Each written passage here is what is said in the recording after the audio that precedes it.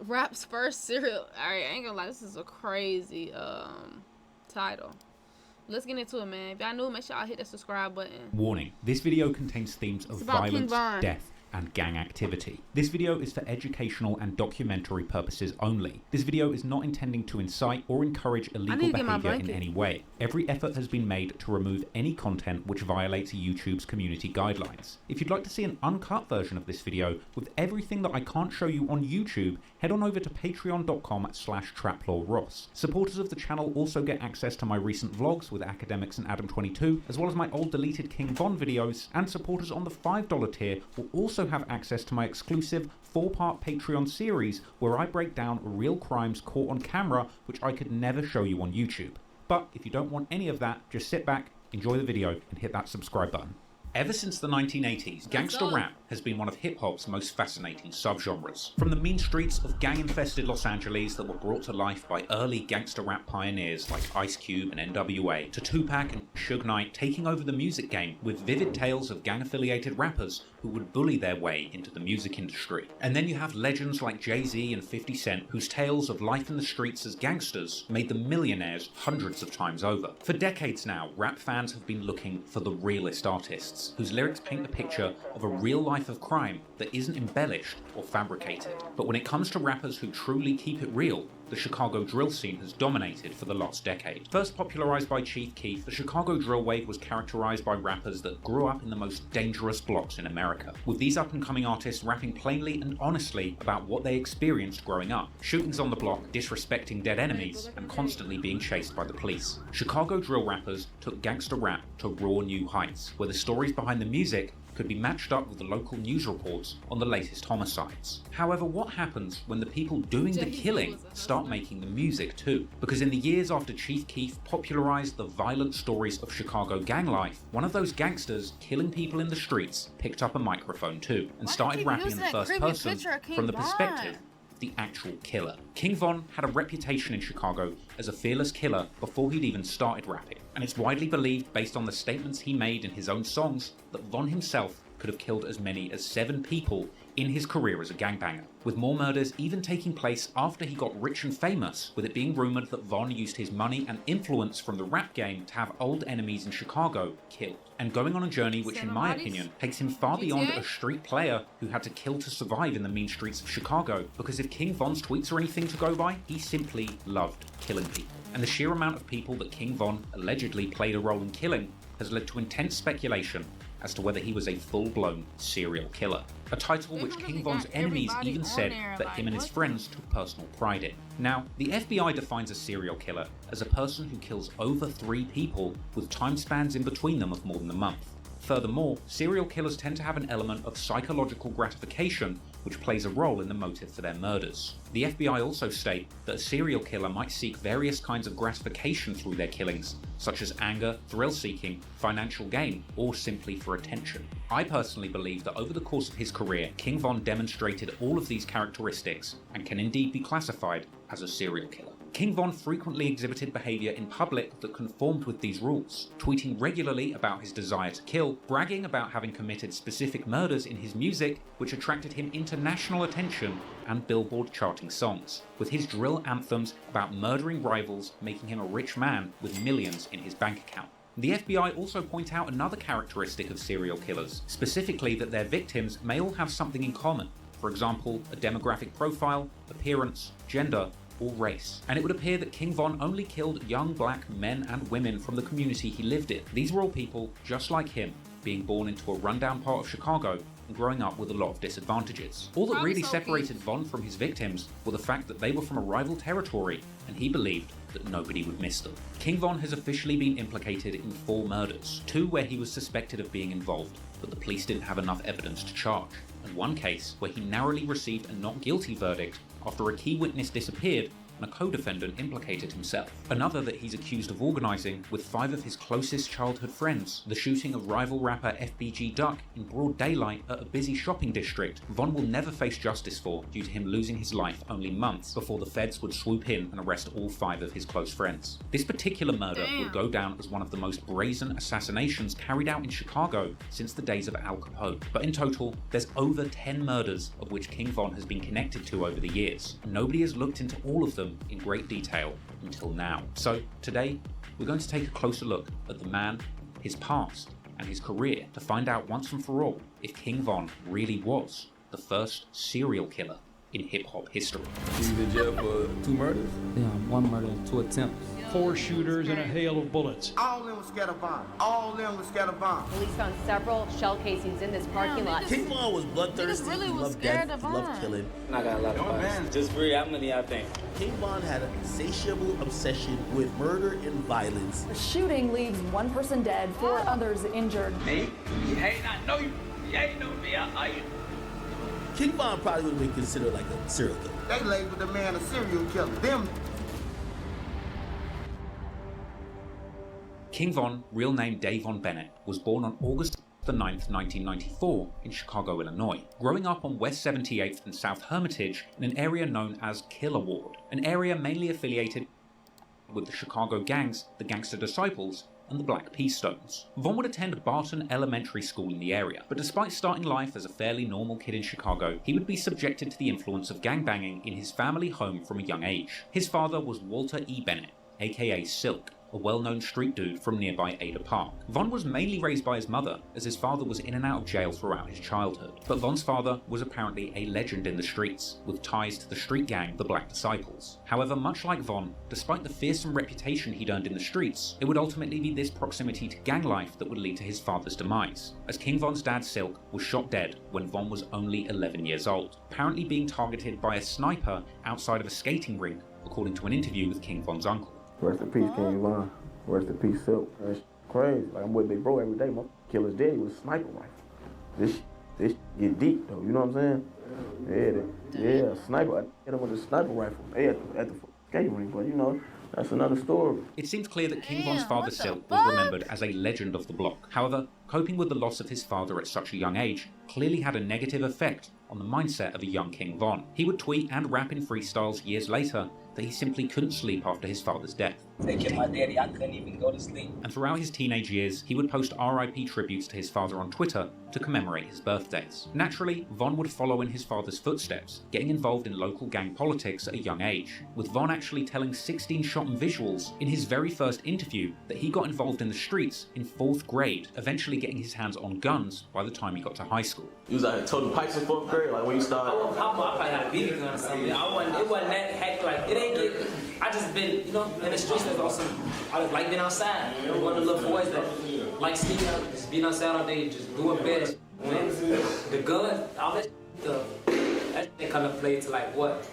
Yeah, like late 8th grade, 7th, 8th grade when it really got to that point where you gotta hurt somebody or somebody trying to hurt you and you gotta protect yourself. Von would rap on the unreleased song Wait that he jumped off the porch, getting deeply involved in gang politics in 2006 when he was just 12 years old. Von would initially be a member of a local street crew affiliated with the Gangster Disciples called Killer Ward, being seen in numerous group pictures with that crew. And affiliates from the area would later post tweets suggesting that Von was indeed putting in work for this crew during his time gangbanging in Killer Ward, with Von himself corroborating that he was close to the members in Killer Ward where he was born, but making it clear that he's always been a member of the Black Disciples due to his family affiliation. Now, Von would live around Killer Ward up to around 2008 or 9, after which he would eventually move to the infamous Parkway Gardens housing development. This housing complex is notorious for its affiliations with the Black Disciples street gang. Parkway Gardens would later be referred to by insiders as O Block, but prior to that, it was referred to as Wick City. And here, King Von would meet many of the people who would end up having a huge influence on his life and career. People famous for their affiliation to O Block, whether through the gang wars going on there, or through the music that had been made about the gang war.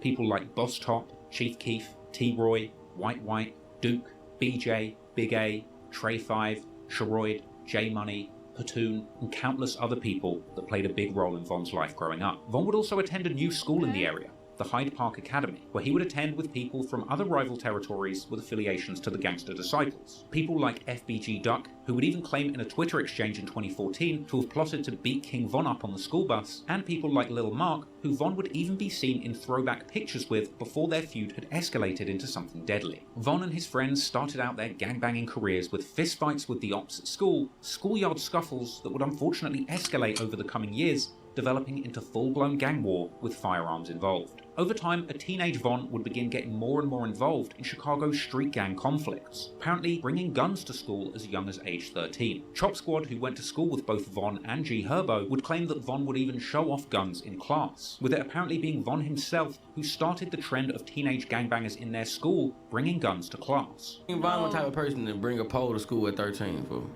Like, that's what me and Herb was talking about. He was like, he knew it was real when Von walked up to him in school. He was like, he had flashed the pole or something. He was like, Herb knew every day from there it was up. He was like, oh, we bringing guns to school? You know what I'm saying? Like, oh, it's on now.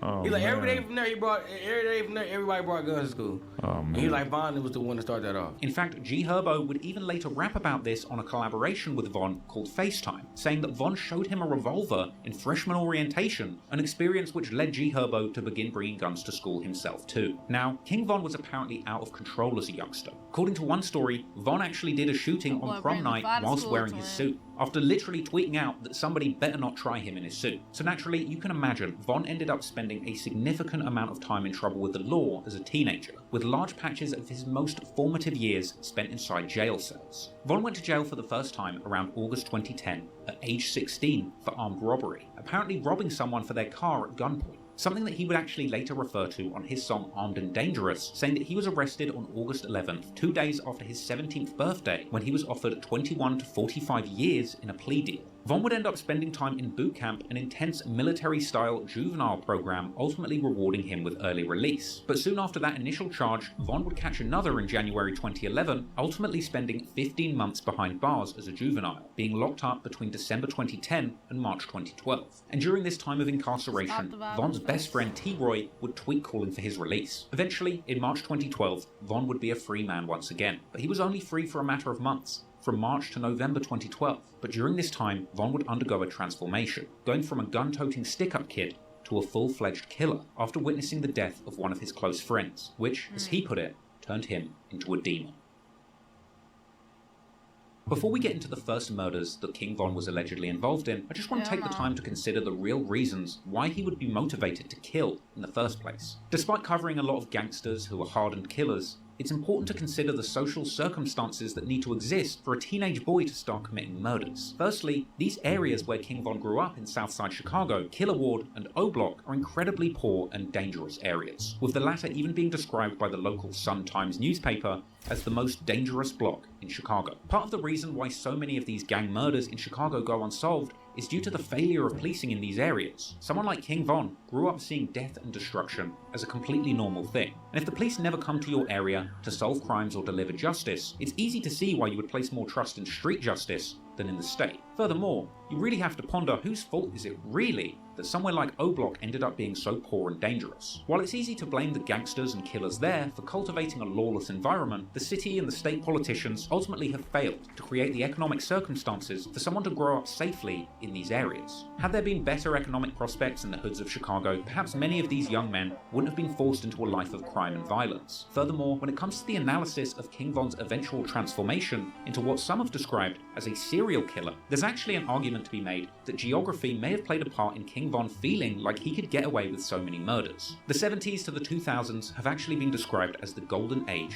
of serial murder, and one possible cause for this phenomenon around this period has been cited as urbanization and the concentration of inner city living. Some people have said that putting so many people in such close proximity ends up offering a unique level of anonymity when it comes to committing crimes in these complicated, busy and overpopulated areas. Put simply, this means that in O Block, the sheer amount of people, overlapping gang conflicts, and normalization of violence on the streets means that somebody like King Von could kill multiple people without attracting too much attention to him personally. As sad as it is to say, in the eyes of the cops, a victim is just another casualty of the gang war rather than a specific crime that could be solved. And it's these circumstances that were the perfect conditions for a young King Von to begin killing people in his community with minimal consequences. And whilst King Von was in jail, gun violence had raged on between the black disciples from Wick City and the rival gangster disciples from St. Lawrence and Eberhard Avenues, or STL-EBT. And during this time, whilst King Von was incarcerated, a 15-year-old gangster disciple from the rival hood by the name of Tuka was murdered.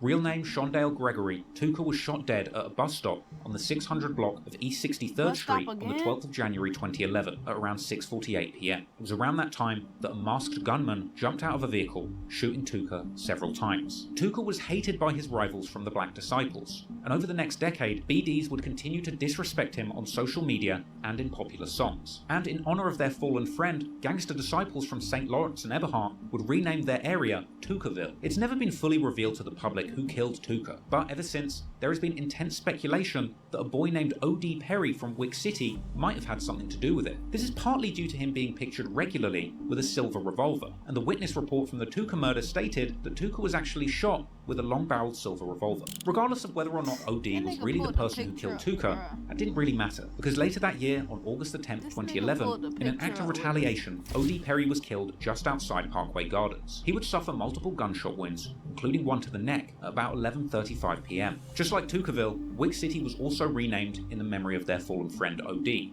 O-Block, and it's believed that one of the shooters who killed O.D. was a female teenage shooter by the name of Jakira Barnes, or K.I. Following the murder, K.I. would begin to pose on social media with a silver revolver, similar to the one that O.D. was known to carry, and her rumoured involvement in this murder of a beloved O-Block member would lead to K.I. becoming a major target herself, with matters not helped by the fact that she would regularly tweet insulting O.D. Perry and alluding to having killed him, along with others who would openly claim that K.I. made the O, meaning that she killed O.D. and was the one that caused Wick City to change the name of their block to O-Block. But the tragedies in O-Block were far from over. On the 18th of October 2011, another O-Block native by the name of Patoon, real name Edward Riley, would be shot dead inside O-Block after being approached by two people with firearms. Another devastating loss to the community would come when 19-year-old Sherroyd Liggins would be shot in the head and left for dead on February the 16th, 2012, also at O-Block. This murder was particularly notable for the fact that it was believed that Sherroyd was killed by a Tukaville shooter by the name of Boss Trell. As the gang war in his neighbourhood continued to take more and more of his friends' lives, King Von would get more and more involved, continuing to play a role in the gang war going on in Chicago's street underworld. Von later rapped on the song Don't Want to Be Me that everything changed for him in 2012, and that this is when he decided to get more active in the gang war, with Von saying specifically that the deaths of O.D. and Patoon completely changed his plans and led him to put on a mask and get active in the gang war. Now, there's a lot of speculation about the exact murders that Von was allegedly involved in, and we might never know definitively if he was truly involved in all the violence that he was rumoured to be associated with, but the very first murder that Von was associated with took place on April the 28th, 2012, when a group of 4 men would catch a man called King Doc, real name Marlon Monroe, shooting him as he walked into a convenience store, with Doc apparently stumbling into a patch of tall weeds after the shooting, where he would pass away and lay undiscovered for hours. Doc would eventually be found dead by his 16-year-old cousin, Modell McCambry. Doc would be remembered as an original native of St. Lawrence and Eberhard Avenues, with his affiliation to the area likely the reason that the killers from O-Block would target him, despite the fact that Doc had apparently left the gang life behind him, becoming a painter to get out of the streets. Apparently hurt by the death of his cousin, Modell, that boy who discovered Doc's body,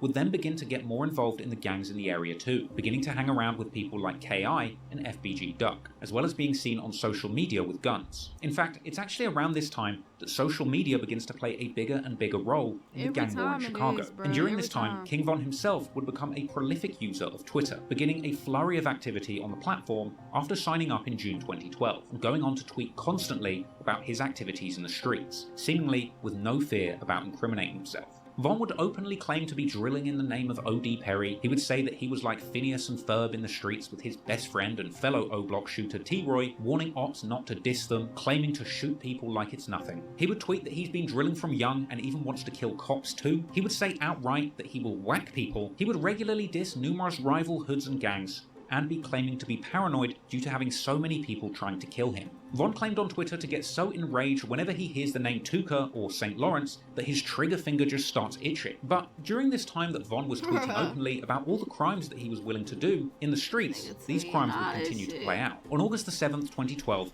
Von would make a tweet saying that homicide is in the air and that it smells like a graveyard. Then, in the early hours of the morning the following day, on August the 8th, 2012, a group of guys from O-Block rumoured to include King Von and T-Roy, would be out looking for enemies to kill. Dirty Rel, real name Terrell Joshua, an older member with affiliations to St. Lawrence, Eberhart, and Jarrow City, who had actually moved out of Chicago but was back in town, would end up being shot dead and found on a sidewalk on the first block of East 56th Street in Washington Park just before 3:30 a.m. However, in this case, retaliation would come fast. As the day of August 8th, 2012 goes by, that same evening, around 11:30 p.m, King Von is out with his close friend White, real name Tony Dunn. They would go to a convenience store together on East 63rd Street and South Martin Luther King Drive. Here, Von would go inside the store whilst White waited outside. At this point, a gunman pulls up, shooting White in the back, with a police officer on the scene even returning fire and hitting the shooter, who ultimately managed to escape. White would be pronounced dead in the early hours of the morning on August the 9th, 2012. This date just so happened to be King Von's 18th birthday. This was a devastating incident for Von, who would tweet numerous times about the murder of his friend Whitey, including this one where he said that he had just bought Whitey a pill and gone inside the store, only coming back outside to find a crowd surrounding his shot friend, and at first believing that Whitey would be okay. Fuck that, chat. On your birthday, you go in the store real quick, your partner outside, you come out just to see your, like, damn, I know that shit hurt, boy. Okay, after this, Von would tweet messages saying that this killing is what led him to act out, and in the days following, he would be pledging to kill his enemies publicly. Von later elaborated on his mindset around this period in his song Demon, saying outright that witnessing the death of his close friend Whitey on his 18th birthday is the exact thing that turned him into a demon. And Von... This is the best stream ever. Would rap that after this, him and his right-hand man T-Roy would be doing hits back-to-back to avenge this tragic loss. Von would apparently be trying to kill much more ruthlessly after this, desperately wanting to get at rival shooters K.I. and Wooski, who had mocked White's death on Twitter. In September 2012, King Von and others caught K.I. on the train, apparently beating her up and mocking her on Twitter in the aftermath. Von would eventually catch up with K.I. in much more deadly circumstances, but not for a couple of years. For now, he would continue to gangbang in the streets with his O-Block brothers like T-Roy, ultimately winding up implicated in numerous murders as he continued to seek revenge for the murder of White, and one body at a time, building up a fearsome reputation as one of O-Block's most ruthless killers.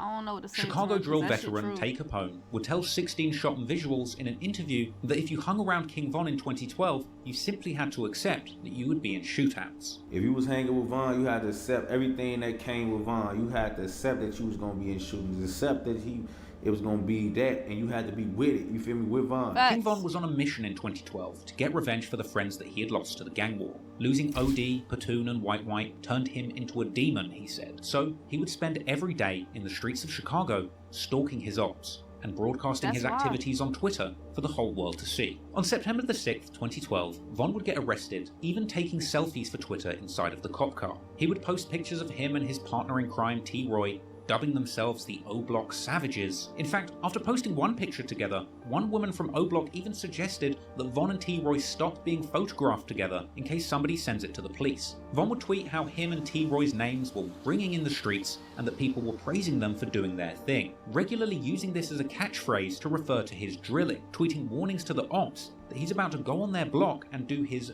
thingy thing, telling them that they have 2 hours to clear the streets and promising to blast them on sight. Von would even reflect on a conversation that he had had with T-Roy, saying that they can't die soon because they know they're going to hell for all the bad things they had done in the streets. Von would even openly tweet about shooting up Dunbar High School around this time. And unsurprisingly, he would continue to be in the eyes of the law, being picked up in October for battery. But little did the police know just how serious Von's crimes were about to get in the coming weeks. On the 13th of October 2012, Von tweeted that he is about to pop these pills and spaz out on somebody, expressing frustration that he hasn't taken anybody down for a while and saying that he's getting dry, perhaps a tweet with a double meaning that could refer to sex or murder. That very same day, Von would tweet that his ops party tonight is getting cancelled. Later, Von is tweeting asking for somebody to come and get him, and 30 minutes later, Von tweets simply, "Ha," followed by 45 Glock me.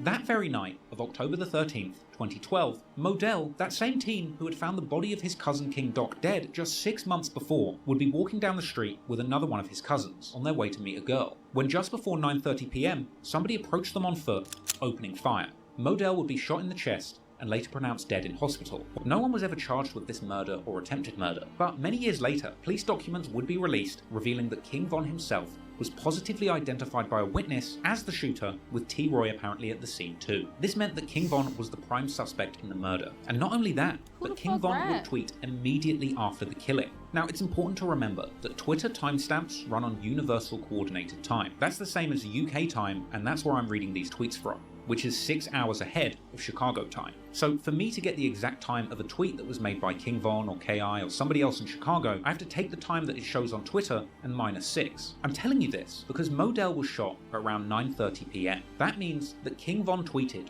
"Who died?" about 17 minutes after the murder of Modell took place. And that tweet was followed by yet another one reading, "It's not safe around our way," which came less than an hour after the shooting. And Von's "Who died?" tweet would provoke responses from somebody who even knew Modell, with Von saying that the dead person is somebody that they know. In addition to that exchange, the female shooter from Tuckerville, KI, would end up getting arrested not long after this for apparently shooting indiscriminately into O Block, hoping to kill anybody in retaliation for Modell. None of this seemed to bother King Von, however, as he clearly got a lot of satisfaction out of having seemingly killed again. The day after the murder of Modell, Von would tweet that him and T. Roy have a problem. She just came through just firing at anything. Like, it was no target. She's just trying to get somebody gone. And that they can't stop doing their thingy thing. Von would tweet that the streets are in trouble when he's coming, and he would brush off the cops' attempts to arrest him. In fact, only 2 days after the killing, he would get into an argument with a well-known Tuckerville GD known as Wooski on Twitter.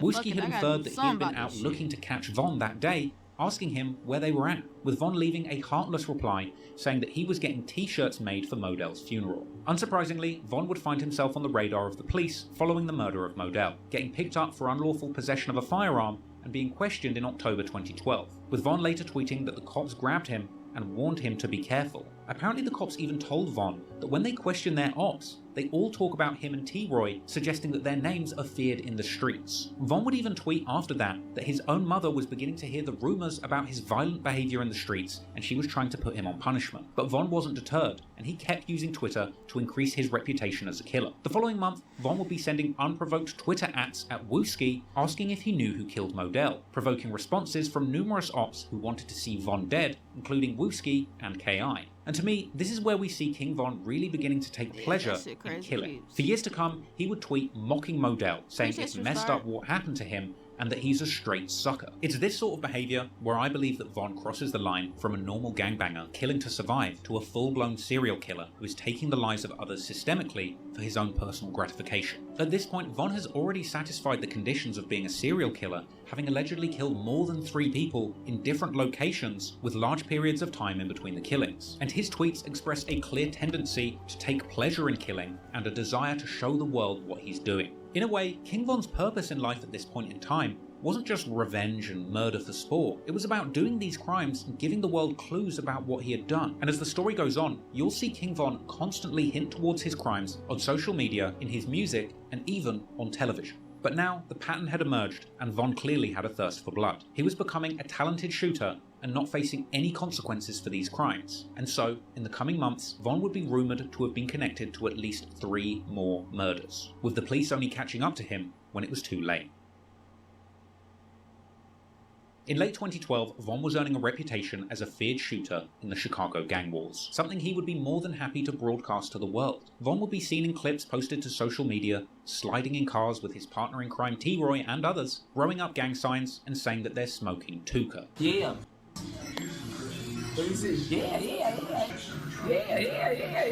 Look. Zico. Both of the Jardels. And he'd be seen with his boys mobbing deep in trap houses. Okay,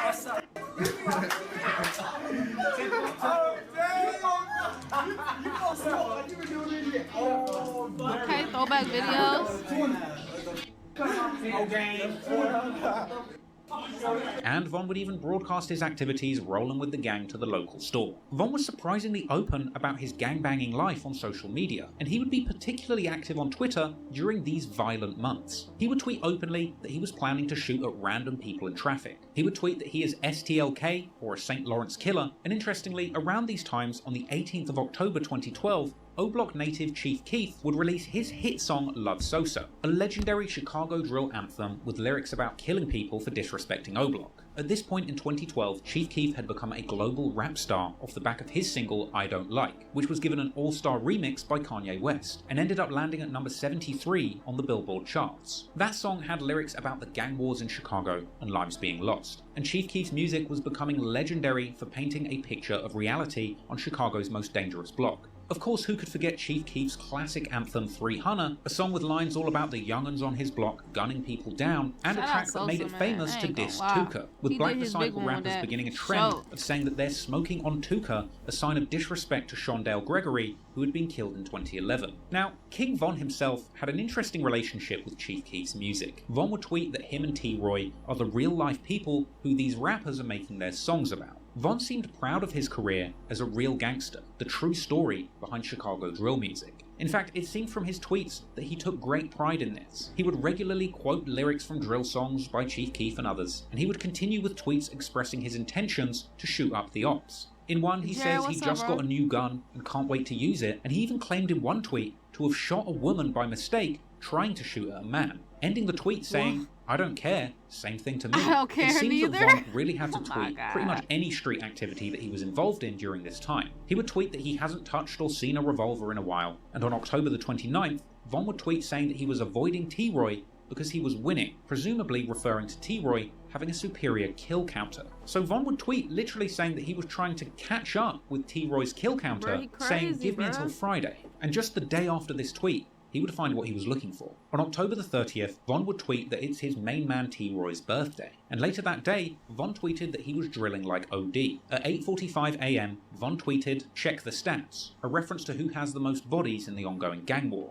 According to the police, less than 30 minutes after this tweet was made, at around 9:13 AM, P5, aka Crack, real name Derek Johnson, would be shot multiple times in the 6200 block of South Eberhart Avenue. The 23-year-old was rushed to the hospital, but pronounced dead at 9:54 AM. The incident report would record the time of the shooting as 9:13 AM in the Chicago time zone, which on Twitter, for me, would display as 3:13. That means that just 3 minutes before the recorded time of the shooting, Von tweeted, laughing my ass off. Then, at 9:13, the time that the police estimated the shooting took place, Von tweets, his 45 makes his ass do 40 flips. And then, only a few hours after this early morning murder, just after noon, Von would tweet the early bird catches the worm, and then going on to tweet about ops making the news, saying that he does his thingy thang for real, saying that he erases people like he drew them, and tweeting that his ops aren't trying to win like he is, and saying that he is doing this for OD, Platoon, Sherroid, and White White. Von would claim to be finding a lot of things funny that evening, once again tweeting numerous times that his 40 made someone do 40 flips. As the days went by, Von's tweets would get even more bold. Just the day after the murder, he would tweet pondering whether he was messed up in the head and indicating that he thinks he's gone crazy. Things would get even more incriminating just 2 days later when Von put out a tweet reading, damn, Modell got killed in October, and Crack, who's going to get killed in November, stay tuned. And he would tweet RIP Crack and Modell, as well as tweeting asking when the funeral is. Von would even reply to KI and Wooski, who tweeted each other about going to a funeral, with Von saying that he was on his way too, and even offering them a ride. Von also tweeted at Wooski asking if he knows who made Modell World or Crack Crew, another reference to crews renaming themselves after a fallen member who's passed away. Now at this point, Von is establishing a clear pattern, getting the location of his targets, shooting them dead, and then celebrating publicly on Twitter. And within only a few weeks of the P5 incident, yet another high-profile murder would take place, with Von's involvement having been debatable, but his Twitter account telling a very different story. In November 2012, King Von would be tweeting openly about killing. He'd say that he was the go-to guy for hits in his area. He'd also say that he was the captain of the drill team, tweeting about murder and homicide, saying that he's a hitter by himself, and that the whole of O-Block are coming for their ops. He would even tweet that he was sacrificing people, as well as bizarre tweets about how much he liked cereal, something that I personally believe was a coded message indicating that Von was beginning to see himself as a serial killer. something that he would continue to do throughout his career. From here, Von would continue tweeting about wanting to shoot his ops in the face and get up close and personal, alluding to committing murder and tweeting that he had big balls and does things that other people would only dream of doing. King Von would boldly tweet that he will never get convicted of a murder, saying that he would never set himself up to go down for a body. He would mock his ops, saying some make it out alive and some make it onto the news and die. Also during this time, Von would even react to Barack Obama winning the 2012 election, something ironic considering the fact that Michelle Obama apparently also hailed from O Block. But even in celebrating this monumental news, Von would also tweet that a black president with ties to his city simply wouldn't stop him from killing his ops. On November the 7th, 2012, Von would tweet about bodies dropping and beating the case. Later that evening, he would tweet that he was out sliding with T. Roy, who he himself would also tweet saying that he's about to go and get his gun, before replying to KI, who had just tweeted a list of a bunch of names of people associated with O Block who had been killed, with T. Roy retaliating, providing his own list of people from KI's hood who they had apparently killed, as well as tweeting #bang just after midnight. Then, the following morning, the news would report on the shooting of a 17-year-old by the name of Rodney Stewart, These aka niggas just Boss Trell. don't care, bro. Like, I know it's back then. I know it. 2012. You feel me? 12 ain't really too much looking on the internet. Thank you for the sub. Welcome to the family, love. Hey, but niggas literally like. Boss Trell had been found with a gunshot wound to the head around 6:50 a.m. and was immediately rushed to hospital. And he would even remain alive for several hours, during which time he was visited by friends from the neighborhood like FBG Cash. But while Boss Trell was in the hospital fighting for his life, Von and T. Roy would be tweeting. T. Roy tweeted "man down" only hours after the body was discovered, with Von tweeting #destruggle, prompting T. Roy to infer that Von was behaving like the police. Von would follow up on this tweet, saying that people aren't dying on time, and T. Roy would also tweet mockingly, saying "no, Trell, stay alive." No. Then, in since deleted tweets, allegedly by King Von, he would suggest that he had actually spent the day trying to get KI on the phone. However, Boss Trell would be pronounced dead that night at 11:30 p.m. on the 8th of November 2012. And the following day, King Von would take to Twitter once again to mock Boss Trell and his ops. He would tweet that STL doesn't stand for St. Lawrence, but instead for steady taking L's. Another tweet would drop with King Von telling people, "Don't worry about who killed who, just be glad that you didn't get killed and shut up."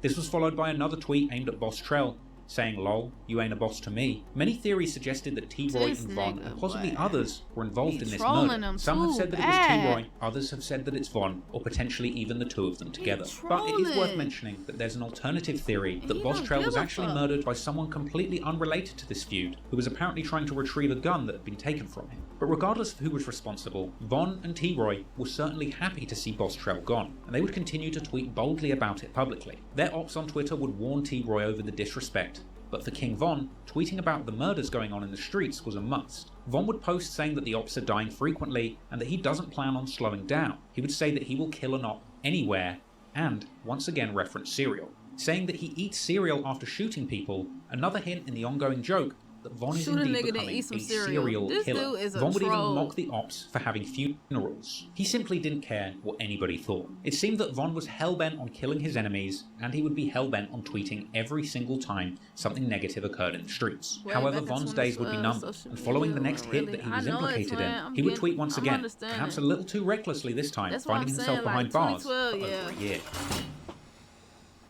So 12 ain't really got down, but it's just like this nigga is trolling. After the deaths of Modell, E5, and Boss Trell, you would think that King Von would have kept a low profile, but no, he would continue to tweet suspiciously while the killing continued. However, when the next person lost their life, King Von's tweets would go to a whole nother level of self-incrimination, and he would actually find himself on the wrong side of the law. On the 19th of November 2012, 32-year-old man named James Holman, aka Lil James, would be standing on his porch on the 6000 block of South Michigan Avenue around 8:20 p.m. At this point, 4 people would approach his property, opening fire, shooting him in both the arm and chest, with him being pronounced dead in hospital less than an hour later. Only 23 minutes after this murder, Von would tweet, "Man, not on anything," followed by another tweet reading, "clown ass." Von was mocking somebody, but we didn't know who or what for. Meanwhile, T. Roy would put out a tweet asking if somebody got shot yesterday. And then, only 6 hours after the shooting, Von would tweet that he kills GDs often. And then, in another rare deleted tweet that somebody else from O Block quote tweeted just 21 minutes later, Von would apparently brag that he has killed 5 GDs and shot 10.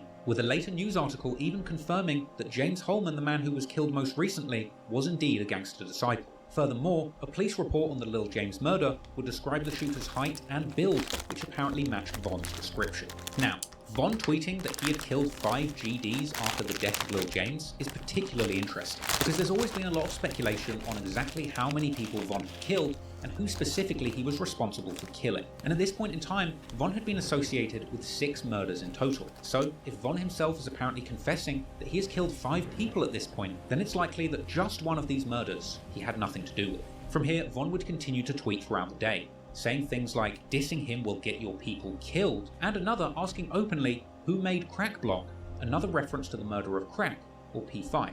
Unsurprisingly, the authorities would catch up with Von just 3 days after the murder of Lil James. Perhaps they'd read his tweets. Von's capture would be confirmed by a tweet from his sister from his own Twitter account saying that he would be in jail for Thanksgiving, with Von's charges later being revealed as unlawful possession of a firearm. Numerous mugshots of Von would later circulate online, and Von would end up in jail for over a year, for a period spanning from November 2012 to February 2014. And in the meantime, his mother, sister and friends would all tweet from his Twitter account calling for Von's freedom and keeping his name alive. However, Von's sister would also tweet that Von told her that when he gets out of jail, he's just planning on killing more people. And ultimately, none of the more serious charges would even stick to Von, and he would eventually end up being released back onto the streets of O-Block, where he would, as expected, immediately get back to doing what he loved, drilling and then tweeting about it. Cause no way that your damn sister just tweeted that shit. King Von's sister would announce from his Twitter account on February the 11th, 2014 that he would be home from jail tomorrow, with footage of Von cutting off his ankle monitor and throwing up gang signs circulating online after his release. When he got back out, he would be back on the streets and involving himself in gang politics once again. His first tweet out was dissing the ops, of course. He would also openly wonder where T-Roy went, as apparently his partner in crime had ended up in jail himself during this time. Also upon his release,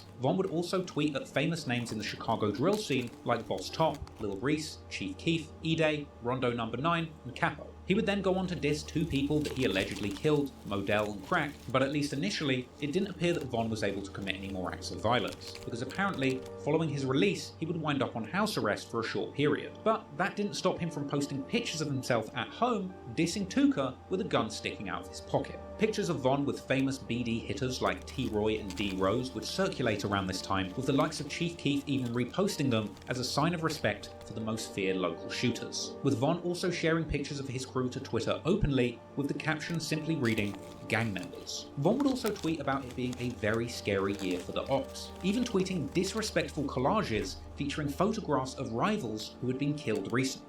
Von didn't care one bit what he was posting on Twitter, and honestly, it didn't seem like the police cared either. Von tweeted openly that he will kill someone on St. Lawrence, promising to shoot ops in the face and kill them fast, dropping mocking tweets about people he had allegedly killed like Modell. He would pledge to drop even more bodies, even tweeting that he was shooting as soon as he got off house arrest, and tweeting that he just got a new gun and he wanted to do a drive-by with it. Now, on March the 25th, 2014, GD rapper Lil Mark, associated with a crew called 051, would drop a song called No Competition. This would be a remix of Black Disciple rappers Lil Durk and Lil Reese's 2013 song Competition. Lil Mark would essentially use Lil Durk's beat to diss him and his OTF crew from Lamron. But it wasn't just Durk that was getting dissed. Lil Mark would diss numerous people associated with the Black Disciples, including people from both O-Block and an affiliated crew of BDs known as 600. Lil Mark's song would mock O.D. Perry and J Money and see him rapping openly that he is a Black Disciple killer, as well as proudly repping his affiliations to his gang set 051 Young Money. This song made Lil Mark a huge target for both O-Block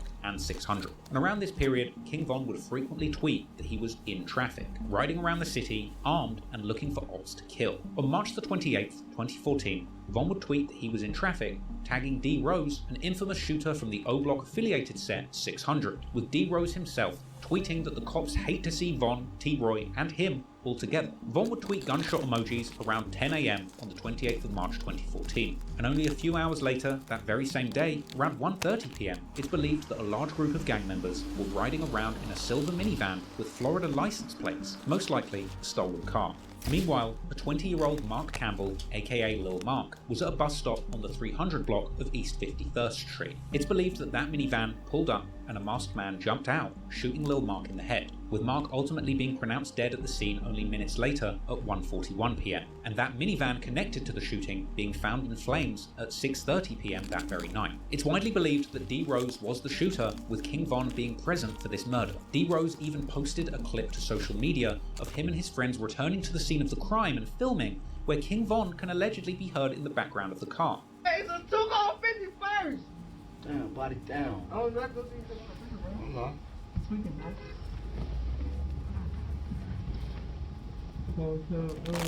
Pulling back up crazy, bro. D. Rose would tweet, call them, never heard of them, with a laughing face just 36 minutes after the killing. King Von would tweet, just 42 minutes after the shooting, die why, with a bunch of laughing faces, with this being a sign of disrespect to Lil Mark's gang 051 Young Money. That tweet was then followed by Von saying 051 better keep their head up, with a bunch of laughing emojis. Then he says he lives for this, F the ops. And just in case there was any doubt about King Von being present for that murder, he would also reply to somebody on Twitter discussing Lil Mark, saying outright he just saw the murder, with King Von going on to tweet at other O-Block affiliates that they would be celebrating that night. Von was speaking so recklessly on Twitter, his sister would even tell him to go in the house, with the defiant Von replying to her with gunshot and demon emojis, then tweeting that Lil Mark's death was getting him attention from women, even going as far to say that Lil Mark's pregnant girlfriend might have cheated on him, followed by another tweet a few days later where Von claimed that he leaves people dead at the bus stop just like Tuka, a tweet that's even more disrespectful when you learn that Lil Mark was actually Tuka's older brother. D. Rose would also tweet the day after the murder saying you ain't gotta ask who shot him, indicating that he was indeed the shooter of Lil Mark, as well as proudly saying that he was smoking on Marco. But Von and D. Rose weren't the only ones celebrating the death of Lil Mark, because Lil Durk, the original subject of Lil Mark's diss song No Competition, released just 3 days before he was killed, would end up making a trip to the very bus stop where Mark was gunned down, with Durk telling his followers that this was a very special place. Hey, this bus stop right here though, this is a real famous place, yeah? This is a real famous place, big. Hey, this bus stop, this is a real famous place, big. I ain't gonna lie to you. Because of all of the attention from rappers about this incident, Lil Mark's death became news beyond the local Chicago papers, with this killing taking place during the heyday of DJ Academic's War in Chirac series, where Academics would report satirically on the Chicago drill scene and the shocking crimes going on within it. King Von himself would even go on to rap about killing people at bus stops many years later, as well as on the song Exposing Me, where he says that he is smoking Lil Mark and Tuka. And Lil Durk would go on to do the same thing, rapping in the December 2014 track War with E-Day 600, also saying that he is smoking Lil Mark and Tuka. Now, it's never been definitively confirmed who killed Lil Mark, but it's widely believed that the two most likely hitters are D. Rose or King Von. But whether or not King Von actually did it, he clearly got a lot of gratification from just witnessing this murder, further fueling this strange bloodlust that he was cultivating around this time. If he wasn't the one killing, then he would at least want a front row seat and an opportunity to tweet about it. However, it would be the next murder that would seemingly be Von's most proud moment in the streets, because he would end up finally catching somebody who he had wanted to get for years, leaving clues on Twitter all the way up to the killing. And then, in an insanely twisted turn, not only would Von get away with the murder, but he would go on to appear in a documentary interview about the victim without anybody even working out that the killer that they were looking for was sitting right in front of the camera.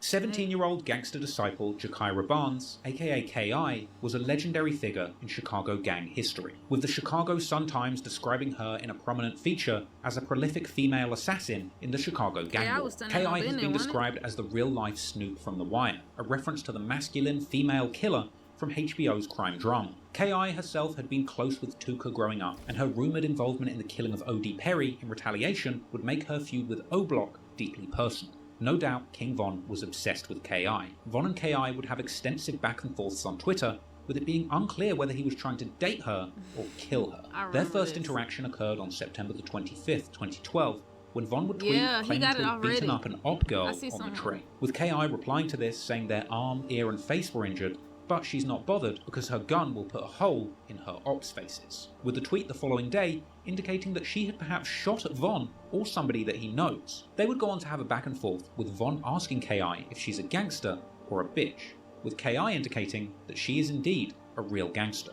Von would go on to reply to her posts shouting out her gang, asking her why he never sees her when he spins the block, with K.I. replying that Von can die just like White White, with Von saying she better kill him because he will kill her and she doesn't have the good aim like he does. That same day, KI would tell her followers to retweet if they think she looks good. King Von retweeted it. KI would tweet saying that she'd beaten up someone from O-Block and that they should go and tell Von that she is tough. This would prompt a reply from Von, where he would say he can tell that she's tough, and jokingly asking her if she's looking for a boyfriend, as well as expressing doubt that she had even beat up his friend, with her replying saying she'd caught an O-Block member on the train who had denied being from there when beaten up, with King Von's sister chiming in claiming to have been there too, and KI saying that her victim didn't even punch her back. All this provoked a sarcastic reply from Von, where he said that he thinks he was falling in love with this fighting female.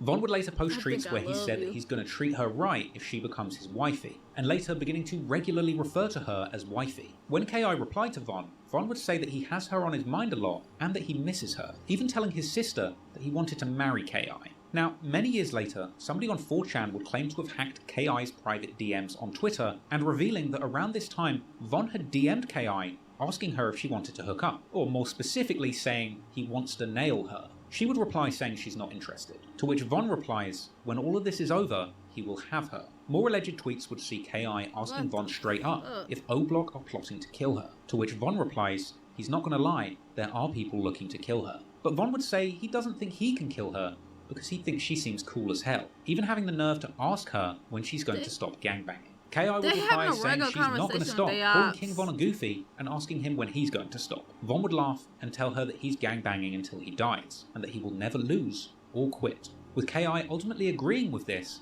and saying that she's planning the same thing, before mocking Von, saying he must feel really threatened by her, and questioning if he really thinks they can kill her. Von replies saying that they're trying to kill anyone, they're not just desperate for her specifically, before revealing that he had apparently had his gun on him when he beat her up on the train, but saying he didn't kill her because the police were there along with a woman from his block, with Von saying that if he really wanted to kill her, he would have took his chances and shot her in the train or the street. In response to this, KI would reply, come and get it, because she's ready to go to war with anyone, with Von clapping back, questioning why she takes things so seriously. After this alleged private exchange, Von would reply to a public tweet of hers dissing O.D. Perry, and reminding her that he beat private exchange, with Von clapping back, questioning why she takes things so seriously. After this alleged private exchange, Von would reply to a public tweet of hers dissing O.D. Perry, and reminding her that he beat her up, even saying that he wishes he'd spat on her afterwards. Now, Von began to use KI pretty much for entertainment, beefing her on Twitter whenever he was bored, but KI would be looking for Von in real life, however. Von would tweet that he has his ops scared at the corner store, and KI would reply saying that she's on the way looking for him. Also tweeting asking where he is, with Von replying sarcastically telling her to be safe in the streets. More alleged leaked DMs between KI and Von would emerge, with KI asking Von where he was, with the two of them seemingly arranging a shootout, with KI even asking if T-Roy can come too. KI later claimed to have walked through O-Block and not seen a soul, with Von saying that they're too busy to have a shootout right now. Von would later allegedly DM KI, telling her to call him when she's ready to put a dress on and let her hair down. They'd keep going back and forth on Twitter publicly, building up this insane public history. KI tweeted that she was going to the store, and Von would warn her not to. Von would tweet reminding her that he had beaten her up on the train, with her saying that he's been hiding ever since. Von would clap back, asking when she's coming back to his block for a date, and KI would then remind Von of all the times that people from her side had beaten him up. Other O-Block members would tweet their intentions to kill KI too, and she would tweet that she wants to see King Von face to face. Von would reply, she really doesn't. One tweet would see Von say that he'd spent all day trying to get KI on the phone and that her voice sounded sexy. Even after Von went to jail in 2013, Von's sister would tweet at KI saying that Von had asked her to go and visit him in jail, with Von's sister later suggesting that she had even had a fistfight with KI and saying that she will see her on 63rd, perhaps for another fight. When Von was released from jail in 2014, he would tweet at KI and ask if she missed him, with her replying, asking when they're meeting up, and adding 4 gun emojis, with Von expressing disappointment that KI didn't come and see him in jail like he'd asked. Now, bear in mind, tweeting at KI was one of the first things that Von did upon getting out of jail. He tweeted her twice before he had tweeted at Chief Keef or any of his actual friends from O-Block. He was obsessed, but KI would continue to mock Von, asking him how it felt for his friends to die while he was in jail, even retweeting Von's own tweet saying rest in peace J Money, and going on to insult him in a tweet of her own. This was a reference to Von's friend J Money from O-Block, who had been killed in September 2013 whilst he was in jail, with Von retaliating, saying rest in piss to Crack and Modell, with Von even later tweeting that he can't be mad at women unless they're ops, in which case they can die. and another tweet saying how desperate he was to catch a female op. Von and KI would tweet at each other much less in 2014, perhaps because Von was looking to reduce the paper trail leading to him if KI wound up dead. But in the days following Little Mark's death in April 2014, Von would release some brazen tweets. On the 1st of April, he would tell a friend that he would never start rapping and that he prefers killing ops, and tweeting that he had bodies on his gun. On the 6th of April, KI would tweet saying, "People won't get the picture until you put them in the frame," along with a gun emoji. That same day, Von would tweet saying, "If you're not where I'm from, you will get killed." That was followed the next day by Von tweeting that he was always looking for a woman and he can't find her, and saying he will stop looking and let her look for him. He would then go on to tweet on the 10th of April that there's some women he would do anything for, telling her to just hit his line. That would be followed by another tweet saying if a girl leaves him, then she's leaving the best, with it unclear if he's talking about her leaving him or her leaving this earth. That was followed by more tweets where Von would say if a girl is with the ops, then she's getting. Why he trying to say it like that? Sure, and that he's not playing with op girls this summer and they should watch out. In the early hours of the next morning, KI would make the ominous tweet, "In the end, we die," as well as tweeting her apparent location just off 63rd. And later that afternoon, KI would be standing on a nearby porch in the 6400 block of South Eberhart Avenue, only a 3-minute walk towards O Block from the location that she had tweeted she was at earlier that day. And that was the day that King Von would allegedly find that woman that he had been looking for all this time, as KI would indeed be gunned down on April the 11th, 2014. Really the murder report on drop. KI's death would feature a witness describing the shooter who hopped out of a car, catching KI and another man who were about to shoot dice. They would run into a gangway, but the shooter kept firing, apparently even shouting, "Yeah, bitch-ass N-words," as he fired the handgun at KI multiple times. She would be shot 9 times and declared dead just 2 hours later. For Chantel Brown, the statistics are more than just numbers. Within 12 short hours across Chicago, 14 people were wounded, 2 people killed, one of them being Brown's oldest child. I'm just going to miss her presence. She was a very, very beautiful, well-known, lovely girl. 17-year-old Jakira Barnes loved basketball, her friends, and being with family. It's still under investigation what exactly happened Friday afternoon in the 6400 block of South Eberhart, but neighbors say Barnes and a friend were walking along the sidewalk when a gunman started firing. When the bullet hit, it was so powerful she fell on the step. Residents who do not want to be identified say Barnes fought to live, but had been shot at least 9 times. In the jaw, in the neck, and in the chest, and in the leg. 9 times, he said. Barnes was transported to Northwestern where she died, and tragically for this neighborhood, it wasn't the first child lost to gunfire. And Von would go on to tweet just hours after KI was pronounced dead, saying that he loves his gang and they love him, before tweeting, "Mad that nobody misses him." And this was followed by people confirming that KI had been killed. O-Block veteran Jay Hood would reveal in a Cam Capone interview many years later that Von came back to O-Block and told him what he'd done immediately after the murder. But he literally say just like this, I'm looking straight, he man, why I just run up on KI and why I just ran up on them and caught KI. She was the last one running out of the gate. I was like, no way. The day after the hit, Black Disciple rapper Lil Reese would tweet Von's catchphrase saying that he does his thing, seemingly a congratulatory post to Von, who replied saying, "You gots to." Von would later tweet that he needs a real bitch, and over the next few days, he would once again deliver a flurry of activity on Twitter, tweeting that his ops don't scare him and that the whole gang war is funny to him. He would say that he's lost a lot of friends, so his enemies must die in retaliation. Von would also tweet saying that people wouldn't believe the things that he does in the streets, and saying that he will never tell. Von would even copy KI's earlier tweet from the week before her murder about people not getting the picture until you put them in the frame, as well as tweeting at her, saying he misses his old girl. Von was clearly in a celebratory mood following the murder of KI, and he would go on to make post after post referencing the ongoing gang war, posting tributes to T. Roy, telling his incarcerated friends that he was going crazy on the streets while he was locked up. Von was seemingly proud of himself for all he was achieving in the streets at this point. He would seemingly update his body count to 6, openly tweeting "homicide in the air" and that he made 6 people extinct for playing hard. Von would even post his own mugshot saying they should have never freed him because he's a menace. He tweeted that he put people's brains in their lap and asked his followers if they would still be there for him when he gets 100 years in jail. Von would suggest that he is only competing in kill counts with T-Roy, suggesting that those two were the most deadly people in the streets at this time. And he would claim to wake up in the morning, thinking of nothing but killing people. Other rappers and well-known figures around Chicago drill would continue to tweet congratulating King Von after this murder, people like Lil Reese and Boss Top, and Von would also tweet on April the 28th that there's only 2 places for a man like him, presumably jail or hell.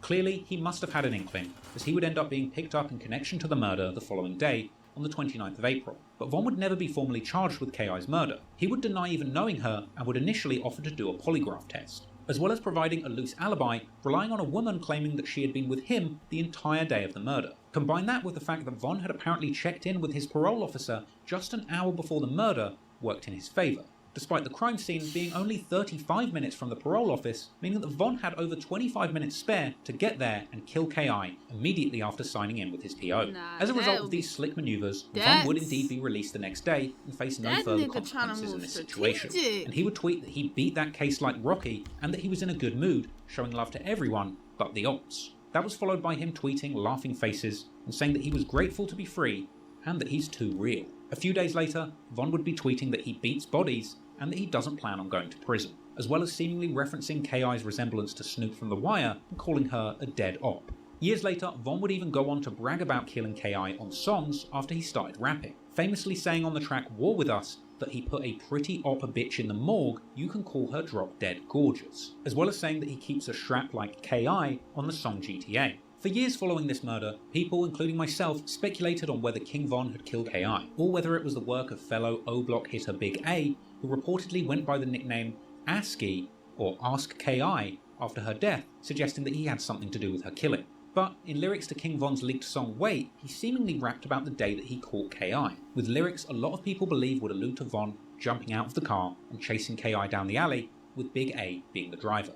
Von would also rap on the song Cousins that he kills women and men and can't tell the difference. But it wasn't just Von. Lil Durk would also rap in December of 2014, the year that K.I. was killed, on the song War with E-Day, seemingly suggesting that he had owned a gun that was used in K.I.'s murder. Now, rapping about someone that you killed is one thing, but King Von actually went on to do one of the most psychopathic things I have ever seen. Because on May the 23rd, 2019, a documentary about K.I. would air on A&E titled Secret Life of a Gang Girl. This piece goes in depth into the life of K.I., exploring her motivations to become a gang member despite being a petite young woman, as well as interviewing some of the people that knew her during this time. And that documentary about K.I. would interview none other than King Von, who was featured prominently in the documentary, and if you ask me, he was just straight up trolling the TV crew, who clearly hadn't done their homework. Von would appear in the show, portraying himself as having been an infatuated admirer pursuing K.I. for nothing but romantic reasons. And the fact that the film crew didn't even have an inkling that Von was responsible is just crazy to me. And it's not like the info that he killed K.I. wasn't already circulating out there at this point.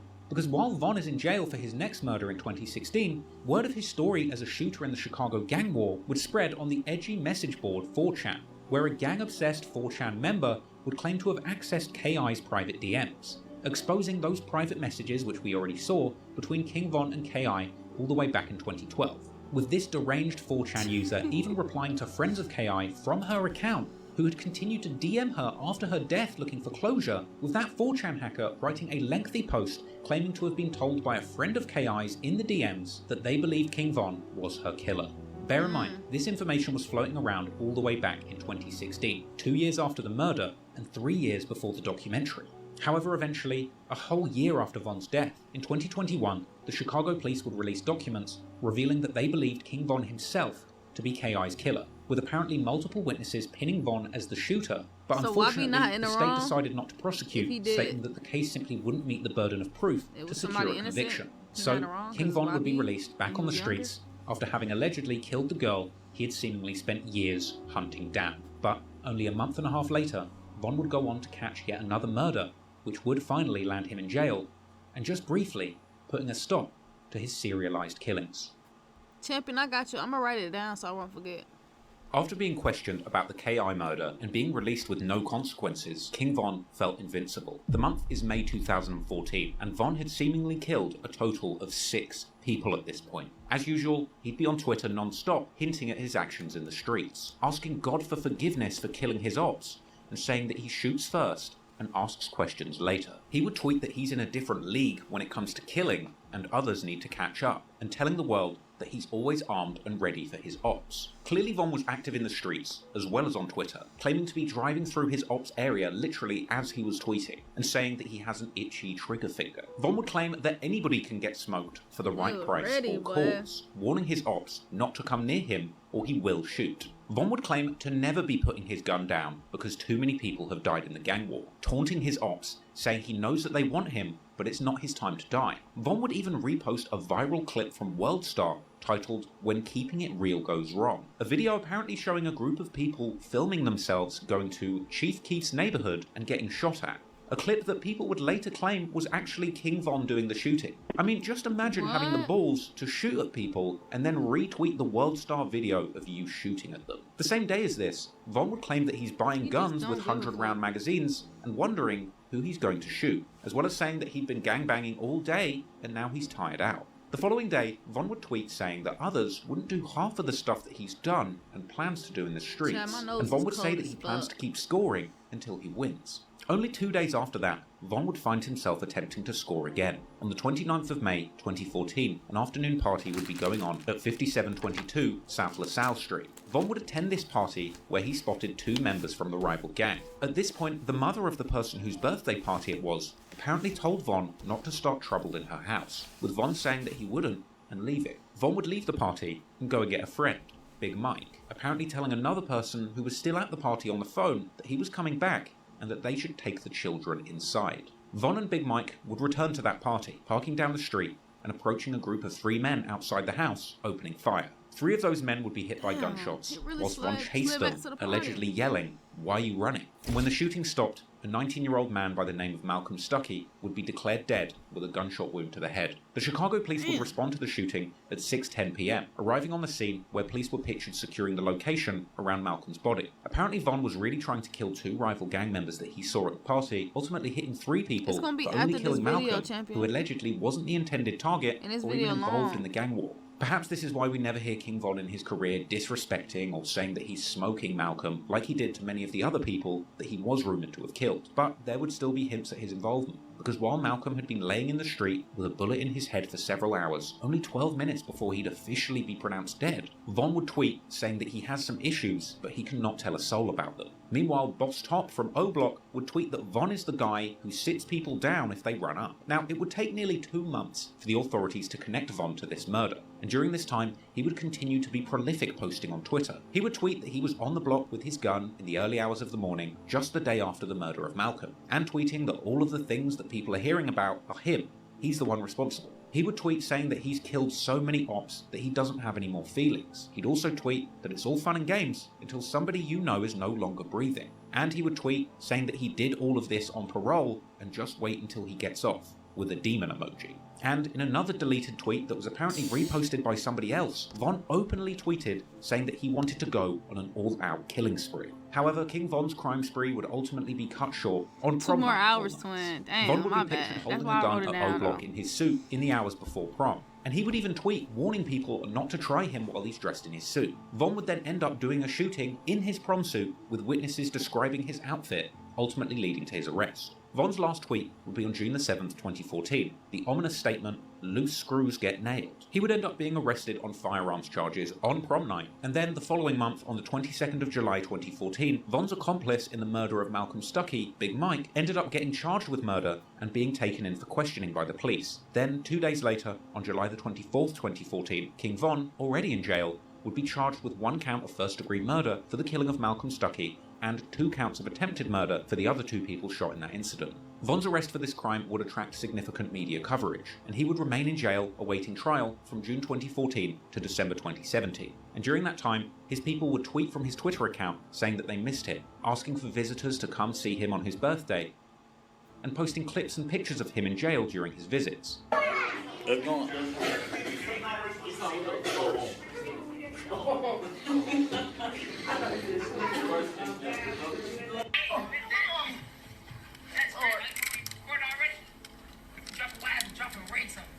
What's up, you miss me, man? Yeah. You lying. No, I'm not. You got the money from Mo? No, it's still a whole car. About the shirt, I'm flexed out, holla. Ugly.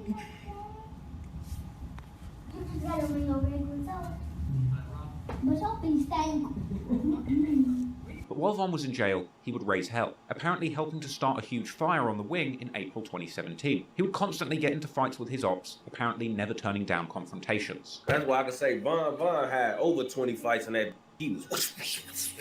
He talk about jail. He talk about that like it's a rite of passage. Like every was a street like him, he was like jail was coming. Yeah, that's why he was always in that because he never cared about jail. That's how he was able to be the type of he was in the street. If it's really your birthday. Some of these savages like, and you supposed to do with that in the back of your mind, like knowing like.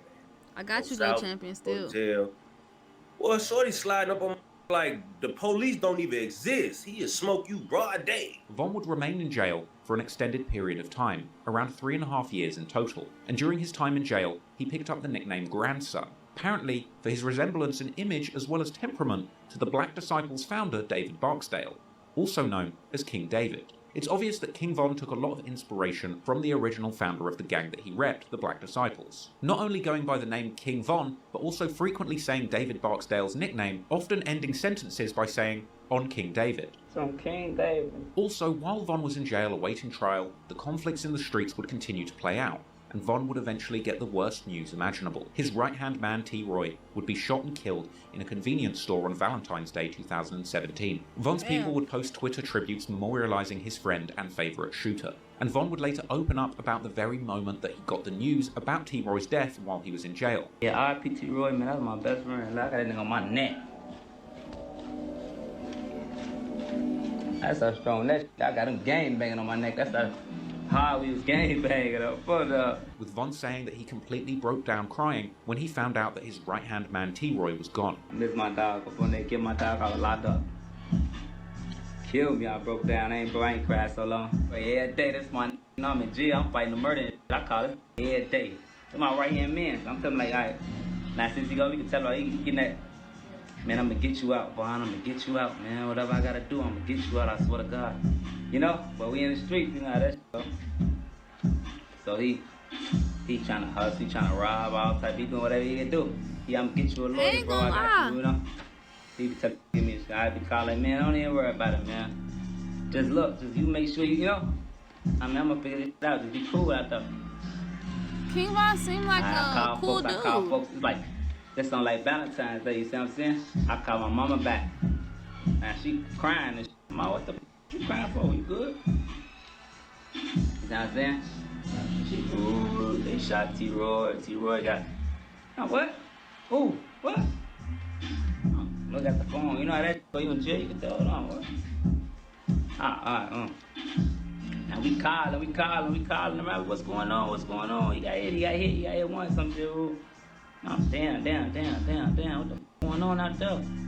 I'm T-Roy, got shot, look, this is the thing, y'all don't know T-Roy. Y'all gotta see our history of T-Roy, y'all don't know. T-Roy got to go further, that's T-Roy, that's T-Roy, oh, you know what I'm saying? Y'all don't know T-Roy like I know T-Roy, you know what I'm saying? So when I hear he gets shot on, he don't want to talk me like, don't be lacking, don't be, you know? He was on me, he used to be on each other, you know what I'm saying? Because me and him, we back to back, that's my boy, you know what I'm saying? Folks got shot, I said, hold on. I said, the streets, hold on. Who got shot, who? Nah, he a gangster, he got shot before, he a gangster. I said, the folks ain't make it, I'm pulling them out. I play it out, you know me, you gotta play it out. You in jail, so all type of goof ass, right? You know these 30 people. All of your business on King David, I walk it off.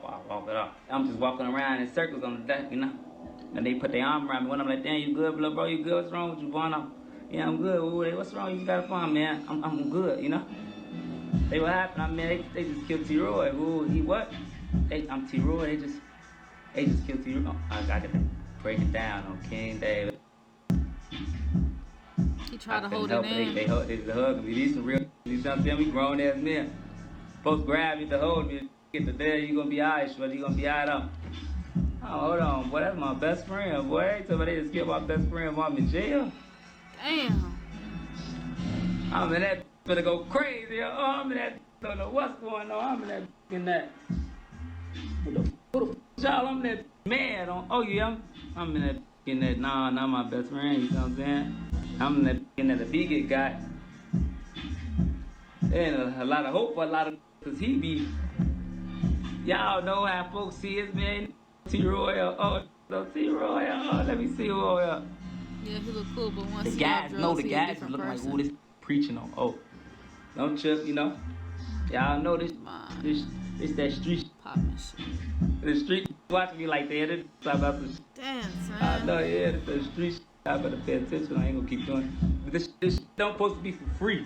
Von would take T-Roy's death very seriously. Even after becoming a famous rapper, he would threaten to kill trolls who would DM him mocking T-Roy on his birthday. Fuck how you feel? You a shorty on, oh, I'll kill you. Your ass a little boy, I'll choke you out my motherfucking hands and beat the shit out you. And then that shit fool you, boy. I'll drop my motherfucking location on you, will pull up, I'll kill you for real, man. Your ass, HFE Larry, your ass a goofy, man. Damn. Your ass is a bitch, boy. Stop fucking playing me. Go play with somebody else, bro. I'll fuck you up for real. I don't even play like that, gang. For real.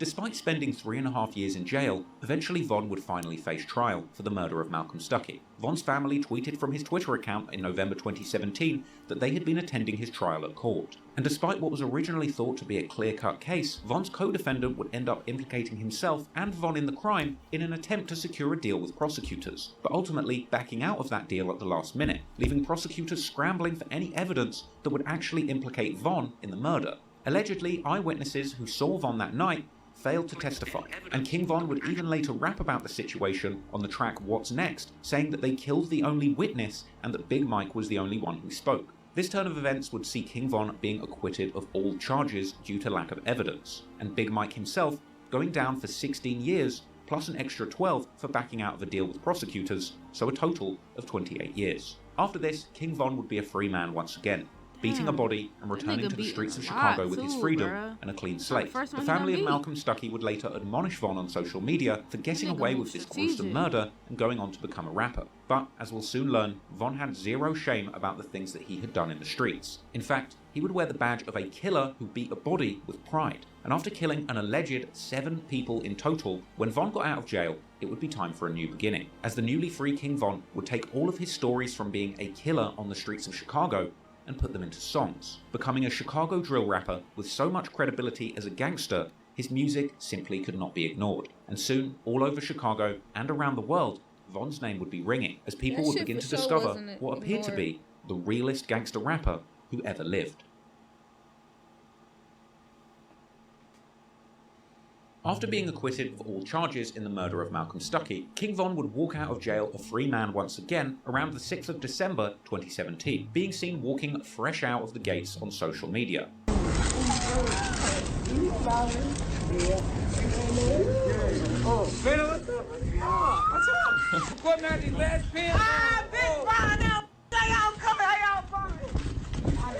Von would also return to Twitter as well as the streets, telling 16 Shot and Visuals that his friend E-Dog from O-Block picked him up and the first thing they did was go and buy a gun. I want to block. Who can't give me E-Dog? Hey, gotta have them motherfucker on you. Especially if you deep in the street like this.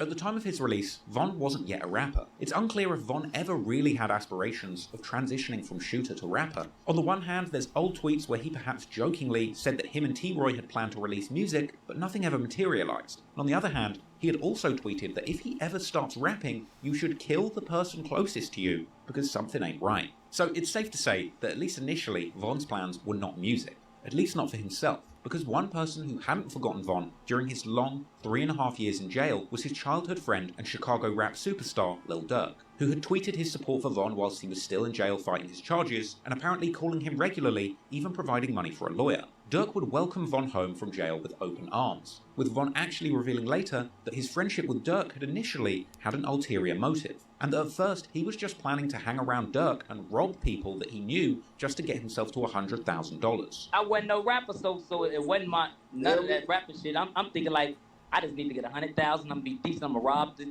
and I'm trying to rob this. And this is what I was thinking in jail when I was, before I got to jail, talk to your homies in jail. They say, what you gonna do? I say, I'm gonna go around dirt, and I'm just gonna catch me. I'm gonna go around dirt, and I'm gonna catch me like 2-3. You see what I'm saying? And third, I ain't gonna let him know because he gonna try to stop me. After coming home from jail, music was the last thing on King Von's mind. He just wanted to get money and flex his newfound freedom. He would be seen fresh home, posing in new outfits on Instagram, with pictures celebrating his freedom attracting threats from his enemies like FBG Cash. But it seemed that Von's friends would be looking out for him, and no one was looking out for Von more during this time than Lil Durk, who would invite Von into his life and entourage as he continued his rise as one of Chicago's most promising rappers. Durk was working on his 2018 mixtape Just 'Cause Y'all Waited, and that tape featured the classic track Durky-O Crazy. Soon after getting out of jail, Von would be sitting in the back of Durk's car previewing this future classic before it was released. Perhaps the reason that Durk wanted to play Von this track is because the song itself references Von's case, with Durk rapping that a witness went missing and now Von is coming home. Once again, Von's real life of crime was providing inspiration for Chicago's biggest rappers. Clearly Durk was inspired by the return of his newly freed hitter and would continue spending time with him. Later that day, in the same Instagram Live, King Von would explain to Durk how he grew his hair in jail just to keep himself warm, and explaining just how painful the shackles were that he was forced to wear whilst in solitary confinement. It was cold them nights. It was cold them nights. Before them great, I'm under that baby. Ooh, it was ugly. Ankle still got that scar on it. Look for the thing. The shackles, them killing. Going to court? In the hole, you gotta wear shackles. Oh, no? Man, everything. Every day? Every time you come out? Oh. Yeah, every day. You gotta get on the phone, you just man. This when you walk, people live. Right, now it'd be the back of my shit, cause my ankle's little as hell. I'm full on. Look, I got that curling on. Damn. Von would seemingly spend Christmas 2017 with Durk too, with them being seen together on social media, listening to classic Chicago drill anthems by L.A. Capone. Moving into 2018, Von started off in classic savage mode, posting on social media, toting guns, and declaring his desire to bring war to his ops. He had been seen on clips on social media, walking through O-Block and showing the world that he was still in these streets, untouched even after all of the people he had allegedly killed. Even speculating on who was in the comments on these lives, his ops, yeah, or the he cops. just didn't give a fuck.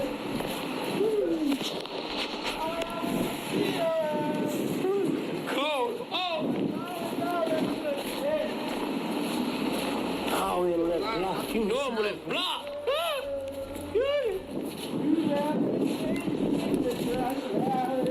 Hey, y'all in the house, so oh, I don't be knowing if these the fans or folks know. Folks not gonna like fans. As January went on, Von would continue to flex his muscles on social media, and he would be seen listening to NBA Youngboy of all people, whilst chilling with O-Block native Munna Duke, and telling followers that they were smoking their dead ops. A lot of your dead mans. Phone them. Tuka man, goddamn it, Brick man, Kobe man. And we strapped up. And we strapped up. Clearly, Von was still in the streets initially. After enjoying some time in Atlanta with Lil Durk, once he'd returned to Chicago in February, he'd quickly find himself in trouble, tweeting that he was riding around with a gun and weed. Then he would end up getting arrested at O-Block on February the 14th, 2018, the one-year anniversary of T-Roy's death. With this arrest taking place soon after he tweeted that he was in O-Block and armed on the anniversary of T-Roy's murder. Von would be arrested on charges of shooting and bodily harm, with cops claiming that he ran from them and threw a gun, battering them in the process of the arrest, with the body cam footage of this arrest later becoming public, which showed a menacing King Von telling the police with pride that he just beat a body and 2 attempted murders. Searched this gentleman we were chasing, but on video they went back, went under the cars where we think he ditched it, got in the vehicle, we stopped the vehicle, get him out, battery, fight with that. Vehicle takes off on us when we got this, and then we got about 50 people around us. So What happened? you're gonna go to jail for battery to a police officer. Why it? Me? Where? And you also. I got everything. Where at? Thank you very much. We'll take it then. I'm in cuffs since I was in the cuffs. If I go home, it's Valentine's Day. You got the plate number since you got it on tape, man? Oh, you don't have that. What's your last name? All right. I know, but I don't have ready. Come on, bid it. Switch them up. 2 N's, 2 T's. Watch it, because he's gonna. How about your first? You live here? Big one. You ain't want me like me or not. I live in Atlanta. No, I think I'm trying to help. Okay, no problem. What? You got a middle? Yeah, why you guys want it? How about that? And she was here the whole time videotaping. 94. Oh, for majority of it, not when we got him out of the car. Came in, did it come in or did it come in through the main entrance? Yeah, a lot of times. I cuffed him this way because But y'all let me go to my Valentine's Day. We talked going to jail. I just got it. You don't know me, that's what I'm saying. What would you like up for? Like a body into a tip. I'm sorry? You want it, you gotta have it. He said, I'm sorry. Yes. Come on, my He's car, all man. kinds of fun. Let go. Let go. Yeah. Let go, stupid. He told him we got he told him what type of nigga he is. Like, yeah, you might want to. You got locked up over here recently? No, hell no. I'm cuffing him. What you locked up here? Huh? I got it. Jail, be my case. I was charged with first degree murder. You on video right now, man. It's cool. Put your hands behind your back. So what I'm getting charged with right now? Put that on video. We're gonna figure it out, dude. But now I'm not under arrest. Yes, you are. For what? Probably trespass over here and hitting a guy. Hitting who? Everybody got fur hood. Why they won't tell him what he been arrested for though? He keep asking. No problem. Thank you. All right. Where's your coat, man? He asked him, man. The super cop. Where's his coat? It's in the back seat of the Infiniti. It's gone?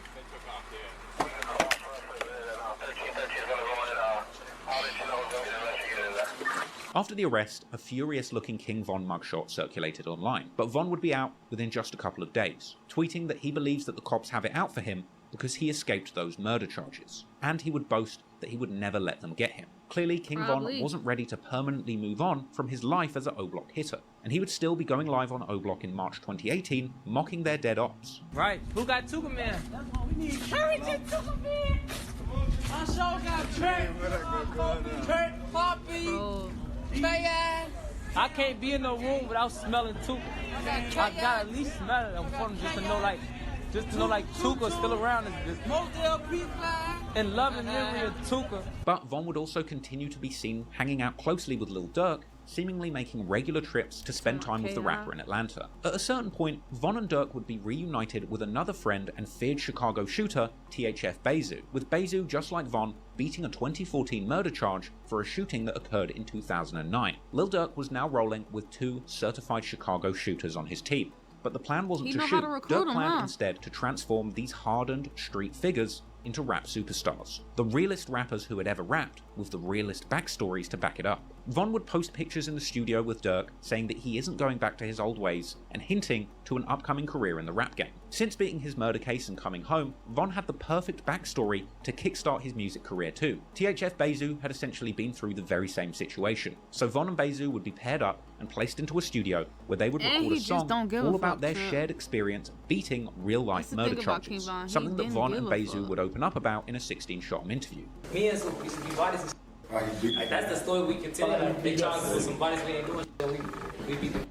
On May the 27th, 2018, King Von and THF Bezu released their first song, Beat That Body, a track coming with shocking lyrics where Von essentially admits to catching bodies, beating them, and even saying that he now plans to catch more. This insane backstory would be irresistible for Chicago drill fans, with Durk later revealing that people instantly went crazy for Von's music in Chicago. And he see like us what we doing is music, and I had a studio in my house. He just tried it. When he dropped the song, like the reaction was just like, he next. I'm like, oh, you on to something, you know what I'm saying? But Von didn't seem too hopeful for his rap career to begin with, barely promoting the song, and seemingly having no plans to give up his full-time job as an O-Block driller, or at least show the song, and seemingly have... Why is that the name of the song? Beat That Body. Having no plans to give up his full-time job as an O-Block driller, or at least shot caller, because in the months that followed Von's musical debut, killings would still continue to play out in the streets, with Von appearing to remain plugged into the action. Not only giving Von and his gang even more credit in the streets, but with these murders also providing Von with the inspiration to get back into the booth, where he would continue to record music all about the deadly violence that he would soon become famous for. Alright. While King Von was in jail, numerous people from O-Block ended up getting killed. Perhaps it was precisely because their most fearless shooter was in jail that so many people ended up passing while he was gone. Von was particularly hurt by the killing of T-Roy, his right-hand man, and after T-Roy was killed, a new set of gangsters would form in O-Block who went by the name Get Back Gang. This was a hardened crew of shooters whose sole focus was to get revenge or get back for the murder of T-Roy and other beloved O-Block natives who had been killed while Von was in jail. Another one of these fallen O-Block affiliates was Chino, who was shot dead on the 17th of July 2016. Another, Big A, was gunned down in a restaurant near O-Block on the 4th of December 2016. Get Back Gang would be on a killing spree trying to avenge their fallen friends, looking to kill anyone who played a role in their demise. Poppy, believed to have been involved in hits against O-Block, would be gunned down at work on the 16th of June 2017, allegedly being shot in the head by an O-Block member called Heck, who would go on to be known by the nickname HK or Headshot King. HK was T-Roy's brother and would reportedly avenge him, with T-Roy's alleged killer TB or Terry Barry being shot dead on the 26th of December 2017. However, HK himself would end up being killed in O-Block 2 just before Von got out of jail on the 24th of November 2017. Another person who seemingly lost their life to Get Back Gang's revenge campaign during this time would be FBG Brick, FBG Duck's brother, rumoured to have played a role in giving up T-Roy's location to the ops the day he was killed, with Brick and his friend Kobe being gunned down in a Get Back Gang attack on the 17th of July 2017. In fact, many of these murders played out in 2017 whilst Von was still behind bars for the murder of Malcolm Stuckey. And when Von got out, despite becoming a rapper, spending time in Atlanta with Lil Durk, and seemingly taking a step away from the gang war, Von would still seem to be looked at as a senior figure and shot caller to members of O-Block and Get Back Gang. And when they killed again, King Von would be on the sidelines celebrating the murder as if it was one of his own. On June the 13th, 2018, King Von would tweet saying that there's a new rule. You can only diss or smoke a dead person that you yourself actually killed. Only days after that tweet, Get Back Gang would unfortunately claim another life. The next unlucky person to be killed would be a St. Lawrence native by the name of Can't Get Right, aka Man Man, real name DeAndre Wallace. On June the 15th, 2018, around 9:50 PM, Can't Get Right is waiting for food outside of a store on 400 block of East 63rd Street. At a certain point, two people pulled up and waited outside, and when the target was spotted, those two men ran up, opening fire, killing both the target as well as an innocent bystander that was just there sweeping up outside the restaurant. And once again, the shooting and immediate aftermath were captured on CCTV footage and by witnesses in clips that are far too grisly to show you on YouTube. Both men shot in the incident were pronounced dead at the University of Chicago Hospital, with the news even later reporting on this assassination. Morning are looking for the gunman who killed two men overnight. They were standing outside of a store in the city's Woodlawn neighborhood when someone started shooting.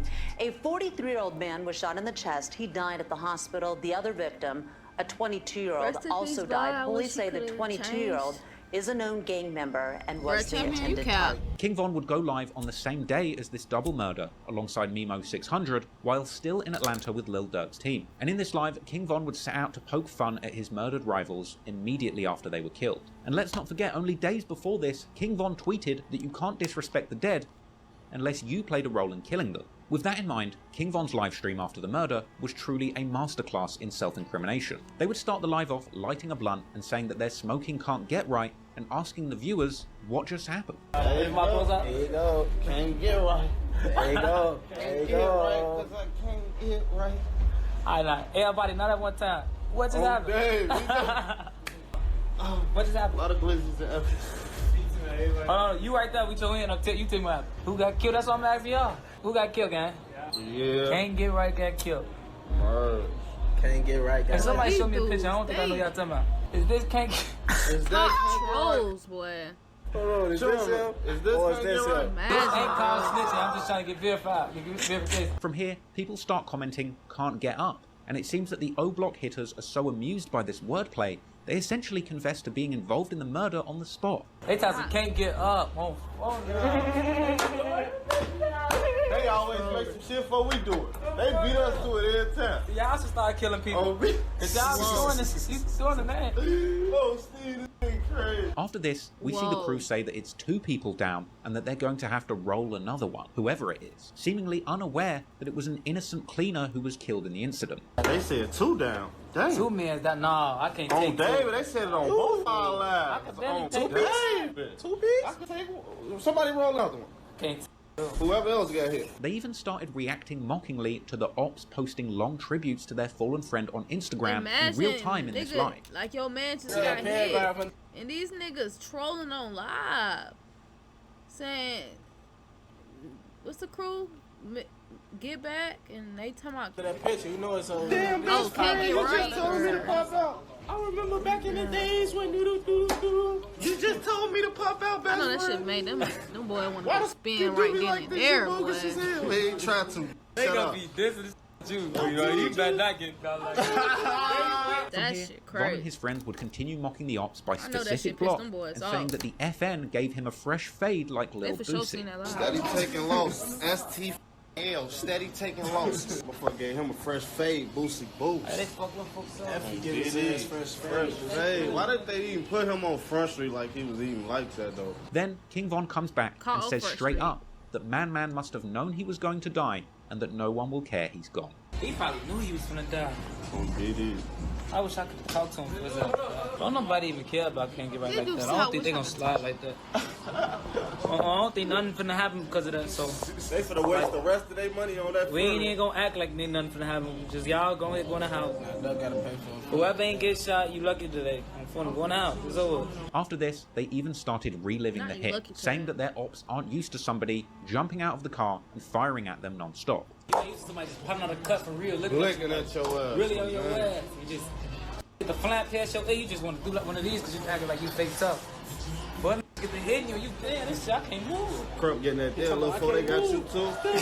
Whilst King Von is on live bragging about this hit from another city, O-Block members Muwop posted a picture on Instagram with fellow member Duke saying that they are shooters. Meanwhile, E-Dog from O-Block jumped on Twitter to say that the get back is not over. Just the day after the murder, King Von tweeted saying that the stakes are higher now than ever and that the police have their eye on him. Von later tweeted claiming that his brothers made the new op pack, literally giving direct responsibility for this murder to his team. It seemed clear at this point that Von was not only happy about the killing that his friends from O-Block were doing, but he was actively encouraging it, and quite possibly the one giving the orders. Friends of Man would post outright saying that they believed King Von paid for the hit. Doing all that, tap him up and see if he can get up and all that goof ass. You know what I'm talking about too. Well, do you guys feel that it was somebody from the other side that may have did it, or you think it was like a random act of violence in the city of Chicago? We know who did it, man. All these of the city did it, man. Okay. That hate us. But they ain't gonna step outside them gates though. Cause they know. What keeps? Nah, that's crazy. King Von. We gonna say his name. King Von. But Von honestly didn't. What? Oh, do you guys feel that it was somebody from the other side that may have did it, or you think it was like a random act of violence in the city of Chicago? We know who did it, man. All these of the city did it, man. Okay. That hate us. But they ain't gonna step outside them gates though. Cause they know. Shit, go through the gate. King Von. We gonna say his name. King Von. But Von honestly didn't seem to care about anything at really this point. And despite the fact that word was spreading that he was the shot caller in Get Back Gang's murders, Von wasn't trying to keep this a secret. In fact, he was ready to broadcast that message to millions of people. Because on July the 31st, 2018, Lil Durk's Only the Family Involved Volume 1 compilation album releases. The project featured many of Lil Durk's friends, including King Von, whose new song Problems would be included in the project. With this entire track being all about Von having hitters that catch bodies for him, even warning people, do not get bodied by me. The song essentially tells the story of O-Block shooters killing people on Von's command. The song also featured an intro where he shouted out Get Back Gang, and there were lyrics about killing both the target and witnesses. Von would rap that killing is his hobby, and he says that his loyal shooters are the ones catching bodies for him. Von would also tease a music video for this track, which ended up dropping on Lil Durk's official YouTube channel on August the 9th, King Von's 24th birthday. Meanwhile, Lil Durk was impressed with King Von's murder raps, tweeting that Von was next up to break into the rap game. And this would be followed by Von telling fans that he would soon be dropping music with Lil Durk himself, and saying that he would be switching up and not associating with anyone he used to know. Once this song with Durk drop, I'm acting like I don't know none of y'all. I'm acting for money. I'm changing up.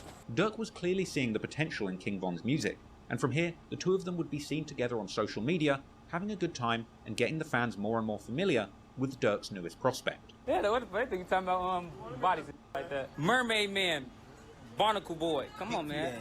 On phone them, get your cat dog looking ass on phone. Get your rat looking ass, big mouse looking ass on phone them.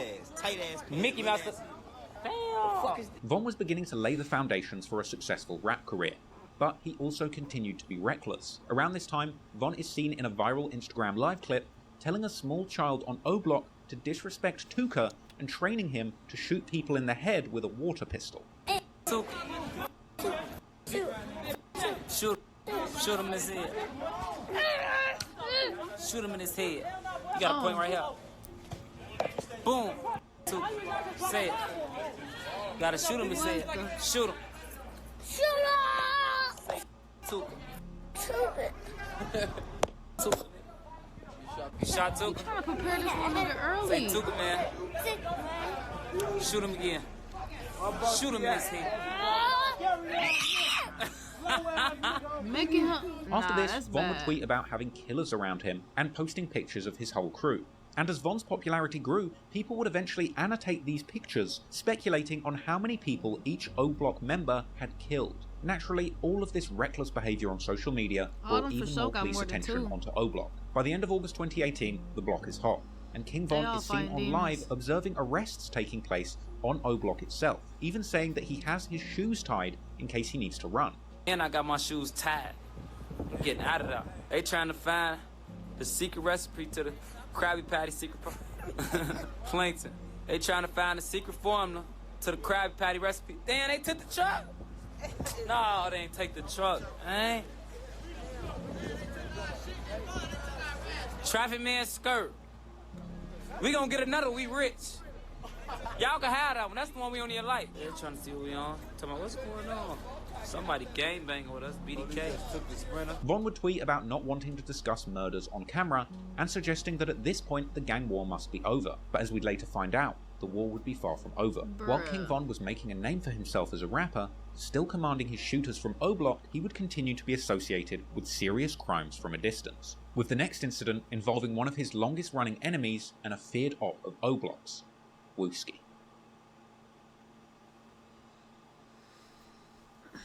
King Von had started out October 2018 strong, fresh off the back of his song and music video Problems, where he appeared to celebrate his gang murdering O Block rival Can't Get Right. Von would continue pushing his career forward, dropping a full music video for his first song, Beat That Body with THF Bezu, which featured an intro where they both walked out of jail together. Outside of the music, Von was also beginning to notice the many videos being made about him and his past, even resharing a YouTube video breaking down his Twitter beef with FBG Duck, seemingly unhappy. Clearly Von was monitoring his reputation on social media and cultivating his brand as the toughest rapper out, doing all of this whilst real violent crimes would continue to play out on the streets of Chicago where he was from. Just before 4 PM on October the 9th, 2018, Chicago rapper Dusky the Man, real name Ventrice Chris, would be shot in the head on the 5600 block of South Michigan Avenue, apparently the result of a drive-by carried out by a passing ground vehicle. The evening before the murder took place, Von would tweet that there's a dark cloud over Chicago. King Von would go on live a few days later with Lil Durk, saying that he's smoking Dusky, KI, Tuka, and P5. A lot of Tuka men in the ass, like that. Jay. A lot of fat heads, Dusky in the air, a lot of K in the L. Just before 4 p.m. on his Twitter beef with FBG Duck, seemingly unhappy. Clearly Von was monitoring his reputation on social media and cultivating his brand as the toughest rapper out, doing all of this whilst real violent crimes would continue to play out on the streets of Chicago where he was from. Just before 4 PM on October the 9th, 2018, Chicago rapper Dusky the Man, real name Ventrice Chris, would be shot in the head on the 5600 block of South Michigan Avenue, apparently the result of a drive-by carried out by a passing ground vehicle. The evening before the murder took place, Von would tweet that there's a dark cloud over Chicago.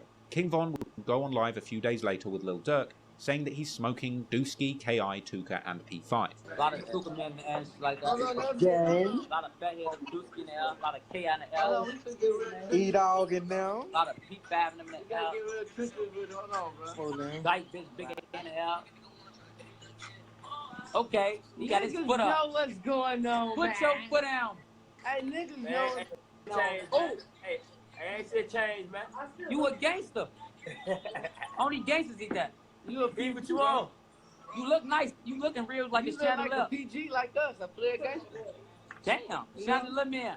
Violence was continuing to play out in the streets, and Von was loving it, because he would continue taking the details of killings his crew were allegedly involved in and placing them into musical gangbanging anthems. Just after a week after the Dusky shooting on October the 18th, he dropped a new song called War With Us, notable for lyrics that appear to take credit for the murder of female driller KI, as well as lines dissing Tuka, and Von ending the song literally saying that he is a hitman. Von was dangerous, but now he was beginning to make it as a rapper. He wanted the whole world to know just how dangerous he really was. And one of the biggest enemies he wanted to get even with is a Tukaville GD by the name of Wooski. Von and Wooski had been going back and forth all the way back to 2012, when Von was catching bodies in Chicago. Von and Wooski had an infamous exchange on Twitter after trying to catch each other lacking at the local convenience store. Von would tweet at Wooski, bragging about people Wooski knew who Von or his friends had killed. something that Wooski would do back to Von in response. In one shocking back and forth in 2012, Von even bragged to Wooski that he had more bodies and attempts than him,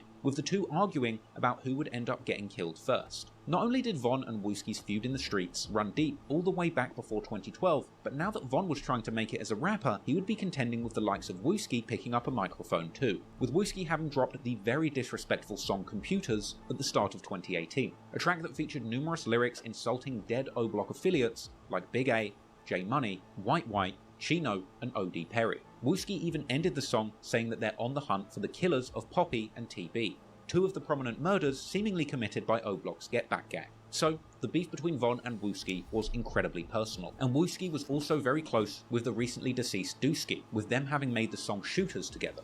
Just a few days after Dusky was killed, King Von and others from O-Block would FaceTime Wooski, telling him that they were going to catch him by surprise. This your big brother, yeah, you know the going on. That's your big brother, you know. I wish I could say one of y'all was my boy. We got all goofies over there. I ain't tell you what to do it tonight on What's y'all off the courage with me? Listen, we gon' surprise. You talking about tonight. We gon' surprise, bro. The bitches out for the free. But you talking about tonight. So, from here, it seems like Wooski's ops hatched up a plot to shoot up Dusky's funeral because they knew that he would be there. On the afternoon of the 22nd of October, at Dusky's funeral, soon after this picture is taken, a car turns up. People jump out of that car and begin shooting into the crowd outside the church, firing indiscriminately, but looking specifically to kill Wooski. 6 people were hit in this shooting, with Wooski himself being shot in the head, but he would miraculously survive. Only a few days after the shooting, Von would begin tweeting, I kid you not, comparing himself to Jesus, and then tweeting, laugh now, cry later, and game over, we won, with fellow O-Block shooter Muwop retweeting and agreeing with this. Over the next few years, Von would go on to drop numerous disrespectful lyrics referencing the shooting of Wooski, like on the track Grandson for President, where he raps that Wooski got shot in his head and now has to take medicine for his injuries. Von would rap on the song GTA, Who Shot Wooski, How Would I Know? Von also rapped on the track Go and Get 'Em that he will be at your funeral on time to give your mother a tissue. And then there's the lyrics on his track Back Again, where he literally says that he slides at funerals, shoots everyone outside, and that Wooski is going to feel this one, going on to say, I bet Wooski's still twitching, he changed, something different. Those are some of the most disrespectful lyrics I have ever come across, but it's also incredibly self-incriminating. It's honestly insane that Von was getting away with stuff like this, but it really was this kind of raw and real content that attracted so many people to his music, whether or not they even knew what he was talking about. From here, Von would continue to mock Wooski throughout his career, posting disrespectful pictures to him on Instagram on a regular basis. But ultimately, despite being literally shot in the head, Wooski is still alive today in 2023 and still posting on Instagram. In fact, Wooski would indeed outlive King Von, just like he had promised him on Twitter in 2012, the day before Boss Trell died.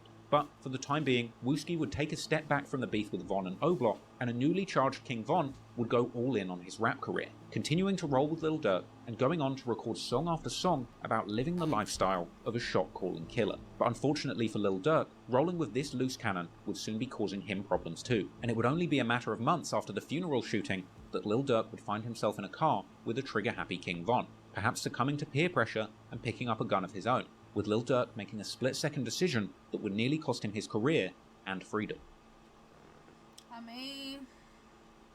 The month after the shooting at Dusky's funeral, which critically injured Wooski, King Von seemed to be worried about his reputation, tweeting that the past is always coming back to haunt him, and saying that he's not a murderer, not a rapper, not a scammer, just handsome. But also tweeting that if you play with him on the internet, he's going to your house. Perhaps behind the scenes, Von was beginning to struggle to manage his reputation. Now he was becoming a legitimate rapper in the music industry, he might have been worried about his past as a killer getting in the way of his new plans. Von said that he was having nightmares during this time, and that he was popping pills to cope. There'd be a few interesting exchanges around this time too, like a Twitter conversation between Von and his baby mum house. Perhaps behind the scenes, Von was beginning to struggle to manage his reputation. Now he was becoming a legitimate rapper in the music industry, he might have been worried about his past as a killer getting in the way of his new plans. Von said that he was having nightmares during this time, and that he was popping pills to cope. There'd be a few interesting exchanges around this time too, like a Twitter conversation between Von and his baby mama, where Von joked that he would put her on the news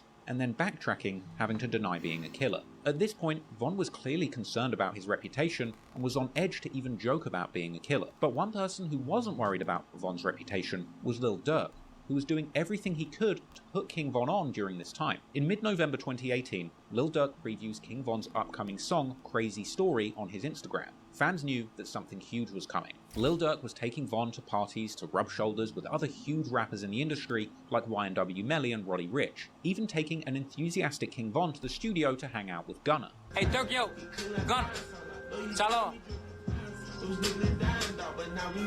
Okay, Tuga, man. Durk would even bring King Von along to his interviews, with Lil Durk's November 2018 visit to the Breakfast Club being one of the first times that the mainstream music-listening public got a glimpse of King Von. And this would end up being a legendary appearance, clearly doing all he could to put the spotlight on his friend and artist. Durk had brought Von onto one of the most famous rap interview shows in the world. What's your artist name, bro? King Von. What's up, sir? What's up, John? Welcome, welcome, welcome. Durk would tell Charlemagne that he wanted to sign Von because of the backstory behind him, with Charlemagne not being quite prepared for the realness when Von started talking about beating his murder charge. What made you want to sign King Von? Cause he got a whole story behind him. What's the story? What's your story? My story, I just got to jail for just beat a body in 2 attempts. Like, So you was in jail for 2 murders? yeah, 1 murder and 2 attempts. I just beat. How you beat that?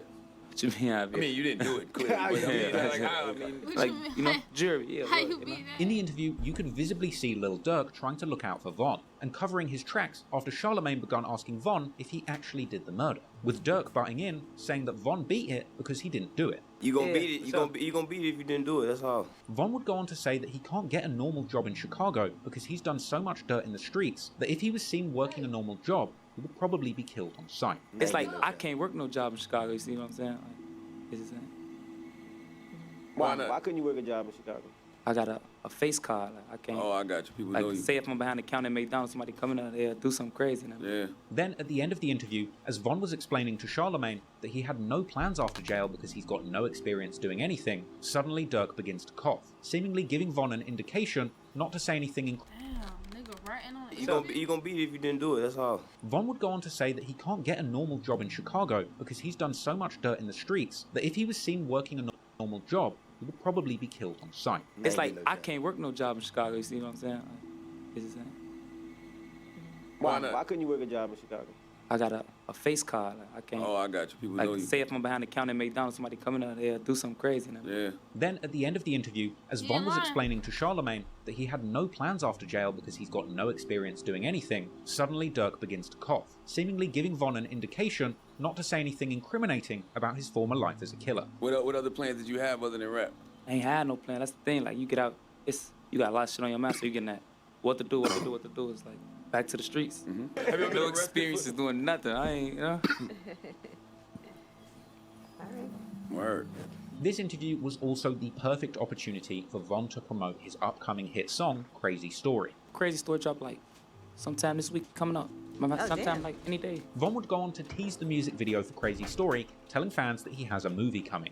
And he would even surprise himself with the amount of comments that he got on the post about the song. Von would go on to release the audio for Crazy Story on December the 6th, 2018, just 1 day before the 1-year anniversary of him beating his murder case.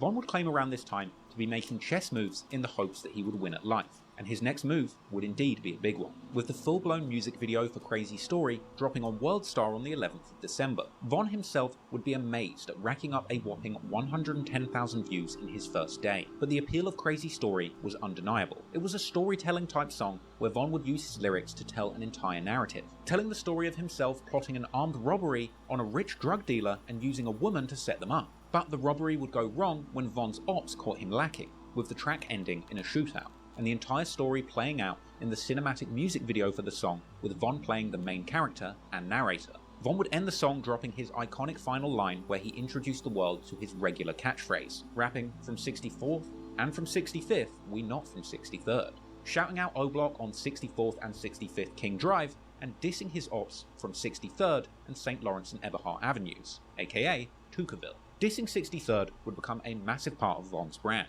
and he would even later be seen selling merch showing the street sign for 63rd with a big cross over it. And the popularity That's of the how song it popped Crazy off, Story had right Von's there. fans all over the world dissing 63rd without really even knowing what it means. Crazy Facts. Story was distributed by Lil That's Durk's true. OTF label and racked up a whopping 3 million views in a week. This is a huge hit, and today it sits over 69 million views on YouTube. Von was on a high after dropping Crazy Story. The week after the release, he would tweet a picture with the caption saying that people see you shining and forget that you're dangerous. And from here, he would make numerous tweets suggesting that the money was finally rolling in. At the end of December 2018, Durk would hop on an Instagram live with Von with a big stack of money celebrating the success of their release. Oh, what's that? I got a bro? drop on the flex. He from Tennessee. What that is? Confetti in your hand? I'm playing, boy. I'm Nero.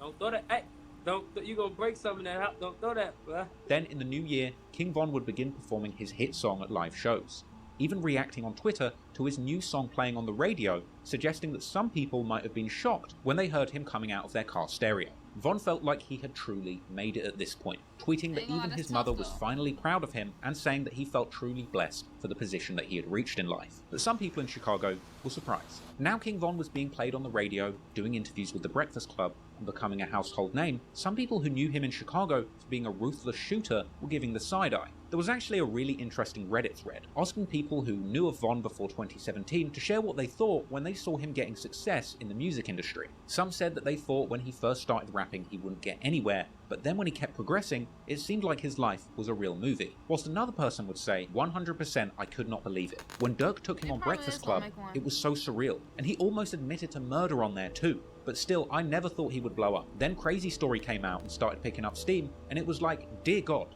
this literal gang assassin is being played at NFL stadiums. Off the back of the success of Crazy Story, King Von would begin going even harder in his music, with his next track getting even more disrespectful to the ops. On January the 9th, 2019, Mimo 600 and King Von would drop their new track, Exposing Me, and in the song Von mentions Wooski getting shot in the head. He says that he's put in so much work in the street that Get Back Gang will now look out for him. He says outright that he was a killer before the rap, and saying, I swear I killed her, broke her back, a possible reference to K.I.'s murder. He would say that he's smoking Tuka and Lil Mark, and Von even shouts out an old friend from O-Block, DQ, as his shooter, suggesting that he will call a hit and have DQ shoot someone for him. It seemed like the more violent and real Von's music got, the more fans flocked to him. But since the success of his Crazy Story, and being brought under the wing of successful Chicago drill rap legend Lil Durk, Von was spending a lot of time away from the mean streets of Chicago that he had rapped about, instead beginning to get used to living the high life of a successful rapper like Durk.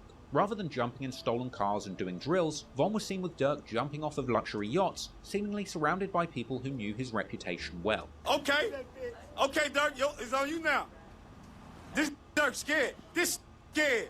Okay, Von. This scared. Yeah, I'm a bitch. Look at Von. He too scared. Get wild, B-Roy. They talking about Von, he scared to jump. They out here talking about you, all that savage, and you scared to jump in the water.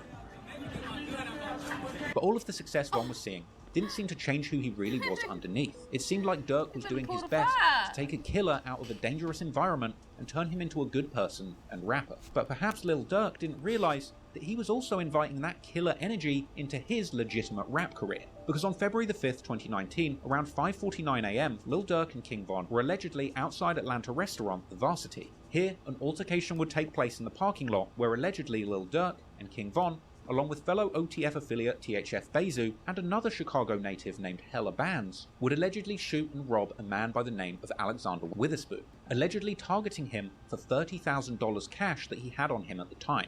Detectives would later claim that a video showed Lil Durk shooting out of his own personal car, a custom Jeep Trackhawk with a camouflage wrap and a large 300 on the sign that he was known to own. Durk had even posted clips of this car to Twitter with the caption, "Spin, spin," clips which even Von himself had reposted. Cops would be seen analysing the scene after the shooting, and the local news would report on the shooting before even becoming aware of these famous rappers' involvement. Police found several shell casings in this parking lot. The Varsity was closed at the time this happened, around 5:45 this morning, but this club across Spring Street was open, and one patron who was parked in the Varsity lot to go to that club told me what he went through. The man from Chicago, who goes by Gutta, returned to the Varsity parking lot this afternoon to change the tire and assess the damage on his cousin's car after it was hit by bullets. Tired, exhausted, wild night.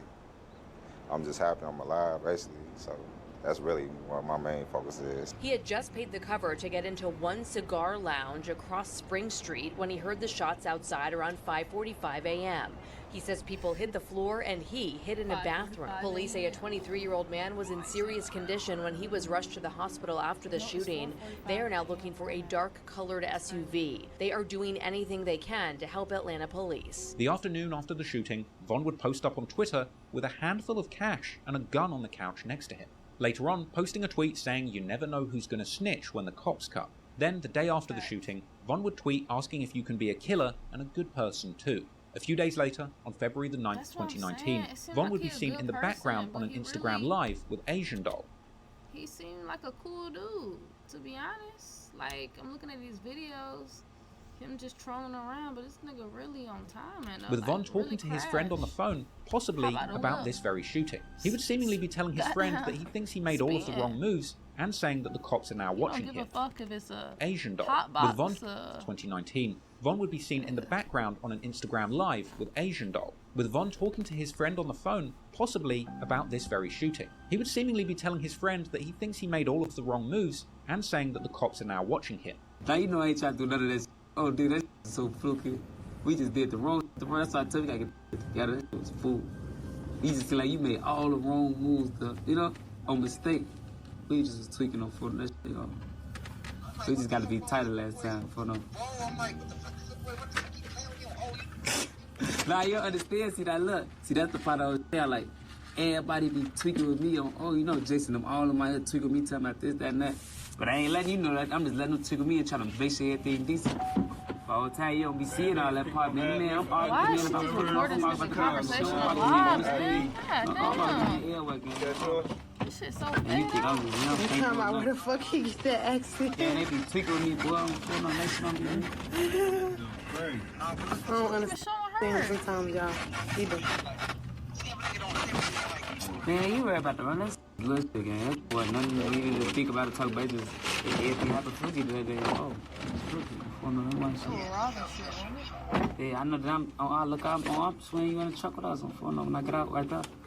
But you know, I'm high and thinking about it.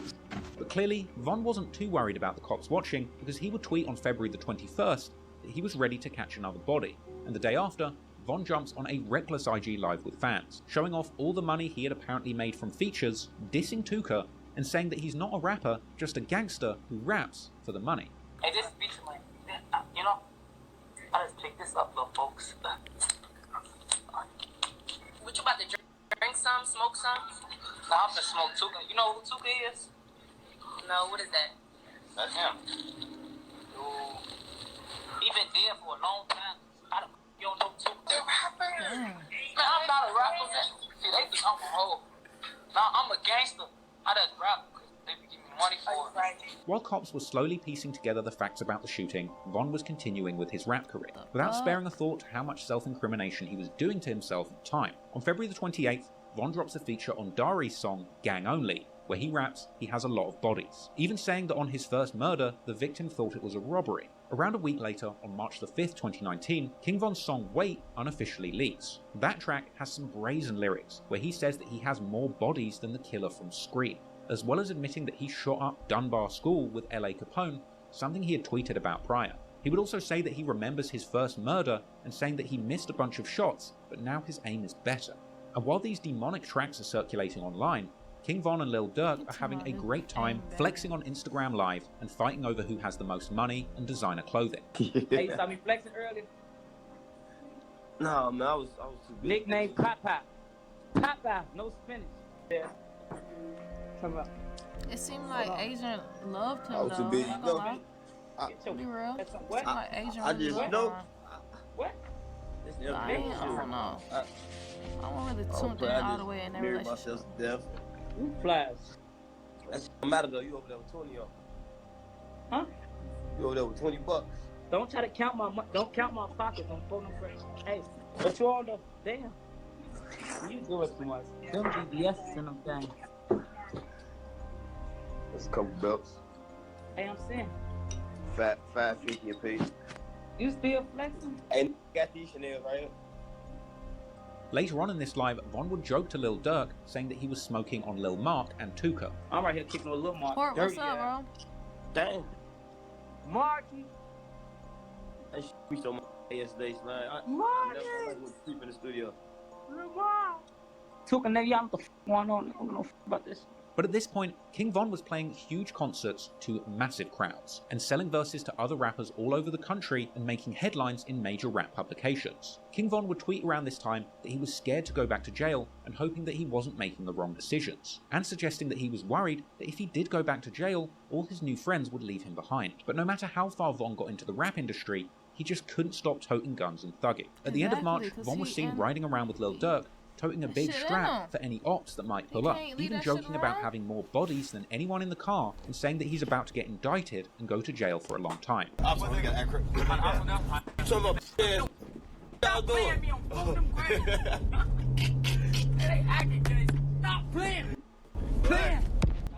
They back on? Are they right? Yeah. I ain't gonna lie, Durk a W, man.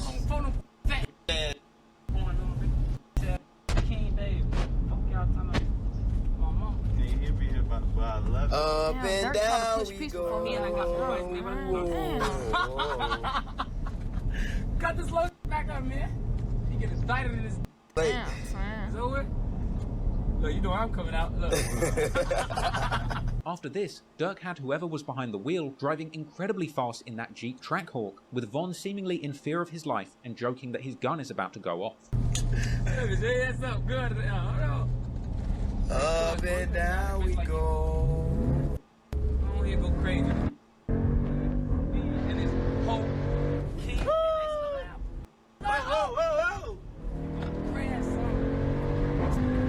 Riding in that steam, in that two-seater, riding with a thought.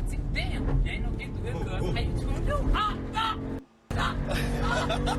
Stop doing that, man. So you looking at? It's not out, man. I quit. Nah, cuz. You drag. This sick, this go on. You got it on the drag, cuz. Man, This bitch, y'all say this bitch gonna go off. Oh, my head's working out. I'll talk to my fans for this. Yeah. I love y'all. Hey, everybody on here. I want to say I love y'all. Oh, this shit. What you talking about, boy? Hold on. Oh, man, it's Imagine that they doing all this reckless driving on the poles on the car. Good, slow down, cuz. Slow down, cuz. The slow music was gonna work. Hey, cuz guys, motherfucker, this bitch scared as hell. Doing 300 on that motherfucker. I see, I'm sweating. Your light flash. Hey, chop it to my. Hey, chop it to y'all scream. So shut the f up. What happened to my seatbelt on? Hey, back seat with my. Damn, my seatbelt don't work. Hey, tell. Seatbelts in this work. Chop it to shut your crybaby ass I up. better get this young ass on. It's gonna be the fuck cool. Oh, there you go. No seatbelt, bro. You hear that motherfucker? Yeah. Seatbelts don't work in this car. You trying to put the seatbelt on, bro? Yeah, but I'm moving around on the back seat. I wouldn't chase me in this. What's wrong with putting a seatbelt on, man?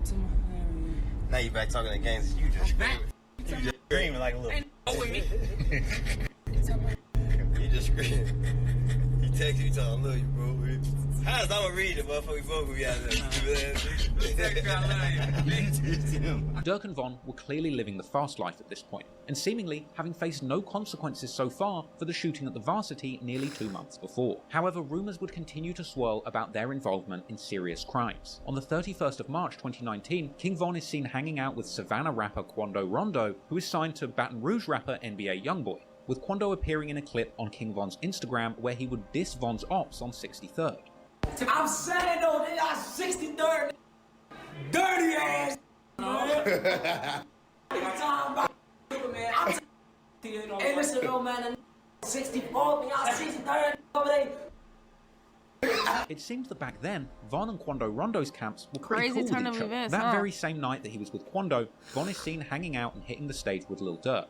Von would tweet a picture with Dirk along with a caption saying they've got to stay focused because their enemies envy them. The same day these pictures were taken, an altercation would take place at the Hidden Village Apartments complex in Atlanta. A man named Tyreek Livat was shot dead, with the news reporting a total of 5 people shot, the result of a huge shootout. Apparently, a large fight had broken out between 2 large groups, and an hour after the fight, one group who had left and returned got into it again and begun shooting, with 5 people being hit in the altercation and Tyreek, unfortunately losing his life, being found dead by police in the parking lot around 10:30 p.m. The police would say that the shooter goes by a nickname, but refused to disclose it to the press, with reports on this incident making it to the TV news the following day. Now to a developing story. A shooting leaves 1 person dead, 4 others injured. This happened at an apartment complex in southwest Atlanta.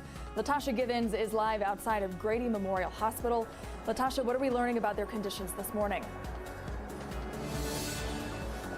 Well, Christy, police tell us this all started at a house party last night on Lantern Drive. They tell us a fight broke out between 2 large groups, and at some point a man opened fire, hitting 5 people. Let's take a look at some of that video from last night. Police tell us 1 man was found dead at the party, while 4 others were rushed here to Grady. We're told that the victims' ages range from 17 to 20, and the victims are all male. Investigators are trying to determine a motive and what happened leading up to that shooting. After this, Aim had to be trash.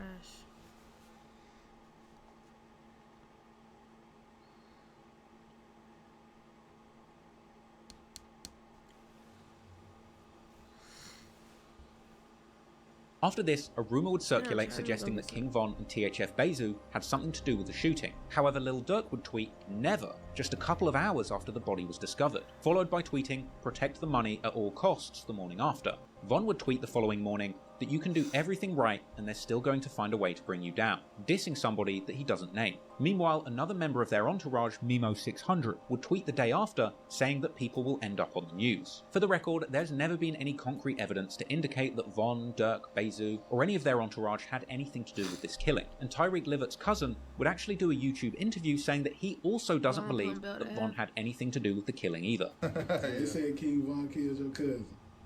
That's what they saying. I don't believe it, but honestly, I think they be just attaching King Von name. I don't see it. I don't see it. You know, you could be with Dirk with all these fancy and you know what I'm saying. Then you over there, like, you know what I'm saying. Then it don't add up. It's highly likely that this incident had nothing to do with Von and Dirk, but that didn't stop people all over the internet making King Von body count articles and videos speculating as to whether King Von was responsible for this murder too. None of this proves Von was involved, but what it does prove is that even if he wasn't involved, his reputation as a shooter would have the fans and public pointing the finger at him regularly. But as the weeks went by, Von would continue to go about his life, whilst the cops would continue building the case related to the original shooting at the Varsity. On April the 1st, the victim in the Varsity shooting, Alexander Weatherspoon, would end up being booked into a Chicago jail on unrelated charges of possession of a stolen vehicle. It seemed like the police were slowly getting closer to having something concrete, but King Von just didn't seem worried about attracting the attention of the authorities. In a social media clip uploaded on April the 2nd, 2019, King Von recorded himself singing in the back of a car with Lil Durk, dissing dead people like Dooski and saying that they almost killed Wooski. Here we go again, here we go again, back on the road again, back on the road again, right down the avenue, right down the avenue, we catch you and you through, we catch you and you through. I don't wanna talk to you, I don't wanna talk to you, I don't really shoot, I don't really with you. Is I'm shooting right, ain't wrong. Is I'm shooting light, I'm shooting strong. Die, why? Yeah, the little Tuba, Zico, T3, Dooski, Wooski, almost. Fat head, Also in April, he would tweet saying he's so real he might kill, and posting throwback pictures of him and Team Roy back when they were hitters in Chicago. He would even post a picture of himself with a gun in his waistband and a caption saying his enemies envy him, as well as tweeting about Can't Get Right being killed in the parking lot. Von would tweet saying that he's never the victim, always the suspect, And this is all while police are still looking for a suspect in the Varsity shooting. On the 10th of April, a day before the anniversary of K.I.'s murder, King Von would tweet a cryptic message asking if the streets could be his Valentine, saying that they're tired of dying. Then one day after the anniversary of K.I.'s death, King Von would make a biblical tweet saying, "God said to me out of his own mouth to cut her off, grandson." And grandson said, "In Jesus' name, amen." Von would even tweet reminding people that even though they see him having fun on Twitter, be careful, because he's still dangerous in real life. He would say that he'll do something to somebody if they go against him, and Von would also release a clip apparently promoting Lil Durk's new cereal, Durkios, telling people to go and buy the cereal whilst waving the clip of a gun. Von would also later tell a woman that he comes with the cereal. If you ain't order no Durkios, that you a... Now he come with the cereal. Hey, stop playing my mother twin. Order that. A day later, on April the 16th, 2019, Von is on Instagram Live mocking Wooski for changing after being shot in the head, saying that Wooski doesn't diss them anymore. He ain't been the same. He don't talk shit no more, nothing. I don't know what the f. He wanna change his life and get out the streets. This man talk to me every day. This man Come on, man. Me no more, nothing. His ass. Them bullets be changing them. Man. Hey, you know? I hope you watching. I hope you hear this your ass up, dude. That same day, he would tweet that he doesn't chase clout, he actually chases people with guns, and tweeting that Took had died for your enjoyment. He would even tweet about the crimes that he was committing in Atlanta, saying that he's been doing damage on the Chicago streets since he was young, and now he's ready to cause problems elsewhere, #steppers, a sentiment that apparently Lil Durk was in full support of. Durk was giving Von nothing but support during this period. He would make a cameo in the video for Von's track Cousins with Just Blow 600, another outrageously gangster anthem where King Von raps that if his ops aren't outside, then he will find and kill their cousins instead. This is an unbelievable thing to rap considering King Von's history of killing people and their cousins. But the track would have some more seemingly incriminating lyrics, like Just Blow 600 rapping that him and Von are popping pills, riding in the Jeep Trackhawk looking for ops, and killing people after fights. Von would rap that his gang's body count is 24, and he'd rap that he kills women and men and can't tell the difference. And Von would even promote the video for Cousins with a hilarious tweet, telling fans that if their cousin is cool with their ops, to go to their auntie's house right now and kill them. King Von's first tweet after posting that song was warning his ops what he would do to them if he catches them without the police around. A day after that, Von posts a picture of himself eating cereal, and tweeting about having killers that want him dead and killers that look up to him. Von was also feeling generous around this time, tweeting that he had given his mother a Gucci purse and $10,000 cash, as well as openly tweeting that he still robs people. Von would even reply to a troll who asked why he's robbing people when he's a rich, successful rapper. And Von actually replied to this, saying he robs people because he doesn't want to spend his own money, he wants to spend somebody else's. But even if he was robbing, Von would soon have the music money rolling in even more. Von would begin teasing his collaboration with Lil Durk, Crazy Story 2.0, on April 29th. Then the day after this, on April the 30th, Von ends up having a funny interaction with a fan who replied to Lil Durk's teaser of Crazy Story 2.0, I ain't gonna lie, that's true. Like, nigga, why are you still robbing niggas? If you getting money, done got a good song, like, but hey, nigga in the streets, he don't give a fuck. They see nigga got that shit on, he look sweet, they gonna run down on a nigga, man. She preferred it when King Von raps on his own. Von would reply to this saying the song Story 2.0, saying that she preferred it when King Von raps on his own. Von would reply to this saying the song isn't part 2, it's a version 2, and that part 2 of Crazy Story is coming eventually, with the girl then trolling Von by pleading for him not to kill her, with Von face-palming and promising not to kill the woman. I mean, to me, this interaction really drives home just how absurd it is that you've got this celebrity rapper just trying to go about his career and release music, whilst it's widely known that he is a hardened killer and people are tweeting at him and begging him to not kill them too. But regardless, things were going well for King Von, and Crazy Story 2.0 with Lil Durk was due to be a hit. And it seemed like King Von could do with another hit, because he had apparently blown through $150,000 by this point, encouraging fans that they can do it too if they just work hard. Von would also tweet that people talk slick until bullets rip through them. Sadly for Von, the good times would soon come to an end. King Von would return to Chicago for a hometown concert, but this would end up being cancelled on the day, with Von suggesting that somebody was out to get him. And then, on May the 4th, 2019, footage would emerge showing a huge force of over 30 Chicago police officers raiding O-Block to arrest King Von, with Von himself being arrested in dramatic footage where he was tackled to the ground, with an enraged mob of his friends accusing the cops of stealing his chain at the scene. And the cops even had to draw assault rifles on the crowd to keep them at bay whilst they arrested Von. In addition to those clips, the full body cam footage of King Von's arrest would later be released.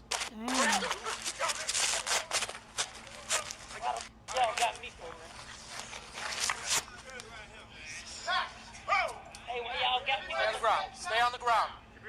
Gang, just don't resist. Don't resist. Gang, why y'all grab me? What the wrong with y'all? We got a car. Let's go. Hey, let me get my money in my train. Hold on, man. Whoa, whoa, whoa. Oh, my God.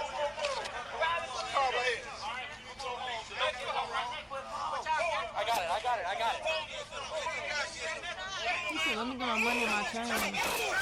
Get his train.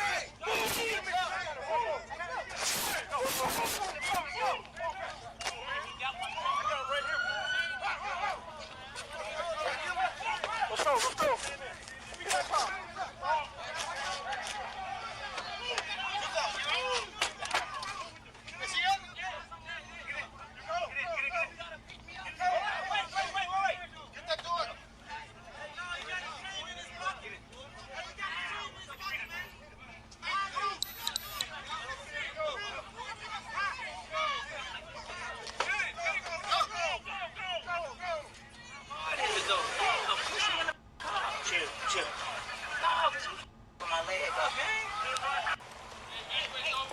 I'm just gonna put him in here. We're good. Following the arrest, Von would be Damn. taken to the station where he would continue to argue with the cops.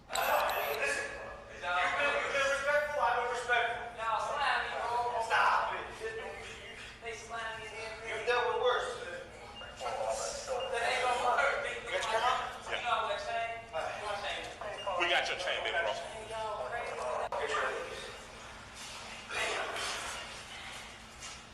Not you been through murders.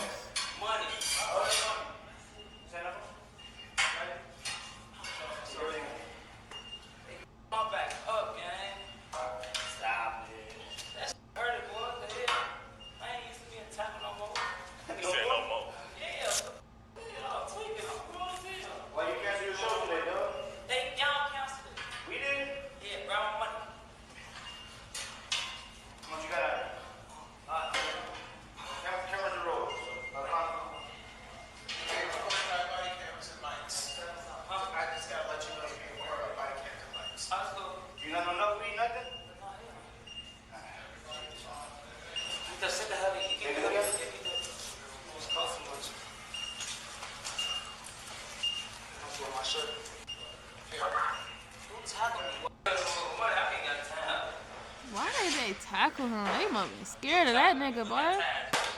Yeah, I had to, man. I had to. I seen you. I had to get you out the way quickly. Why? I ain't the type to put this all extra.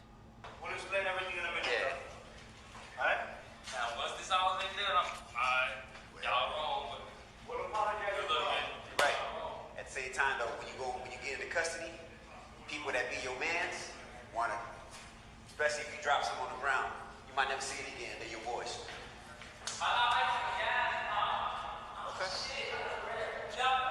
After Von's arrest, his furious mugshot would later be made public, and he would remain in jail for a significant stretch of time. Lil Durk would react to the news, tweeting "Free Von" with a sad face. But only the week after Von is arrested, something unexpected happened. On May the 11th, 2019, the fourth person who was in the track hawk on the night of the shooting, Hella Bands, would be suddenly shot and killed outside of a Miami nightclub before facing any charges, with a Miami Beach spokesperson revealing that Hella Bands was also wanted in Atlanta for attempted murder and armed robbery. After Von was picked up in Chicago and waiting to be sent back to Atlanta to face charges, 2 days later, on May the 13th, 2019, THF Bezu would also be arrested in Chicago, charged with being a fugitive from justice out of state, once again in connection with the Atlanta shooting. For the meantime, it would only be Von and Bezu in jail, with Durk remaining free and tweeting "Free Von," as well as an RIP to Hella Bands. Von would be transferred to Atlanta to face charges in connection with the shooting on May the 17th. And as usual, his sister ran his social media accounts, keeping fans updated with pictures of Von in jail. But while Von was behind bars, with his mentor Durk free, his career would keep rising in his absence. Only a couple of days later, on May the 20th, 2019, Crazy Story 2.0 drops with that Lil Durk verse. This remix of Crazy Story had King Von and Lil Durk going back to back over the original booming Crazy Story instrumental. Crazy Story 2.0 was a huge street hit, and today sits close to 100 million views on YouTube, and even landed Von his first entry on the Billboard Global 200 chart. Unfortunately, the Atlanta shooting case would also catch up to Lil Durk soon too, with Durk tweeting at the end of May that he was turning himself in and sitting down for a TV news interview where he revealed that he was turning himself in to face these charges, and that he was also releasing a song called Turn Myself In. You're about to surrender as we speak. Yeah. How come? Because I have nothing to hide. Like, I have nothing to run from. A rapper's ride. Soon after we spoke, Dirk Banks, a.k.a. the performer Lil Durk, emerged from his lawyer's space and headed toward an SUV. Soon after that, he stepped out in front of the Fulton County Jail. One of his lawyers says he was swiftly taken into custody there, having swiftly flown back to Atlanta after he found out he was wanted. We found out we had I don't know if Dirk really like that. Once I heard, I immediately came back. He's willing to turn himself in and take care of what he needs to take care of. Vaughn. Immediately canceled the tour. He's got a multi-million-dollar salary music career going. You look at a nigga and they crew. Did you shoot this nigga man? Did you commit the other crimes of which you're accused? Warrants involving an incident in February on North Avenue involved charges including criminal attempt to commit murder. Except for that picture that Vaughn took. Damn, what year that said it was? Like 2015 or whenever it was. When all them nigga put the bodies of how much he think them niggas got. Like, all them niggas had 2+ bodies in the pic. Group of niggas. But how the hell did he even know that? The nigga made this video. Like, god damn. An aggravated assault. One document indicates an Atlanta police investigator said to the best of his knowledge, Banks was employed or associated with a criminal street gang to conduct or participate in gang activity, shooting at the victim while co-defendants shot and robbed him. I had a bad background, just growing up as a child, about father being incarcerated for 25 years, 26 years. So I had a rough past, but like me moving to Atlanta, I just thought that just changed my whole identity of thinking. After Dirk and Von were in custody, an Atlanta judge revealed that they believed that there was enough evidence to charge both Dirk and Von in the attempted murder, and Dirk and Von would be seen in an iconic televised court appearance. Today, Lil Durk appeared in court where a judge ruled there was enough evidence for him to go to trial. The rapper and Bennett listened to the evidence against them in court. The APD says they used at least 5 cameras from local businesses, including this BP, as well as from the Varsity across the street in order to build their case against Lil Durk and his co-defendant. On Friday, detectives from Atlanta and Chicago testified in the criminal case against rapper Lil Durk in Fulton County Court. They say around 5 in the morning on February 5th, Lil Durk, whose real name is Dirk Derek Banks, and his co-defendant Devontae Bennett were seen on camera involved in shooting Alexander Witherspoon. He said his chain was snatched off his neck, and he had $30,000 stolen from him, and they stole the vehicle he was driving. Police say Banks was seen on tape shooting a gun. Apparently, their defense team were looking to put forward a self-defense plea with the suggestion that it was the man who was shot who actually initiated the altercation. Then, after some legal back and forths, Lil Durk would be granted the opportunity to get out of jail on a $250,000 bond. Following this announcement, Durk was seen running out of the jail and telling fans that Von is getting out tomorrow.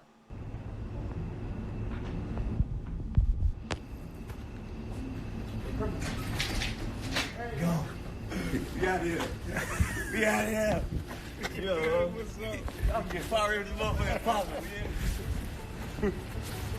They talking 15 minutes, I'm talking 30. Okay, then. Oh, we were still waiting on the driver to come though. Just hop in, we waiting on the driver. Hey, tell me, hey, you can just stay right here. Another car's about to pull up. Wait, just stay right there. It's crazy. Back. I'm live.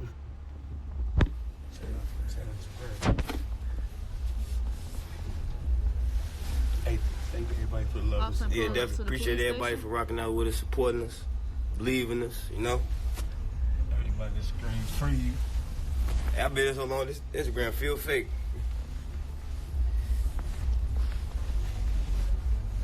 Vaughn will be home tomorrow. Dirk was back, and he would eventually open up about his time in jail after his release, with his lawyer saying definitively he is not in a gang. Then when you get in type of that, in a predicament like this, you would sit back and be like, damn, like why I ain't never do this more? Why I ain't never do this with my kids more? Why I ain't do this with my pops more, my mama? You know what I'm saying? So it just set me down, so I just understand life more. A member of his legal team says slightly more than 2 months after he surrendered to be booked into the Fulton County Jail, Lil Durk, a.k.a. Dirk Banks, did a book bag giveaway Sunday in conjunction with the Atlanta Entertainment Basketball League, where kids can watch NBA players and others for free. Because it was the right thing to do, though she knows there will be critics. It ain't nothing new pop up because of the case, we've been doing it. That he did not do it because of the serious charges he faces after a February incident on North Avenue in which a man was wounded by gunfire, including criminal attempt to commit murder. We'll fight our case in court. And a gang charge. Lil Durk validated himself as having a gang affiliation, right? Allegedly, right. Among others. Being from South Southern Chicago, essentially you have to choose a gang for your safety. You don't choose a gang, you can be killed just for not being in a gang. Is he currently in a gang? Absolutely not. He moved to Atlanta to get away from the gang life, to get away from the streets. Von would also be granted a $300,000 bond, being released on June the 22nd, confirmed by a tweet, of course. With Von jumping on Instagram Live, fresh home from jail, and dissing his baby mama for not thinking that he would ever be getting out. I want to shout out everybody that was on my dick and thought I want coming out, suck my dick. I want to shout out everybody that was talking crazy, like my baby mama now. I've been through some Hey, last called me a hoe, I smacked the shit out of her. Von would go from jail straight onto house arrest, opening up about his situation on Instagram Live. I ain't got no good shout out. Lil Durk got good lawyers. Gonna figure something out. Watch out.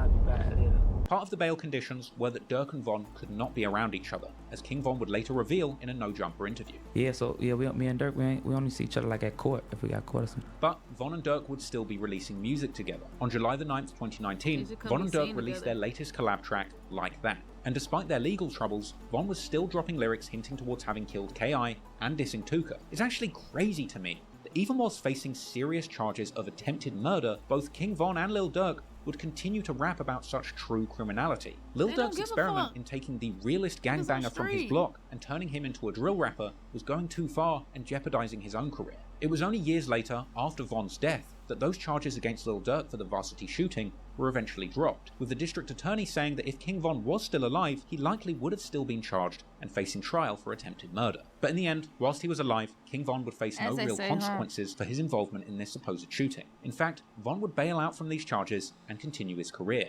not even choosing to keep a low profile either. In fact, even with the scrutiny of the police in 2 states, Von would go on to have one of the most successful runs in the rap game, dropping song after song of violent drill anthems, with the entire world following along and wondering how this multiple murderer just kept getting away with it. Another ad.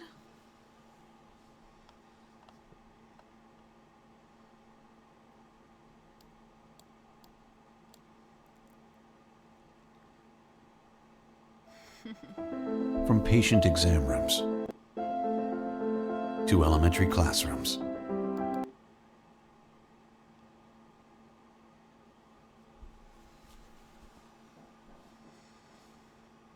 Once the hip-hop world saw King Von next to Lil Durk in the courtroom in shackles, he quickly gained a reputation as one of the realest street rappers in the rap game. For some people, seeing Von in court with Durk, one of the most famous rappers in Chicago history, was their first introduction to him. However, for anybody that looked closer into his history, discovering the murder case that he beat, or as many as 7 people he was rumoured to have killed, they would be easily convinced that King Von might just be one of the most deadly and dangerous people to ever pick up a microphone. And King Von wasn't just a killer who had gotten away with his terrible crimes, but he was seemingly willing to rap about them for the whole world to hear. Von's next release after getting arrested with Durk would be his May 30th, 2019 feature on Izzy Blatt's song Straight Facts, with this track being yet another self-incrimination fest. Von raps on the song that he used to do murder for hire, and he says that he shoots people in the face and is 7-1 on beating murder cases. Von even ended the song saying that the last person that came to his street got killed. With lyrical content this dark, violent, and frankly self-incriminating, it's hard to believe that King Von would go on to achieve mainstream success in the rap game. But his music was undeniably good, despite the murderous messages behind it. He genuinely had a talent for taking these dark experiences he'd had in the streets and making them into songs that painted a vivid picture. And celebrities would soon begin discovering his music and promoting it without a full appreciation of the stories behind the songs. Von would end up getting a huge career boost when basketball star LeBron James' son, Bronny, would jam out to Von's original anthem, Crazy Story, with Bronny even passing Von's music to his father, who reportedly would end up becoming a fan of playing Von's music during his workouts. While Von spent close to 2 months in jail in connection for the attempted murder in Atlanta, he would spend some of that time behind bars writing some of the biggest songs of his career. And when he got out, he would go on the run of a lifetime, taking over the rap game with his new songs and buzzing reputation as a real shooter. Priming fans for the upcoming release of his debut mixtape, Grandson Volume 1, Von promoted it with an Instagram post pondering if the people he killed spirits follow him around until he dies, and also tweeting that by the time people work out what he's done, it will be too late and his mixtape will be out. The tape's lead single, What It's Like, dropped on September the 2nd, 2019, and the music video for that song would feature that video of his ops saying that he was responsible for the killing of Can't Get Right, as well as footage from his arrest in O'Block and courtroom footage from the Atlanta case with Lil Durk. This song is an introspective and deep track about what it's really like living the gang life in Chicago. Von would rap about getting to jail and being given knives to defend himself, ops trying to work out who killed their friends, and rapping that when he was in jail, he caught somebody who killed one of his friends and beat them up. Even saying that he was in jail with D. Rose, that same shooter who was allegedly at the scene of the Lil Mark murder with Von, rapping that he was there in a cell when D. Rose got sentenced to 40 years in prison for a 2014 murder of a teenager, with Von rapping that witnessing D. Rose get sentenced to all of these years really hurt his soul. Von would end that song with a heartfelt outro, saying that the same cops that locked up his friends D. Rose, C-Day, and Rondo No. 9 told him that they were out to get him too after he caught his murder in 2014. Von said that the cops were trying to catch him and his friends like it was a game, but really this was just Von taunting those cops who were never able to catch him for the things he'd allegedly done. Ironically, just the day after dropping a song about the cops trying to arrest him, the cops would arrest Von for battery on September the 3rd, 2019, after apparently beating up a man who called his girlfriend Asian Doll a bitch in the studio, with Von admitting openly on Instagram Live that he just beat somebody up for his girlfriend. Somebody called my girlfriend a him and his friends like it was a game, but really this was just Von taunting those cops who were never able to catch him for the things he'd allegedly done. Ironically, just the day after dropping a song about the cops trying to arrest him, the cops would arrest Von for battery on September the 3rd, 2019, after apparently beating up a man who called his girlfriend Asian Doll a bitch in the studio, with Von admitting openly on Instagram Live that he just beat somebody up for his girlfriend. Somebody called my girlfriend a today. Tell him what happened to my hand, bro. Folks overbeat his ass. Von would be in jail and not posting to his own Twitter account for just over a month. But while he was inside, his music kept on releasing, all in the lead up to his Grandson Volume 1 mixtape. On September the 10th, 2019, Von would appear on a song called For a Fact with another rapper called Sim Santana. And on this song, Von would rap that he's killed and would do it again, as well as a lyric where he says that all of his bodies are headshots and that tweeting about the murders has attracted the attention of the cops, as well as lines about catching ops and killing them by bus stops, seemingly a reference to the death of Little Mark. But it would be 3 days later when Von would bless the fans with the song that they had been truly waiting for, as Crazy Story Part 3 was finally released. This was another op-shooting, storytelling anthem, and the most significant release leading up to September 19, when his Grandson Volume 1 mixtape would come out. This was a roaring debut for Von, with the project landing at number 75 on the Billboard 200. And this project had some crazy song concepts, like the track F Your Man, which is a love song, where Von raps about seducing a woman with a boyfriend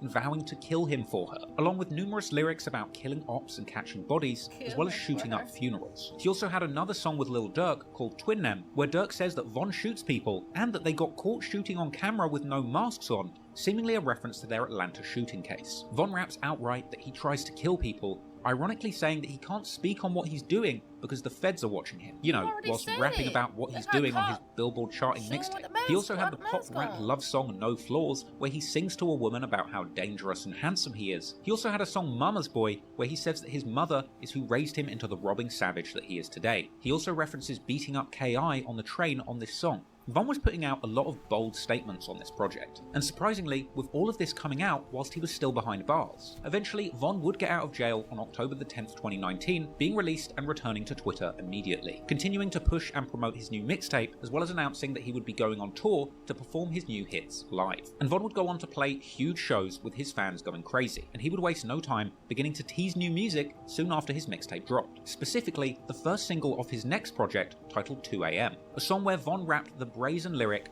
"Can't put no more guns in my videos, cause the ATF and DEA know they ain't props." And after this release, Von would claim to be receiving multi-million-dollar record deal offers. But while Von was getting more and more famous, so too were the rumors of him being a real killer, and his incriminating lyrics weren't helping matters either. During this period, it seemed like Von would simultaneously be claiming to have really done all of these murders in his music, but then at other times being desperately trying to convince his following that he never did anything. On his November 29th release, the song Rollin' with fellow rapper and accused double murderer YNW Melly, Von would rap that he has killed so many people they should call him Rambo, and saying, "I did it, but it wasn't me," which perfectly sums up his attitude during this time, jumping on songs and saying over and over again, that he really is the killer they say he is, and then jumping on Twitter to say that he would never do anything like the rumors say he did. He would tweet after this release saying that somebody is trying to send him to jail every day. And in December, Von would appear prominently on Lil Durk's Family Over Everything compilation album for his OTF record label, with the front cover of this project ironically resembling a suspect board for a criminal investigation, with Von positioned as an underboss under Lil Durk. I honestly wouldn't be surprised if the feds just downloaded this image and added it to the case file. But a few days later, on December the 14th, 2019, Von does a post on social media saying that he is all these dead people want to talk about in heaven. Rest in piss to the goofies. What? I wouldn't be the savage I am today if it wasn't for y'all. It seemed like Von was really getting more and more comfortable saying that he was a killer publicly. The following week, on December the 21st, 2019, Von does a feature for the rapper Lil Loaded where he raps that he put that boy in a box. But not long after this song dropped, Von would go live on Instagram in the car telling fans that he has bodies, and even going as far as to ask them to guess how many people he's killed, and asking the fans if they think that it's more than 5 bodies, and even seemingly swearing on O.D. Perry's life that he has killed more than 5 people. Body into a time. And I got a lot of bodies. Tell them I got a lot, BJ. They know. Just free, how many y'all think? Let me stop there. Nah, you gave me. Hey, look. How many though? What y'all think? Or y'all think his ass all cap? More than 5. Well, y'all think his ass all cap? More than 5? Maybe he cap. I'm tweaking out. I'm tweaking too out. Oh, yeah, he's talking. Oh, more than 5. Ah, shut up. Saying numbers. They put numbers up there. Dang, they put numbers up there. No, I'm just playing, man. We trying to stop playing. You know, you ain't playing, nigga. You tweaking. You don't want me some tea, but chill out. Y'all getting scary. So your ass already out. You trying to go back to jail? They go, get out. I'll be damn. Von was either feeling invincible or just being completely reckless. He would tweet a couple of days after Christmas 2019, beat the odds time and time again without doing no funny stuff. Staying 10 toes. I done chased and beat up the guys that you were claiming was gangster, and I got fans all over the states. One of the realest and rawest people you'll ever meet. You're welcome. As well as saying F his dead ops. Going into 2020, Von was still winning, tweeting that it now costs $20,000 to book him for a show, and then announcing a huge booking opening for G Herbo on his PTSD tour. Clearly stacking that paper, in February, Von was going live in the bank, making a large deposit, impressing the bank manager. Posting that crazy. What's up, man? You good? They feed me. Ain't nobody with you, is it? On his ass. Nobody's safe. But soon Von's bank account was about to go to the next level, because at the end of February, he would release one of the biggest songs of his career, his hit track, Took Her to the O. Another storytelling type track with a catchy chorus where Von shouts out O Block. But this time, it wasn't some random made up story. This was a song all about him meeting a woman who leads him to his rival from Tukaville turned rapper, FBG Duck. Von ends the song saying that he shoots Duck, literally rapping that he killed him and left him on the curb, with this supposedly fictional FBG Duck murder scenario being reenacted in the music video of the song too. The day that Von released the video, he would tweet saying that everything he says in his music is made up and that he's just rapping to make money for his family. And I'll be honest, I believe this is where we see Von's psychopathic tendencies really shining. Not only had he seemingly killed people and occasionally attempted to deny it on Twitter, but this time he had actually made a whole song and an entire narrative music video about him personally killing FBG Duck. This is someone he had openly been embroiled in a deadly feud for around a decade with at this point. Von was literally making videos telling the story of how he was going to kill FBG Duck, all while claiming on Twitter that his lyrics were just entertainment. But apparently they weren't, because allegedly behind the scenes, Von had put $100,000 of his hard-earned rap money up as a bounty on FBG Duck's head. This is the kind of behavior that makes me feel King Von really was a serial killer, because no amount of success in the rap game was enough for him to stop killing people. Instead, his compulsion to kill, or at least to commission killings, was just too strong. He would continue to allegedly use his resources to have people killed behind the scenes, all while attempting to maintain a somewhat clean public image, despite all of the music that he was releasing celebrating murder. The video for Took Her to the O would get 1 million views in 24 hours, and at this point Von was really one of the hottest prospects in the rap game, and fans would be hungry for his next full-length release, which came on March the 6th, 2020, when he dropped his new mixtape, LeVon James, named after the famed NBA legend LeBron James, who had become a fan of Von's music along with his son. And Von would troll his ops by even purchasing a promotional billboard for the project on 63rd, as well as releasing Not From 63rd merchandise. Unfortunately for Von, however, the project itself would end up debuting precisely at number 63rd on the Billboard charts. Sometimes I see stuff like this and I just feel like it must have been God just making fun of Von for all the bad things he did in his life. Because this was his biggest career achievement, but you know he must have been furious to have ended up charting at the one number that he despises. And Von would never even publicly acknowledge or tweet the chart performance of this mixtape, probably for that reason that it went 63rd. But landing at 63rd on Billboard was still a great performance for a relatively new artist with such violent and raw content. The project itself would be laced with more aggressive drill anthems, like the track Down Me with Lil Durk, where Von raps about getting doctors to bring people back to life so he can kill them again, and killing so many ops that the surviving ones don't have any friends left. There would also be the song Broke Ops, where he seemed to reference calling for the hit on Can't Get Right. Then there was the track Don't Wanna Be Me, where Von explains that his mindset growing up had to be either him or me. He'd reminisce on hearing gunshots the night he moved into O Block as a child, and his experience growing up around killers and criminals and having to fight every day. He would rap about being devastated at the loss of his right-hand man T-Roy, and explaining how losing Sherroyd, OD, and Platoon turned him into a killer in 2012, ultimately describing the gory details of the bloody couple of months of killing that he was allegedly involved in 2014.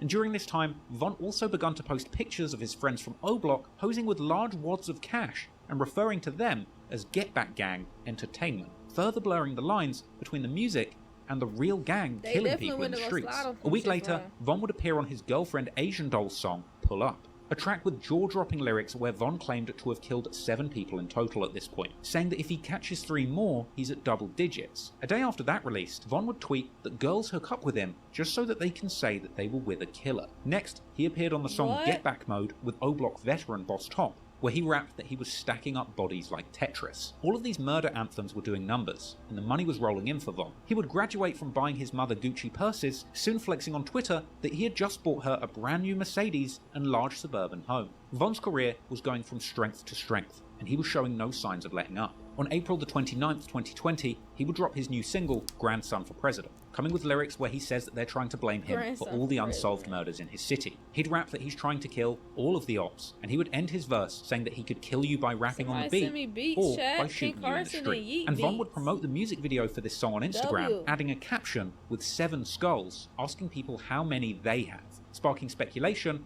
that this was him cryptically telling the world once again that he had killed 7 people to promote this song. A few days later, he appeared on the song Body Count with Mozzie and G Herbo, rapping that if you have a few bodies, everyone will know. A couple of days later, Von would tweet that he can't get a job now because he has more bodies than Tay-K, a teenage rapper who got 55 years for murder. Von would also tweet that he's done more hits. Do y'all think they're gonna do something to where Tay-K can come home early or no?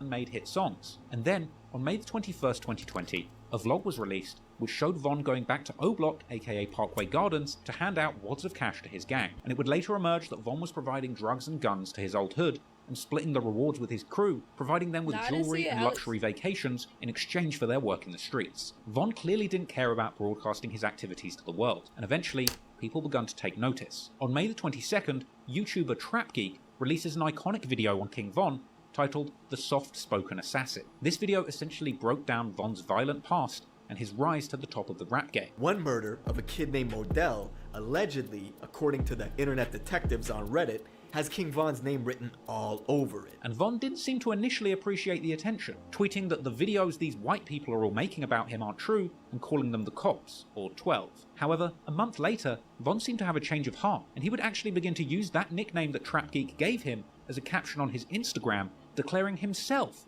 to be a soft-spoken assassin.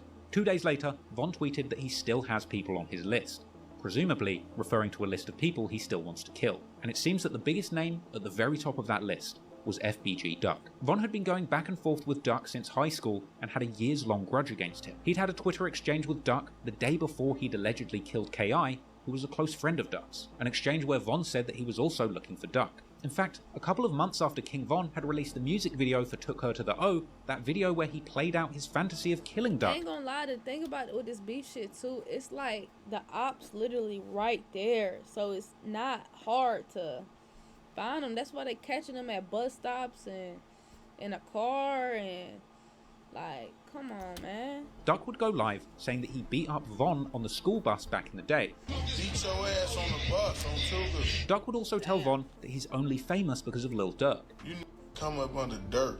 Ooh. When y'all get mentioned as Lil Durk homies. But here's where things get chilling, because as Duck continues to mock Von in what seems to be a disrespectful, but at least not entirely death-threatening way, Von would pop up, following along live and demonically commenting on Duck's Instagram names of people that Get Back Gang had seemingly killed, and continuing to insult him throughout the entire live. It seemed like Von was plotting on having Duck killed for years. In November 2018, King Von would be on live, apparently in Lil Durk's Atlanta home, expressing his desire to see FBG Duck dead, saying that he would perform at his funeral whilst eating some cereal. Yeah, cereal be busting, so. They say King Von featuring FBG Duck. I said that's what they want to see, huh? Stop that, man. I'll perform at his funeral. We now know that Von had allegedly put up a $100,000 bounty on FBG Duck's head, and funnily enough, Von tweeted throughout his career that his main goal was simply to make $100,000. And when Von was finally rich, less than a month before Duck was killed, he would tweet, "Von got the money, so Von gonna pay it to his brothers." And he would also later rap on the song Me and Doody Low that he gave out 100, so you can bet that they're coming. In July 2020, Von would also show off O-Block chains that he had purchased for his friends from the famous hip-hop jewelry store Icebox, something that we now know may well have been an incentive provided to Von's shooters to continue to catch bodies for him. And soon, we would see the tragic reality of this situation playing out on the streets of Atlanta home. Video for Took Her to the O, that video where he played out his fantasy of killing Duck. Duck would go live saying that he beat up Von on the school bus back in the day. Duck would also tell Von that he's only famous because of Lil Durk. You come up under Durk. When y'all get mentioned as Lil Durk homies. But here's where things get chilling, because as Duck continues to mock Von in what seems to be a disrespectful, but at least not entirely death-threatening way, Von would pop up, following along live and demonically commenting on Duck's Instagram names of people that Get Back Gang had seemingly killed, and continuing to insult him throughout the entire live. It seemed like Von was plotting on having Duck killed for years. In November 2018, King Von would be on live, apparently in Lil Durk's Atlanta home, expressing his desire to see FBG Duck dead, saying that he would perform at his funeral whilst eating some cereal. Yeah, cereal be busting, so. They say King Von featuring FBG Duck. I said that's what they want to see, huh? Stop that, man.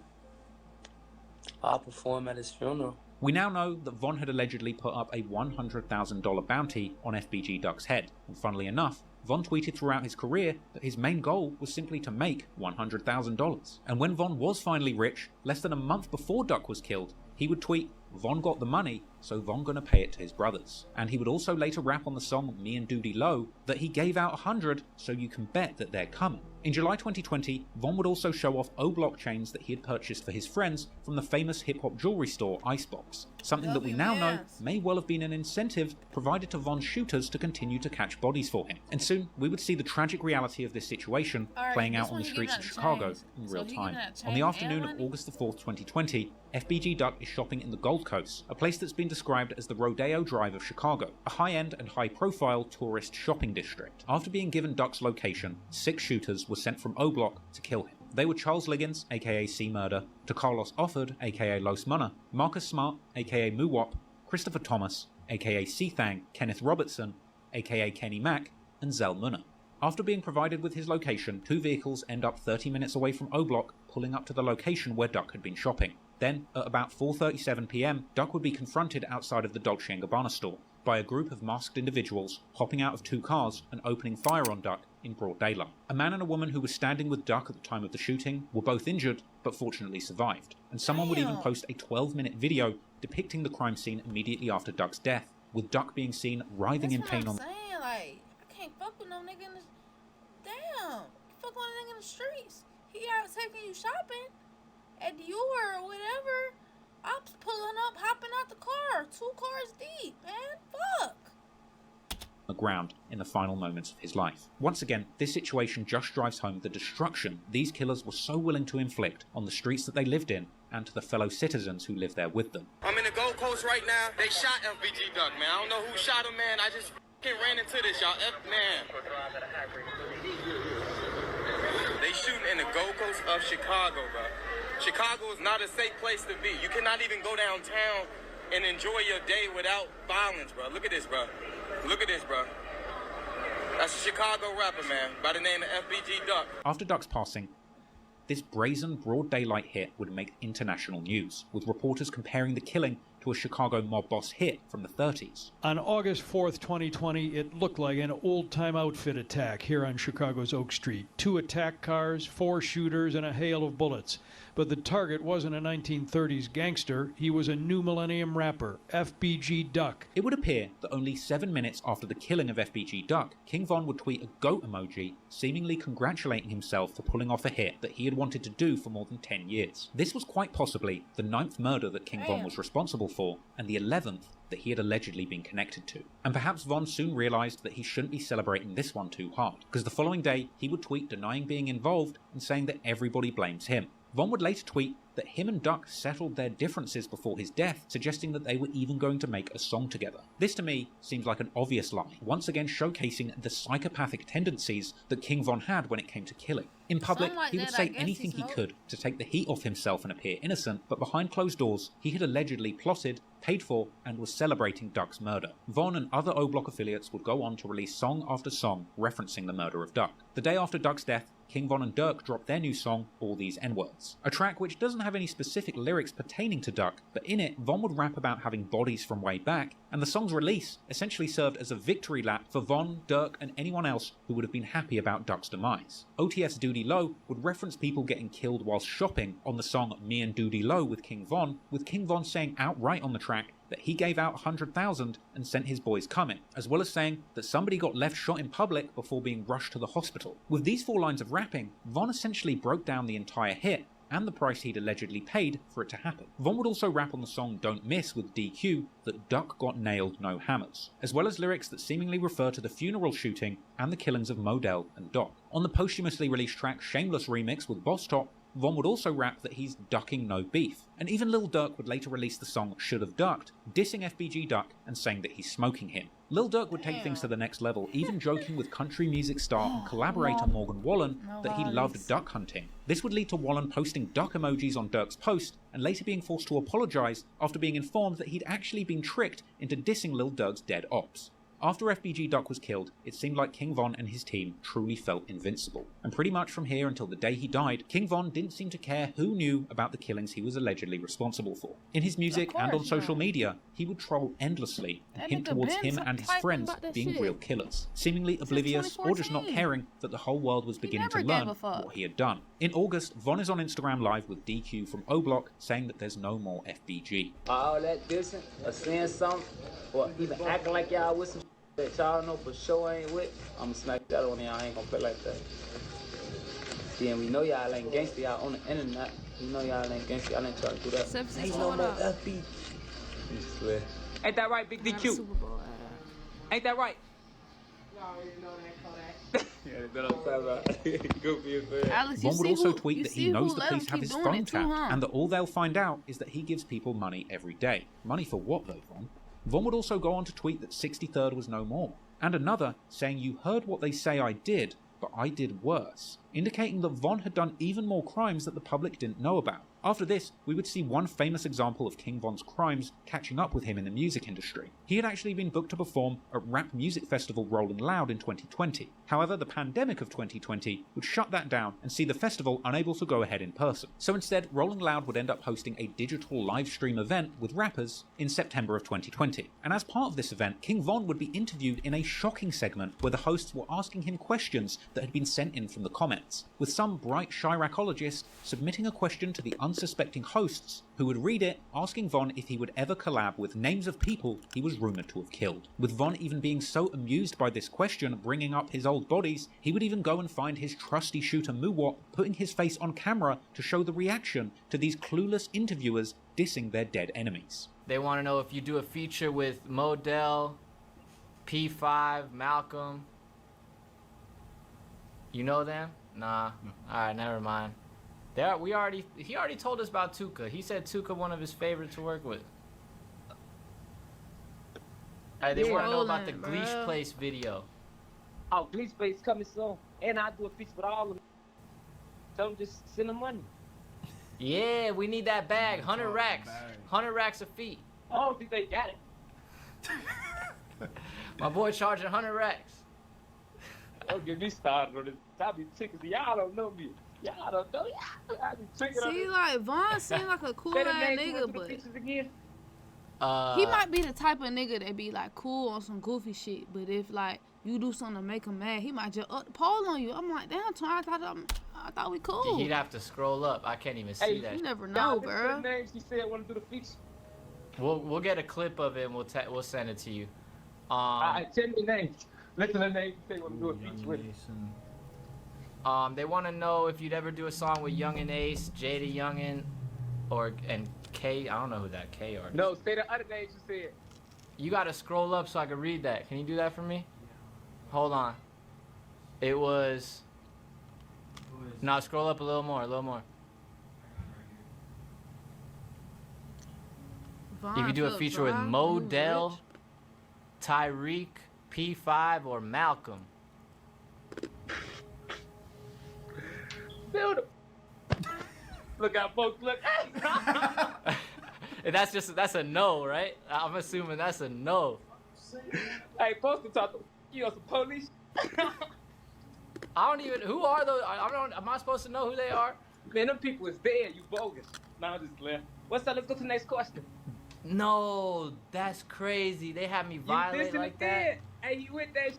Fuck 63rd. Nah, I'm just playing.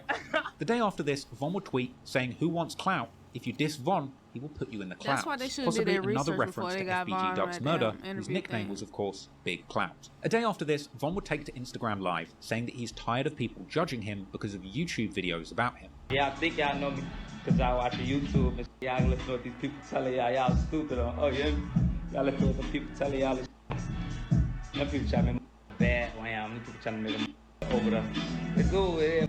If they gotta do, motherfucker, I do what they gotta do. Y'all don't know me. I ain't on no super tough, no super gangster. That's just what's going on. That's what I am. That's what's going on. So I'm laughing, I'm smiling around here. Cause I'm super gangster. This was an epic Instagram Live where Von would go in depth on a lot of things, showcasing both sides of his personality. He would say that he's really a gangster like the videos say, but that he's also smiling about it because it makes him laugh, before also reminding fans not to play with him because he really is dangerous. I'm super gangster. I'm like that, but I ain't on that. You see what I'm saying? I'm smiling, I'm playing with y'all. But don't play with me like that. I don't play with nobody like that for real. King Von would tell his fans that him and his O-Block homie Louis kill their ops. King your lot op. Dick sucking ass on King Dave. Got to fucking with them niggas on King Dave, okay? Don't trip. We ain't even gonna talk And about it's that like no you more. just can't take this shit out of the nigga. Like, he done bossed up his life, glowed up. Like, compared from the pictures when he first started, goddamn, jumped out the porch and was getting active and shit on the block. He definitely look like YN, like, yeah, he definitely the ooter.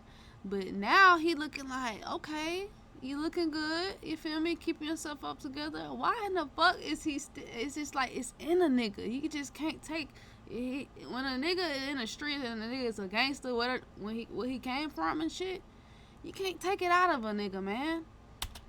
Like, that's just how it be, bruh. Like, damn, nigga. You could've got hit songs. Nah, that's But it's like, you just can't take certain shit out of a nigga, bruh. Like, nigga just, you know?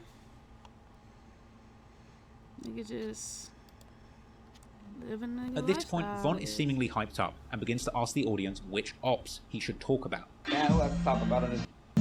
I'm on the road today. I'll come right out there today. Who to talk about? Drop a name on my... Von goes on to say that people are just mad because he's tough and handsome, and because he knows that he did violent things to people who are in the comments on this live, with Von even going as far as to say to his viewers, if he did something to you or your family, comment below and he will pin it. Hey, you hating. I know you hating on me. I know you be hating. I look like this, and I'm tough like I am. Ah, yeah. That shit hurt. And I did on there. I seen like this too.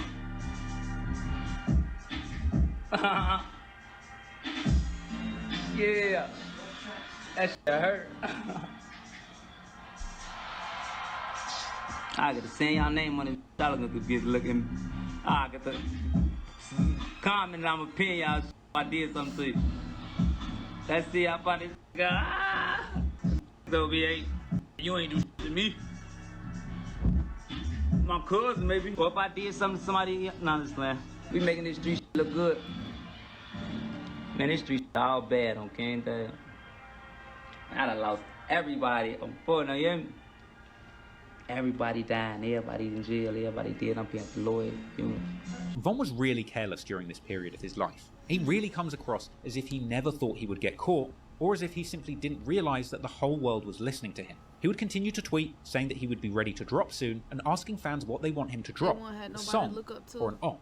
Then on the 4th of October, another Instagram live of Von would surface, showing Von getting off a plane with one of the shooters accused of killing Duck, Muwop, with Von even telling fans that Muwop has all type of bodies. This Muwop, he crazy. He got all type of bodies. No, just playing. Why he keep saying stuff saying I'm just playing? Like, nah, nigga, we know you dead ass.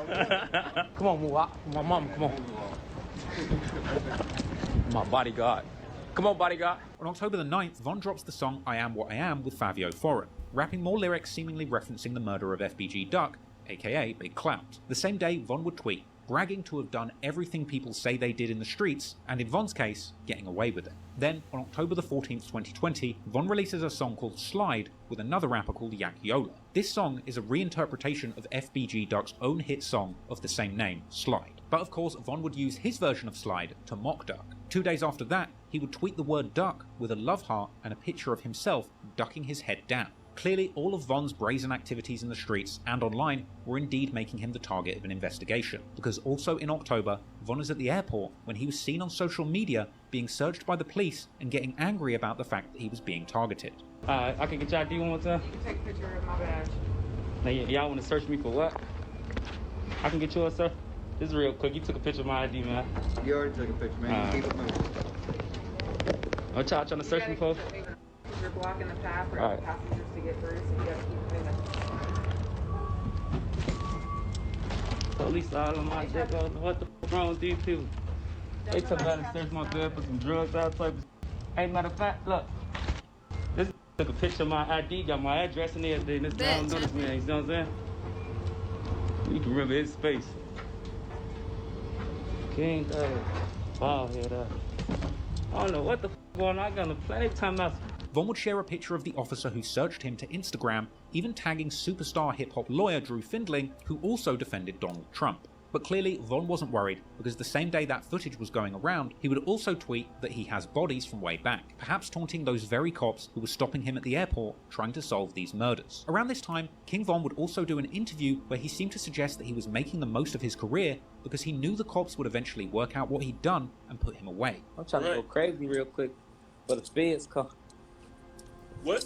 But not one to let some meddling cops get in the way of his booming rap career. A couple of days later, Von would drop his debut studio album, Welcome to O-Block, on October the 30th, 2020, a date which coincidentally was the anniversary of T-Roy's birthday and the murder of P5. Welcome to O-Block had some bold songs, where Von would hint further at the crimes he'd allegedly committed. And ironically, the very first lyric of that album would see Von admitting that the cops are onto him. By this point, Von's lyricism was the sharpest it had ever been, and he really did have a talent for using music to communicate the dark reality behind the life that he had lived. Another line on that opening track, Armed and Dangerous, really stuck out to me, where Von raps that he has inflicted tragedies, massacres, and casualties on his ops, admitting that he did a lot of things to people that he can't remember, but he knows that they remember him. He would reminisce on October 2012 when he had allegedly killed numerous people, rapping that people were dying all of October, and that it's the real Halloween. There was also the track Demon, where Von would open up about becoming a killer after the death of his friend White White, a track featuring a lyric where he claimed to have killed 7 people, saying bodies I got a few, 4 plus 3, 3 plus 2. This is a line a lot of people assumed meant 7 kills and 5 assists, or killings that he was present for. But my interpretation of this would actually be that it's Von saying that he killed 7 people personally before he became a rapper, and 5 people who were killed by his crew, either while he was allegedly present, like in the case of Lil Mark, or allegedly on his orders, like would have been the case with FBG Duck. Hell, some people would even count Dooski to King Von's body count, because after all, Von would claim that he was smoking Dooski after his death, having tweeted not long before that you can only smoke somebody if you had something to do with killing them. If you include that, that would make a full 12 bodies that King Von has been associated with over the years. Combine that with the fact that Von would end this song by boldly saying F FBG Duck, then I think it becomes pretty clear that he's trying to take responsibility for this killing. Another song on the album called The Code would see King Von rapping about splitting $100,000 with his team and being goated. A line that hits different when you know that he allegedly paid $100,000 to have Duck killed and tweeting a goat emoji immediately after the murder took place. Von would only be alive for around a week following the release of this project, but recording numerous songs and freestyles that referenced his alleged murders, like King Von's Audio Mac Bless the Booth freestyle, where he straight up rapped that he had 7 bodies. On the 2nd of November, he would tweet that people want to kill him with a yawning emoji. Clearly, Von was not scared. In fact, one of the very last things that Von did was an interview with DJ Academics, and a big part of this interview was the discussion of Von's beefs. Academics would press Von about his earlier tweets, suggesting that Von had been lying about him and FBG Duck squashing their beef, with Von denying that he was lying and suggesting that somebody else had deleted their DMs. You know you and Duck didn't make up. His mom came out. You and Duck. Gang, how you gonna tell? See that this ain't right. Gang, how y'all gonna tell? What you saying? You know you and Duck didn't make up. His mom came out. You and Duck. Gang, how you gonna tell? See that this ain't right. Gang, how y'all gonna tell? His mom said that would never happen. His mama was not there. I ain't never met his mama. I don't know his mama. You see what I'm saying? I've talked to him. You see what I'm saying? Then they deleted all our DMs, so I can't show him the. I don't know why they do that. From here, a flustered King Von would try and sidestep his past beef with Duck, saying that they just went to school together. They just make it look real crazy to y'all. These just really people we all went to school with. That shit do look crazy to me. I kid you not. That's how they make it. But then, like, yo, you gotta understand, like you said, they right there down the street. We went to school. It ain't that serious, you know. And then, you know, it's just that we ain't cool no more. It was, you know, but it ain't that serious. Like, it's to the point where let's talk about it. It ain't. That's both of us rapping. We can figure something out. We need to stop all the violence, all the shit. That shit. We got a voice, you see what I'm saying? Like, if we tell Chicago fall back, tell Chicago fall back. Eventually, academics would ask Von how he felt when he heard about Duck's death, and Von would start slowly eating cereal, saying that he was hurt by Duck's death in an incredibly unconvincing manner. Were you saddened by the news that he was murdered then? Man, that shit hurt. I ain't gonna go to sleep at night. I can't believe that. At a certain point, Von tells academics to hold on. He would then point the camera away from his face, and we would hear what sounds like Von and his friends laughing off camera. And before Von came back on camera, for a very brief moment, we got a glimpse of Von's friend from O Block, BJ, laughing in the background. Hold on, bro.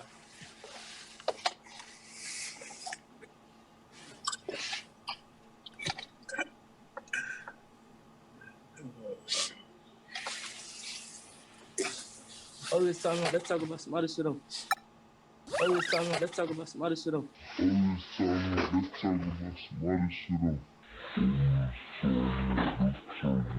nigga slow-mo the video to see niggas I can't help but laughing notice the fact that Von is eating cereal whilst discussing the killing of Duck. Well, you eat just cereal straight out the box, no milk? I'm a gangster. I've said it before that I believe Von was a serial killer, but honestly, he's mentioned cereal so many times during his career, it really wouldn't surprise me if this was some kind of cryptic message that he was using to signal to fans that he saw himself as a serial killer, with Duck as his latest victim. He would strangely tweet about how much he loves his cereal after a series of alleged murders in 2012, even tweeting that eating cereal is the first thing he does after shooting someone. He would promote Dirk's cereal whilst they were both on the run from the Atlanta shooting at the Varsity, telling people on Twitter to buy the cereal whilst waving a clip of a gun, and regularly posting himself on social media eating cereal. And he would also be eating cereal when he told the world that he wanted to perform at FBG Duck's funeral. Yeah, cereal be busting, so. They say King Von featuring FBG Duck. I said that's what they want to see, huh? Stop that, man. I'll perform at his funeral. Then, when we finally saw the actual murder of FBG Duck and academics asked him about it, at that very moment, Von would decide to start eating cereal too. Maybe it's a stretch, but that day when academics called Von, he probably knew he would be asked about FBG Duck. and he made sure to have that box of cereal within arm's reach so that the whole world would see him crunching on cereal at that exact moment. Sadly for Von, soon after this interview, he would end up on the other side of the gun, getting shot himself and ultimately losing his life. But in a final twist of irony, it would turn out that despite being connected to so many murders in his home city, Von would seemingly end up losing his life in an altercation in another state, and as a result of a petty rap beef that had nothing to do with his violent past in the street. Throughout King Von's career, he was connected to a female rapper by the name of Asian Doll, with fans often speculating on whether their supposed relationship was genuine or simply a fake celebrity romance for clout. Apparently, Asian met King Von just after Lil Durk had signed to the same label as her, with the label arranging a celebrity basketball game where Durk would bring Von onto the court whilst Asian Doll was on the sidelines. It's the first time I saw we was in just a basket. It's out here. We was in New York. Same little booty over there in the square. Look. You know, I ain't saying nothing to her. She was looking decent and she was looking good. But I ain't saying nothing to her. She was right there hooping and then they ain't had no jewelry and all that no money like that. So I'm like, she had a big ass Gucci glasses, Gucci this and Gucci that. And we was playing basketball against Meek and me and Durk. Dirk had just got signed to my label, Alamo. So they're like, Asian, we having a celebrity basketball game. Do you want to do it? I'm like, hell yeah. I'll play basketball because they know I used to play basketball. So when they told me who to play, they like Meek Mill, Dirk. But so I remember Bone playing basketball. They playing. We sit on the side. He was playing so much rough. I'm like, why the f is he so rough? He was playing rough, y'all. Like, he was rough. Like, he was jumping up. He was doing all type of rough shit. He probably was trying to show out the whole time for me. I ain't know. I'm looking at his ass like he crazy. Apparently, King Von would see Asian Doll again in the studio and at a release party with Lil Durk, where they would flirt and eventually agree to go on a date. But then I see her again at the studio. She did a feature with Durk, and I'm steady flirting with her, trying to talk to her. She left and shit. Then I see her again. Now I'm fake drunk at the release party for Durk album. I see her, but I ain't know she was fake talking to somebody else right there. But I'm on her. I'm off the the licking and shit. So I'm grabbing her hand, trying to talk to her. Von just kept bothering me. And then I'm just like, bro, who is this boy? He just kept bothering me, bro. Bothering me. We walking out, y'all. I don't even know this man. This man got his hand around my waist. I'm like, whoa. Now, I take Durk's phone, I get in his DM, like, talk to my brother. Ooh. And then she talking to Dirk. him. I mean, talk to my brother. Ooh, I'm taking that DM and shit. It's him. That's hilarious. He gotta do something. No. I said no a million times. No, bitch. I said no so much I got tired of saying no. I'm like, let me go on a date with you. As soon as I said okay, this man Bun called me in seconds. She sent the number and I was saying she live in Atlanta. Now, I go to the crib. Now, Durk out of town. He left his truck in my car. He got a track car. That raw. So I got Durk's car today. So I go pick up and I tell her I'm going to take her out. And King Von would actually pick up Asian for their first date in Lil Durk's Jeep Trackhawk, the very same truck that they caught their attempted murder charge in Atlanta. But in the end, the date between Asian Doll and King Von was apparently a success. You know I ain't slow. I knew Durk car. I ain't thinking, oh my God, he got a car. They got 300 on it. I'm like, that's per car. Because I had already seen Durk post a car. But it was so cute because I'm like, these sticking together, that's crazy. They like, Durk helping him out, letting him to the car for the weekend just so it can impress me. So I got a little money. I only had I was up, so I had like $600 in my shit. And a little outfit, a nice little outfit, I put that on. Took some of Durk cologne and shit. Took his car and shower and go pick up, took out to eat and shit. So he came pick me up. He kept calling, making sure I was gonna get ready. He like, get ready. After the day get cold. So he had his jacket on. He was trying to give me his jacket, but he was cold. So I just got under his jacket with him. And then it's like my chest touched his chest. Our hearts touched each other's hearts. Everything just connected when I hugged him after the first date. And then we went to the house. Crack. They would make a connection and eventually make their relationship official. Asian Doll would even release a song called Grandson about King Von on Valentine's Day 2019, with him appearing in the music video. In a March 2019 interview with Lil Durk, a shy King Von would reveal publicly that he was indeed dating Asian Doll. King Von, I'm saying he in a relationship too. Shout out Asian Dad. Okay. Yeah, he go ahead, yeah. You heard it here, man. Oh, he's smiling too. Who's you? He looking at you like, come on, man.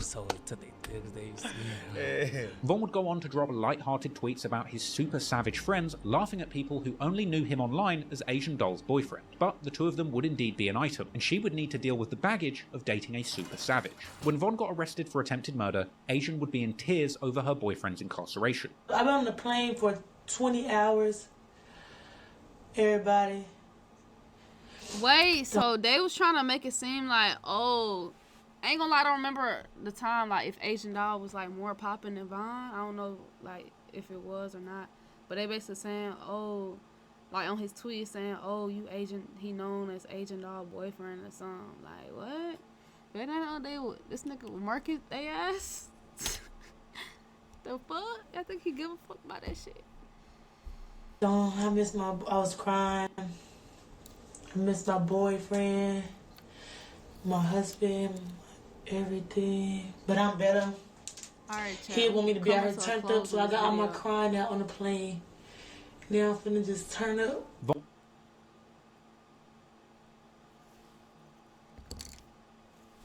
Can Stonyfield organic yogurt save the world? That's a lot to ask of yogurt. But if it's a really good yogurt, made with...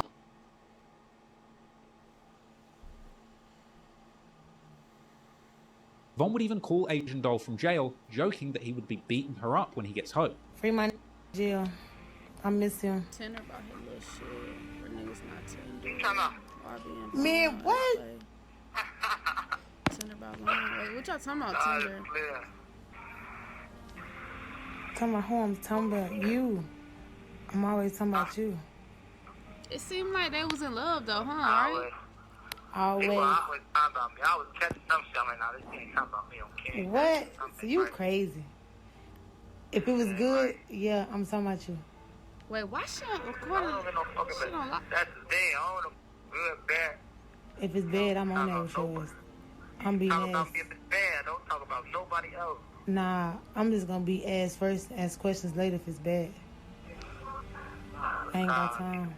I'm already seeing your ass when I get out. You don't even know. You not beating me up.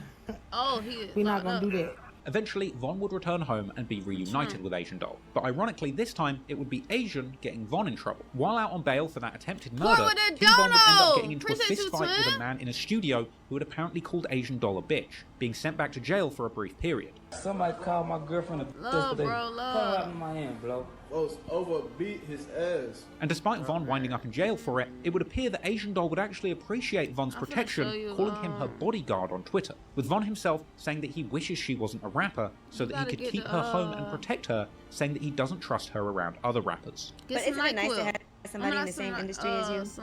No, that ain't. I'd rather have. You know, I wish you know, I can't say I wish she wasn't a rapper, nothing like that. Theraflu. But it'd be better if I knew that she's at the house instead of going around all these people that ain't around and damn, what's going on? Now I'm just thinking, hey, damn, what the fuck she doing? Why she ain't answering the phone? And that's how she be She feeling. feel the same I just way. said that. No, I understand. That's what I'm saying. Like, I wish my nigga was at the damn house. No. Also, You it's feel what been I'm times saying? where you didn't like Start the with nigga a and she had to work donut. with him. I'm not gonna Appreciate say you, nothing, twin. because you know you gotta be.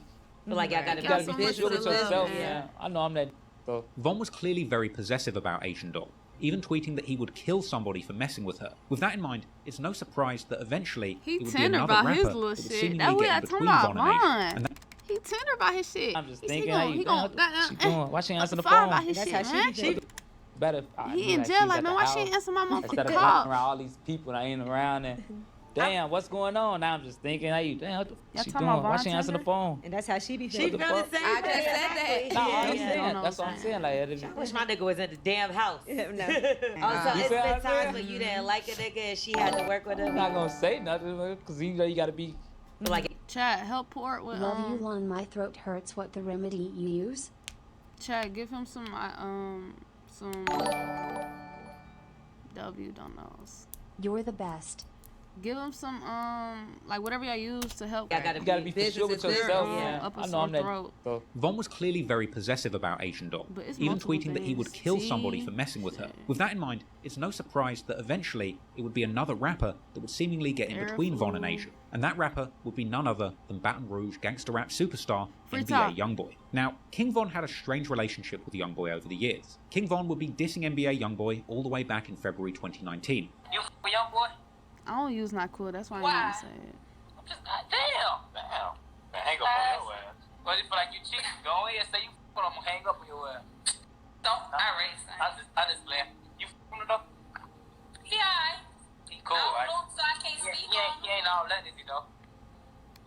What's up? What you trying to say? Like, I'm just trying to see what you feel about him. He cool. He's straight. He ain't better than you. He ain't better than you. Ooh. Yeah, for sure.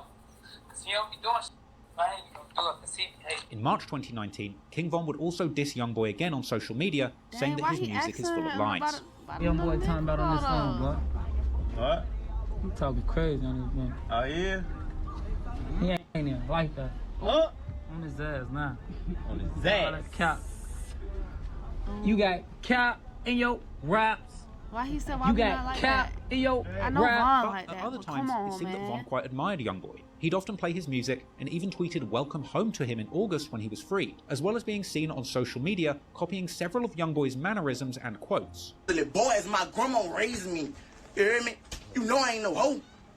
What up? My grandma raised I me. fuck with YB though. You know I ain't no hoe. Perhaps King Why Von was niggas looking be to catch saying, why Youngboy we not lacking like rather that? than admiring him, because clearly both Lil Durk and King Von were feeling competitive with NBA Youngboy during this period. In October 2019, Lil Durk Like, would I reply, ain't gonna lie, no glaze. It's two different type of niggas. Obviously, they're from different cities and shit. I ain't seen not one video on Instagram Live of Von, like when he trolling the ops. Like he's literally laughing and saying this and that, pack, oh, I got showing up the blunts, trolling, saying fuck this and that. Like he literally laughing and trolling. Like when shit go down or it's, you feel me? This nigga YB on live yelling, like this nigga going in, like on the phone or whatever. Like that nigga is loud as fuck. So, you know, it's two different type of niggas. Like a nigga that's gonna say it all in two different type of ways. This nigga Von saying it all in a calmly laughing manner, and this nigga YB be saying it all in like going in on a nigga, cussing nigga the fuck out. So, yeah, I mean, not saying at each other, with DJ DJ but like any Academics tweet, situation they claiming be that in, like NBA when niggas they Youngboy was the beefing. best You street feel me? rapper since the Seem like- Chicago wave, with Lil Durk suggesting that Von was a realer street rapper who could actually compete with Youngboy. In February 2020, Von would tweet indicating that Youngboy was holding on to a song featuring both of them and telling him that he should release it. It would seem that Von and Asian Doll were on good terms around this time, with Von showing off a bunch of gifts and a love letter from her just a few days after Valentine's. However, by May 2020, Probably because Von YB would be don't have tweeting that he was bodies. going through a rough breakup. Then, the following month, tweeting that Asian Doll was acting crazy and trying to embarrass other women. But a few days later, Von would tweet seemingly indicating that he was back on good terms with Asian Doll. Then, the following month, Von would tweet saying that he doesn't care what a woman does if it's not his girlfriend. A few weeks after that, in August, Von would tweet saying that he takes things too far when he gets mad, and tweeting saying that people won't believe the woman that he just made a hit with. That same day, images would surface of Von spending private time with the mother of NBA Youngboy's child, a woman named Jania.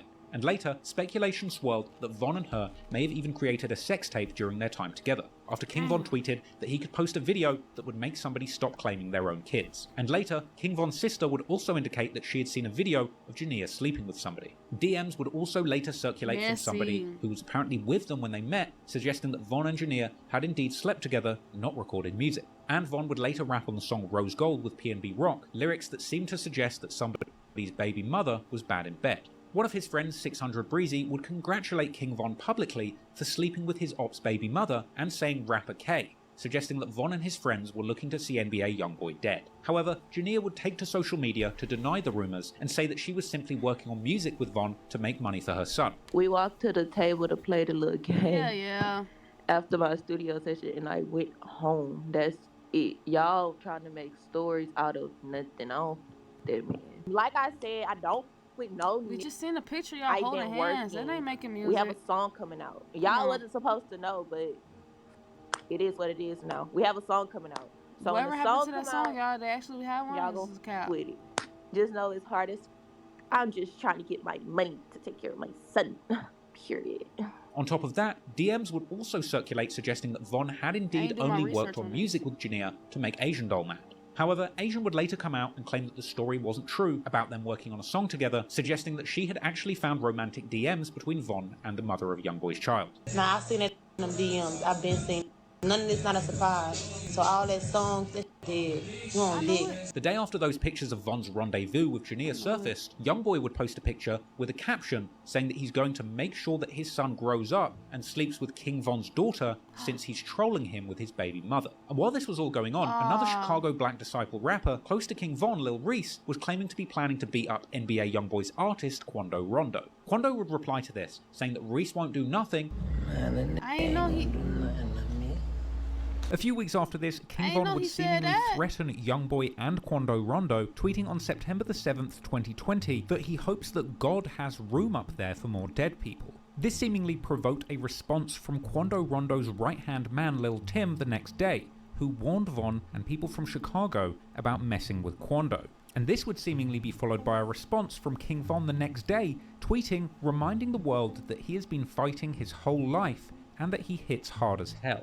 The same day that all of this is going on with Von and Jania, NBA Youngboy would drop a snippet of an unreleased song. This song later turns out to be the track Dead Trolls, and in this song, Youngboy claims, like Von, to be responsible for 7 murders, and rapping that he's going to catch someone from out of town who is chasing after a girl and kill them. Youngboy would also rap that his ops are mad because they can't get a feature from him.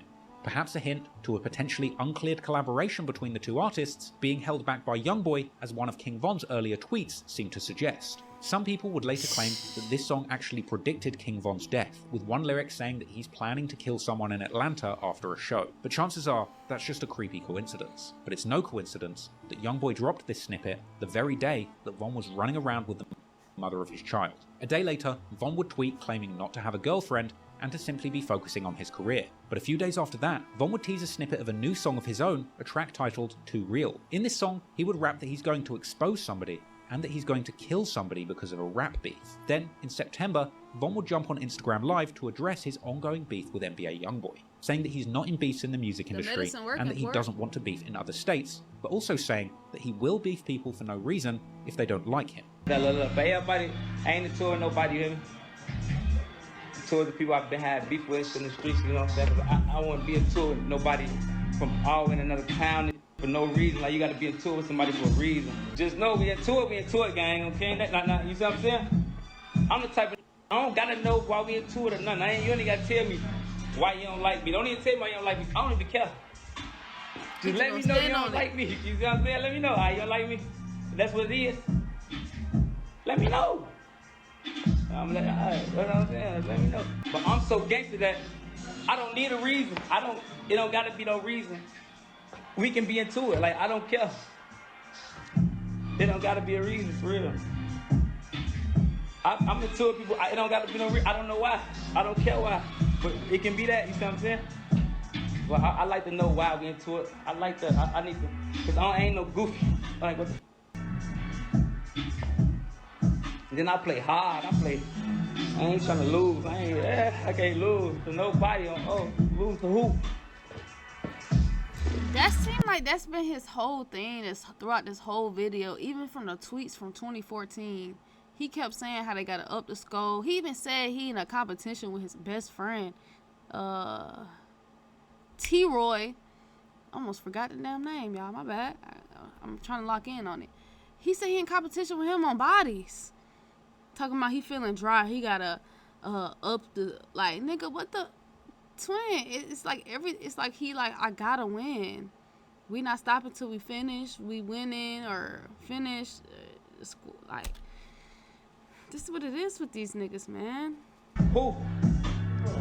Niggas in the streets. They just feel like they gotta win the war. Who I'ma lose to? Tell him, you've been knowing me, Louis. Don't I go hard at everything I do? Tell him you came from. How you get a chain in your neck, Louis? You know how. Clearly, Von was still wanting to prod Youngboy, and despite tweeting that he still isn't doing relationships, in September, Von and his sister were seen in the club with Youngboy's baby mama once again. 2 days ago, Jania was spotted in the club with King Von's sister, and King Von was also there as well. You couldn't see them together, but you know they were together if you know. With all of this going on, Asian Doll would be feeling the heat. At the start of October, Asian Doll would go on Instagram Live to Damn, address the Janelle. situation with Youngboy and Von, denying that Von embarrassed her ops, and saying that if she's single, then it's got nothing to do with her. Nobody embarrassed me, gang. Y'all need to get off my dick with that. Like, nobody embarrassed me. Nobody. It's nothing nobody did to embarrass me. I was not embarrassed. Like, damn. Nah, y'all that nigga hoes got mad caught at the about club the a same bit. He tweet. said Like, he y'all, wasn't like, fucking dude with it. don't Fuck even that. know you. Clowns. Y'all hoes Well, get y'all left not for together, me. so.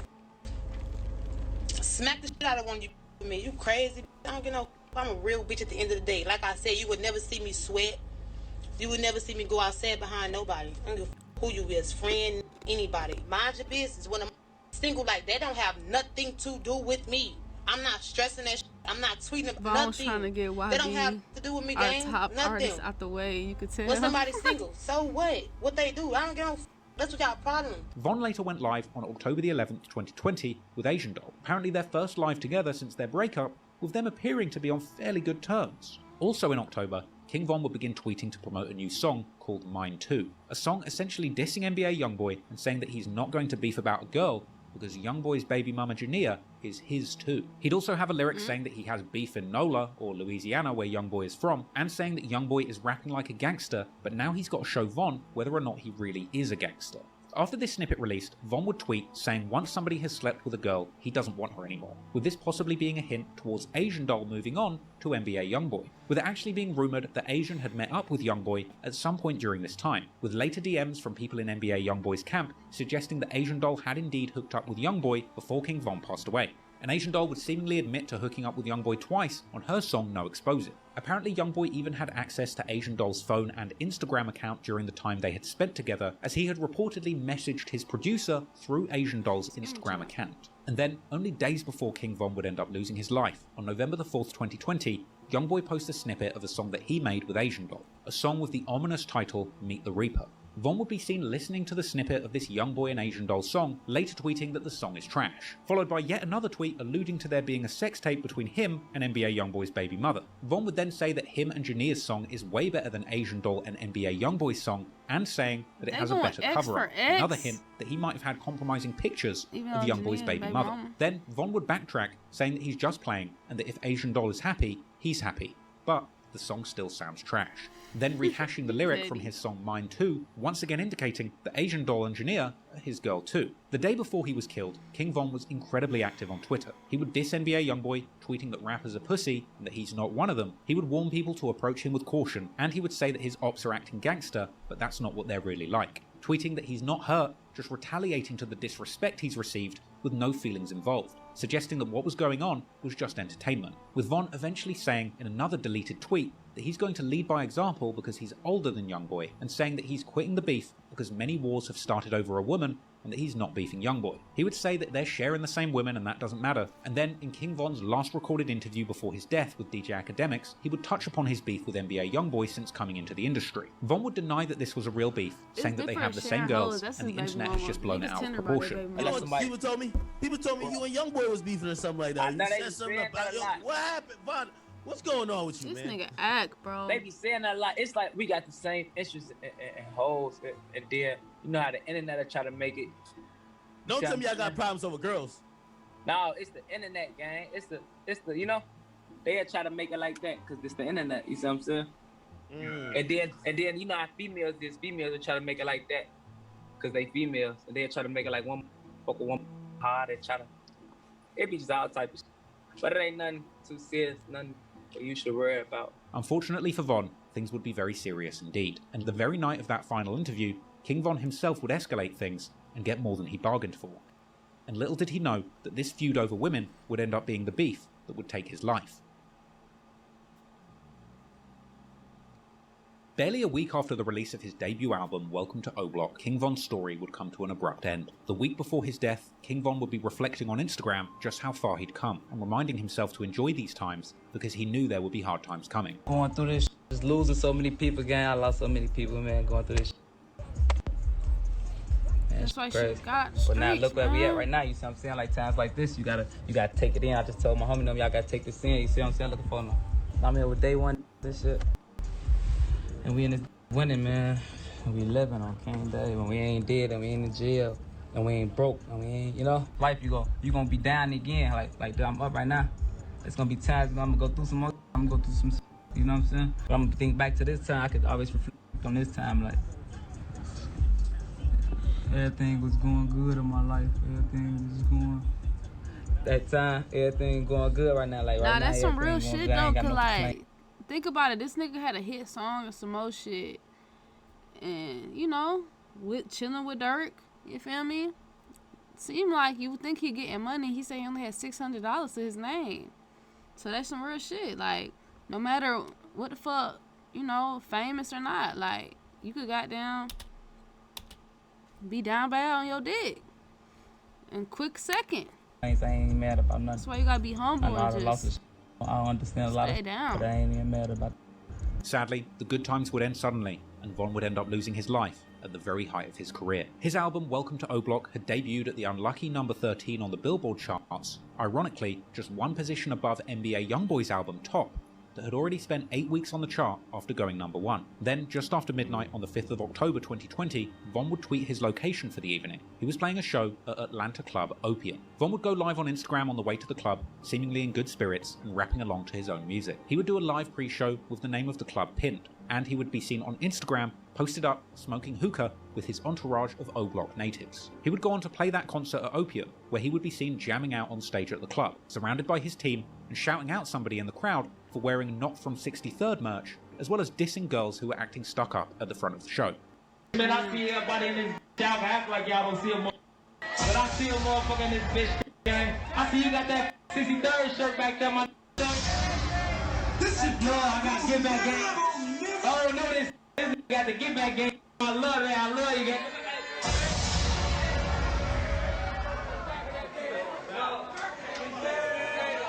Hey, you know, it's all love in this tee up shit. I done dropped that on that Welcome to Roadblock, that going crazy. I don't want to take nobody, you know what's going on. Stretch gang, there's a lot of bad hoes in here. I've been walking through them. Damn, it's decent shit in this. You know, slow down. You know, we trying to party and have fun in this bitch, I ain't gonna lie. We got the little bougie, they acting bougie right here. They right here. Y'all better stop that, man. So we finna tee up. Turn up. I got DJ Bands in this. Just after 1 AM, King Von would retweet a Young and Ace lyric with a caption saying that his crew are going to catch somebody and he sees them as food. Because while King Von is performing at Opium, Quando Rondo and his entourage are fresh off recording a new music video for the song The Drop, being seen on social media showing off an array of high-powered weapons that they're holding onto. After finishing his show, King Von would be seen leaving Opium in an SUV, and interestingly, that truck can be heard playing the NBA Youngboy song My Window as it was driving away. There'll be a lot of cars behind him. Stop playing! Apparently Von would confuse his team by choosing not to go back to his Airbnb as his security crew initially thought. Instead, Von would take a last-minute and unexplained detour to the Monaco Hookah Lounge where Quando Rondo was, with King Von's manager, 100K Track, later telling DJ Vlad that his team was blindsided by the change in plan. He went over there to the after party, and then his driver and his homeboy let us know that we was redirected. We're thinking we're going to go to the Airbnb or the hotel. At around 3:20 on November the 6th, King Von would find himself outside the Monaco Hookah Lounge in Atlanta. Perhaps he knew Quando Rondo would be there, or perhaps it was just a coincidence. All we know is that while there, Von approached Quando Rondo and began assaulting him with a flurry of punches, with Quando's close friend Lil Tim opening fire and striking King Von 4 times. Security footage of the fight and subsequent shooting would circulate online after the incident. What happened that night is that Von walked up to Quando Rondo and sucker punched him outside the club and proceeding to beat him up in front of a huge crowd. But after throwing a few punches, Quando's friend Lil Tim would jump out of a car and shoot King Von 4 times. Von's friends from O Block, Slutty and Louie would attempt to shoot Lil Tim, leaving him wounded but not dead. After shooting Lil Tim to the ground, they would attempt to execute him on the floor, but the gun would jam. Whilst this is going on, a wounded King Von continues to wrestle with Quando Rondo on the floor. At this point, Von's other friend Muwop would approach, punching Quando Rondo to the ground and separating him from Von. Damn, so I really didn't know that. I ain't know that, no. I ain't know the niggas was, they shot him and they was trying to walk down, like, but the guns jammed? Like, what? Imagine. Whilst this is going on, a wounded King Von continues to wrestle with Quando Rondo on the floor. At this point, Von's other friend Muwop would approach, punching Quando Rondo to the ground and separating him from Von. Meanwhile, after failing to execute Little Tim, Slutty and Louie would attempt to flee the scene, without realizing that they were running directly towards undercover police officers who would open fire, believing that their lives were in danger too. The police would kill Slutty and leave Louie in critical condition. Muwop and other O-Block members would drag King Von's limp body to a waiting car and rush him to the hospital. But what's even more crazy is that Quando Rondo would take Lil Tim to the very same hospital that King Von and his team were at, with Quando Rondo even going live, showing himself trying to get Tim into the hospital and get assistance. PHF Bezu would later post saying that he'd seen Quando at the hospital, suggesting that they would have shot him if he didn't start recording. But ultimately, King Von would be rushed into emergency surgery in critical condition after the shooting. He would ultimately die in hospital, with media all around the world waking up to the news and reporting on his death.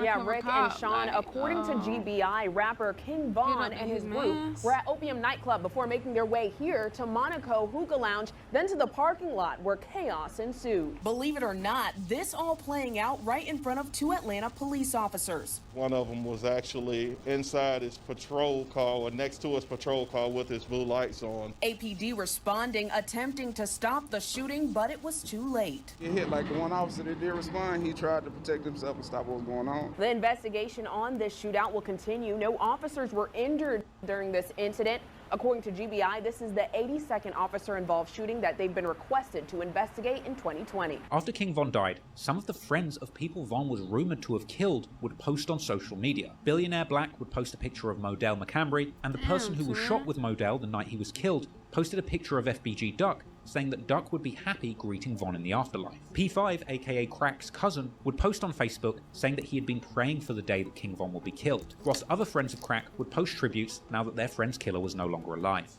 Apparently, Crack's little brother would even post saying that they caught 2 of the 3 people who were present when Crack was killed, and suggesting that they were disappointed not to be the ones who killed Von. Outside of Chicago, affiliates of NBA Youngboy like Big B would mock King Von in an Instagram story, saying that it was funny that he was the one who started the beef and dissing NBA Youngboy, and now he was the one dead.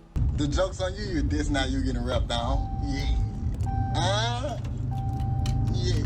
Meanwhile, people on Von's side would express their heartbreak at losing their main man. Asian Doll claimed to want to die when the news came out, and Lil Durk would mourn the loss of his twin. Even rap's #1 superstar Drake would post a tribute to Von after he passed. NBA Youngboy's biggest enemy, Fredo Bang, would also mourn the loss of Von too. 12 days after his final tweet, somebody would take control of King Von's Twitter account, releasing a statement thanking everybody who supported Von whilst he was alive. There would be a media frenzy around King Von's death. Funeral homes were also refusing to take King Von's body due to fears of violence at the ceremony. And when the family finally found a place that was willing to host the funeral for Chicago's most famous killer, they were forced to have it at 1 day's notice. Eventually, Von would get the peaceful burial his family had hoped for, with Von being laid to rest in Chicago on November the 14th, 2020, with pictures of Von's funeral program and casket being posted on social media. But being such a divisive figure in Chicago gang politics, Von's enemies continue to disrespect his gravesite to this very day. Naturally, Von's death sparked a strong response from many of his supporters. 600 Breezy claimed to be headed to NBA Youngboy's hood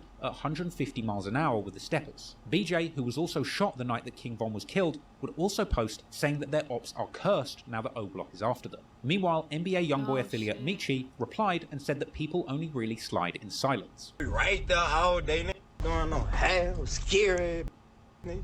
Doing all that capping, get on that, shit, man. Real don't speak. Hey, if you go do something, man, do something. Ain't gonna lie, I don't feel like NBA Youngboy crew them is like necessarily blackballed.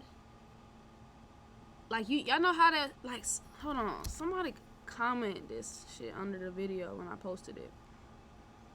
I don't think NBA Youngboy is necessarily blackballed from the King Von death, but I definitely think Quando Rondo is, bro. I think nigga said, Quando, we do not fuck with you no more, nigga. Nigga said, fuck Quando, boy. Nigga said, man, fuck that nigga. Them niggas got King Von. Man, I don't fuck with that nigga no more. I ain't listen to his music no more. But niggas still fuck with, like, you know. But it's true, like, it's just Quando is signed to YB, you know. Even though King Von and YB was going back and forth with a little rap shit over female. But I don't feel like YB was, you know. But look, this is what they said. Duck got blackballed by the BDs. They side wasn't getting no views. How the BDs was like Sosa and Dirk them. If you know, you know. Dex was the only one put up numbers. He the first GD that got on their side. I don't even know who Dex is. But basically, like, numbers-wise and views-wise, I ain't gonna lie. Quando, he had some straight numbers. But I feel like he definitely did get blackballed like a motherfucker. Like, I feel like he got less supporters now, bro, that listen to his music after that shit. Like, for real, bro. And it's like that nigga posting like he dropped his flag and he said he done gangbanging. Bad, bro. Von was eventually memorialized in his native O Block with a painting that became a tourist spot. This mural became a pilgrimage for both die-hard fans who wanted to show their love and death-defying ops who wanted to show that they're not scared to come to O Block, with longtime rival FBG Cash posting up at the mural with a disrespectful caption towards Von, with Cash himself ending up... Why be blackballed? I feel like probably in the industry, yeah, because a lot of rappers probably don't want to make music with him because they cool with Dirk. Yeah, but I feel like music-wise, as in the fans listening, hell nah, like, YB get hella support from his fans. It just niggas in the industry probably don't want to do music with him because of shit, like, you know? Because they fuck with Dirk or whatever. Not like, being killed only months later. Once a few months passed from Von's death, his self-proclaimed twin, Lil Durk, would dedicate his next album, The Voice, to King Von, releasing it on December the 24th, 2020, with a front cover that depicted Durk and Von together. And eventually, Quando Rondo would break his silence about his involvement in the incident that claimed King Von's life. On the 20th of November 2020, Quando Rondo releases the song End of Story, a song that's title is a disrespectful play on Von's most popular song, Crazy Story. And in the song, Quando touches on the incident that ended up taking King Von's life, expressing frustration about being judged and saying that other people's friends wouldn't have defended him like Lil Tim did, as well as essentially dissing King Von and his friends, saying, "Blood on your brother on the ground, go pick your mans up," as well as rapping that him and Tim are claiming self-defense and that Von should have never put his hands on Quando. He would also claim that this situation led to $1 million bounty being put on his head. And following the release of this song, he would also elaborate further on the events that unfolded that night in an extended interview with Angela Yee, speaking on the situation, saying that the night that Von was killed, he thought he was just letting a group of random people walk past before being suddenly sucker punched by Von. Like, I'm thinking it's a regular individual. Next thing you know, a nigga hit me. Quando would say that the entire incident felt like an out-of-body experience to him. It's like I had an out-of-body experience. Quando would also claim that the moment that King Von came over and started to fight with him, he felt like the devil was coming to get him. Like, it's like the devil was coming to get me, like... Quando explained to Angela Yee that Lil Tim was his day one homie and he would protect him from anything. One thing about it, he gonna protect me with anything, which anybody should do. Apparently, while the gunshots were going off, Quando says that he prayed, unaware of what was going on and only coming to his senses after both Von and Tim had been shot. On some out loud screaming jive, like out of body experience. It's like everything went back normal and I've been back down. Quando was adamant that he didn't even know that it was King Von that he'd been fighting until the next day. I didn't know this was him. Ma'am, I swear to God, on my soul, ma'am, like, ma'am. Quando would also say that he didn't know about the beef between Youngboy's camp and King Von's camp when this all went down. So he basically saying if he knew it was King Von, he would have told his mans to hold off on it? Like what? Like, don't cop out now, nigga. Y'all did what y'all did, bro. Respectfully, was man. they trying to do something to me? Just boost him up, deal or with like, it, bro. What? I don't. You just don't know where. Especially you put that in the song, somebody pick your mans up. However, unfortunately for Quando Rondo, there would be more tragedies headed his way personally following the death of Von. In the aftermath, Quando Rondo and his team would be a frequent target of what appeared to be revenge attacks. He would be targeted in a shooting at a convenience store in Georgia on the 2nd of May 2021. Luckily escaping without injury. But in the next incident, Quando would be less lucky. On August the 20th, 2022, Quando Rondo and his entourage would be targeted in a shooting in Los Angeles, an incident which left his close friend Lil Pab dead and a devastated Quando Rondo being recorded at the scene in the immediate aftermath. King Von's life was one of extremes. He grew up in extreme poverty with a major disadvantage. He found himself being drugged into the extremely violent streets of Chicago, and he ended up being allegedly one of the most violent killers in O Block's history. By the time he died, he had been connected to at least 11 murders that I've read about. Yeah, he but ultimately, didn't. we'll probably never know the full extent of Von's activity. Hey, you know? But you can't say you ain't want nothing to happen to him and then say in the song, oh, pick your mans up, he bleeding, this and that. My niggas slid for me, self-defense, all that. It's like, you know, it's choose one, you know? But respectfully, Quando dropped his flag and he's saying like, hey, I ain't even trying to be in the street shit no more. I'm gonna change it. He want to change his life, so you gotta respect that, you know? But he know what come with this shit, and he know that price is definitely high. And on the streets. There's no doubt that Von was a prolific gangbanger and shooter, but having spent so much time analysing him and the things that he did in his life, it's hard to ignore the pleasure and pride that he seemed to get, not just from killing, but being known as a killer. An everyday gang member or even mob hitman tends to kill for survival or money. But for Von, reading all of his tweets and lyrics, it's clear that he derived a great deal of psychological pleasure from the killings that he was associated with. It seemed like he was more satisfied by carrying out a hit in the streets than making a hit record. And perhaps that's why, when he got rich and famous as a rapper, he couldn't leave that in the past. Because he wasn't killing to survive, he was killing for fun, and gaining satisfaction from the whole world knowing what he had done. There was no reason for Von to take so much pleasure in the murder of Can't Get Right, and there really was no reason for Von to put a $100,000 bounty on FBG Duck's head. Von would have been a millionaire by this point, and FBG Duck was also a successful rapper in his own right. Duck wasn't a threat to the survival of Von or any of his friends at this point. No, to Von, Duck was just another trophy, another body on his tally, another score on the board. Sadly, many people look up to King Von for what he did in the streets, but I don't think that's much different from how other serial killers seem to get idolized. Someone like Jeffrey Dahmer was known for targeting black gay men in his community, partly due to the fact that he knew he could get away with it. And when it comes to King Von's alleged victims, it seems like he had a type too. Young black men and women from the same poor and overpopulated area he was from. Because, perhaps like Jeffrey Dahmer, Von knew that the cops simply didn't care enough to solve these crimes, so he knew he would get away with it. And he did get away with it. For his entire life. Von would beat every murder investigation that his name was ever placed in. But if he was alive today, he very well may have been facing a life in prison for his role in the killing of FBG Duck. Von gave the world a lot of great music that told one of the most unique and raw stories to have ever come out of the Chicago drill scene. Von will definitely be remembered as one of the biggest and best rappers to ever emerge out of the city. He made great music, but also did terrible things. And so realistically, he'll probably also be remembered as rap's very first serial killer. And that's how we end off the video. And chat, I reacted to the most recent project that they had dropped. I don't know how long ago it was, but it definitely was like a year plus ago. I reacted to it and that shit got blocked. Like, who the fuck this nigga labeled? Who the fuck's connected to Von that I can't even react? Like, my shit gotta get blocked. They play it hating. Like, I'm just trying to show a young nigga some love. Cause I ain't gonna lie, I ain't used to listen to Von like that. Keep it a bean. Only heard a few of his songs. Like, mostly all the viral ones for real. And I reacted to his whole project because I said I ain't never used to listen to him. But he is tough with making music though. But damn, y'all, this was a W video, man. We got to know a little bit more about King Von and his story. It's sad to see how things turned out, but you know, this was a W. I appreciate y'all for tuning in all the way through, man. Y'all some real ones if y'all tuned in all the way through, man. We done got through it, so this is a W, chat. Make sure y'all sub up to the channel.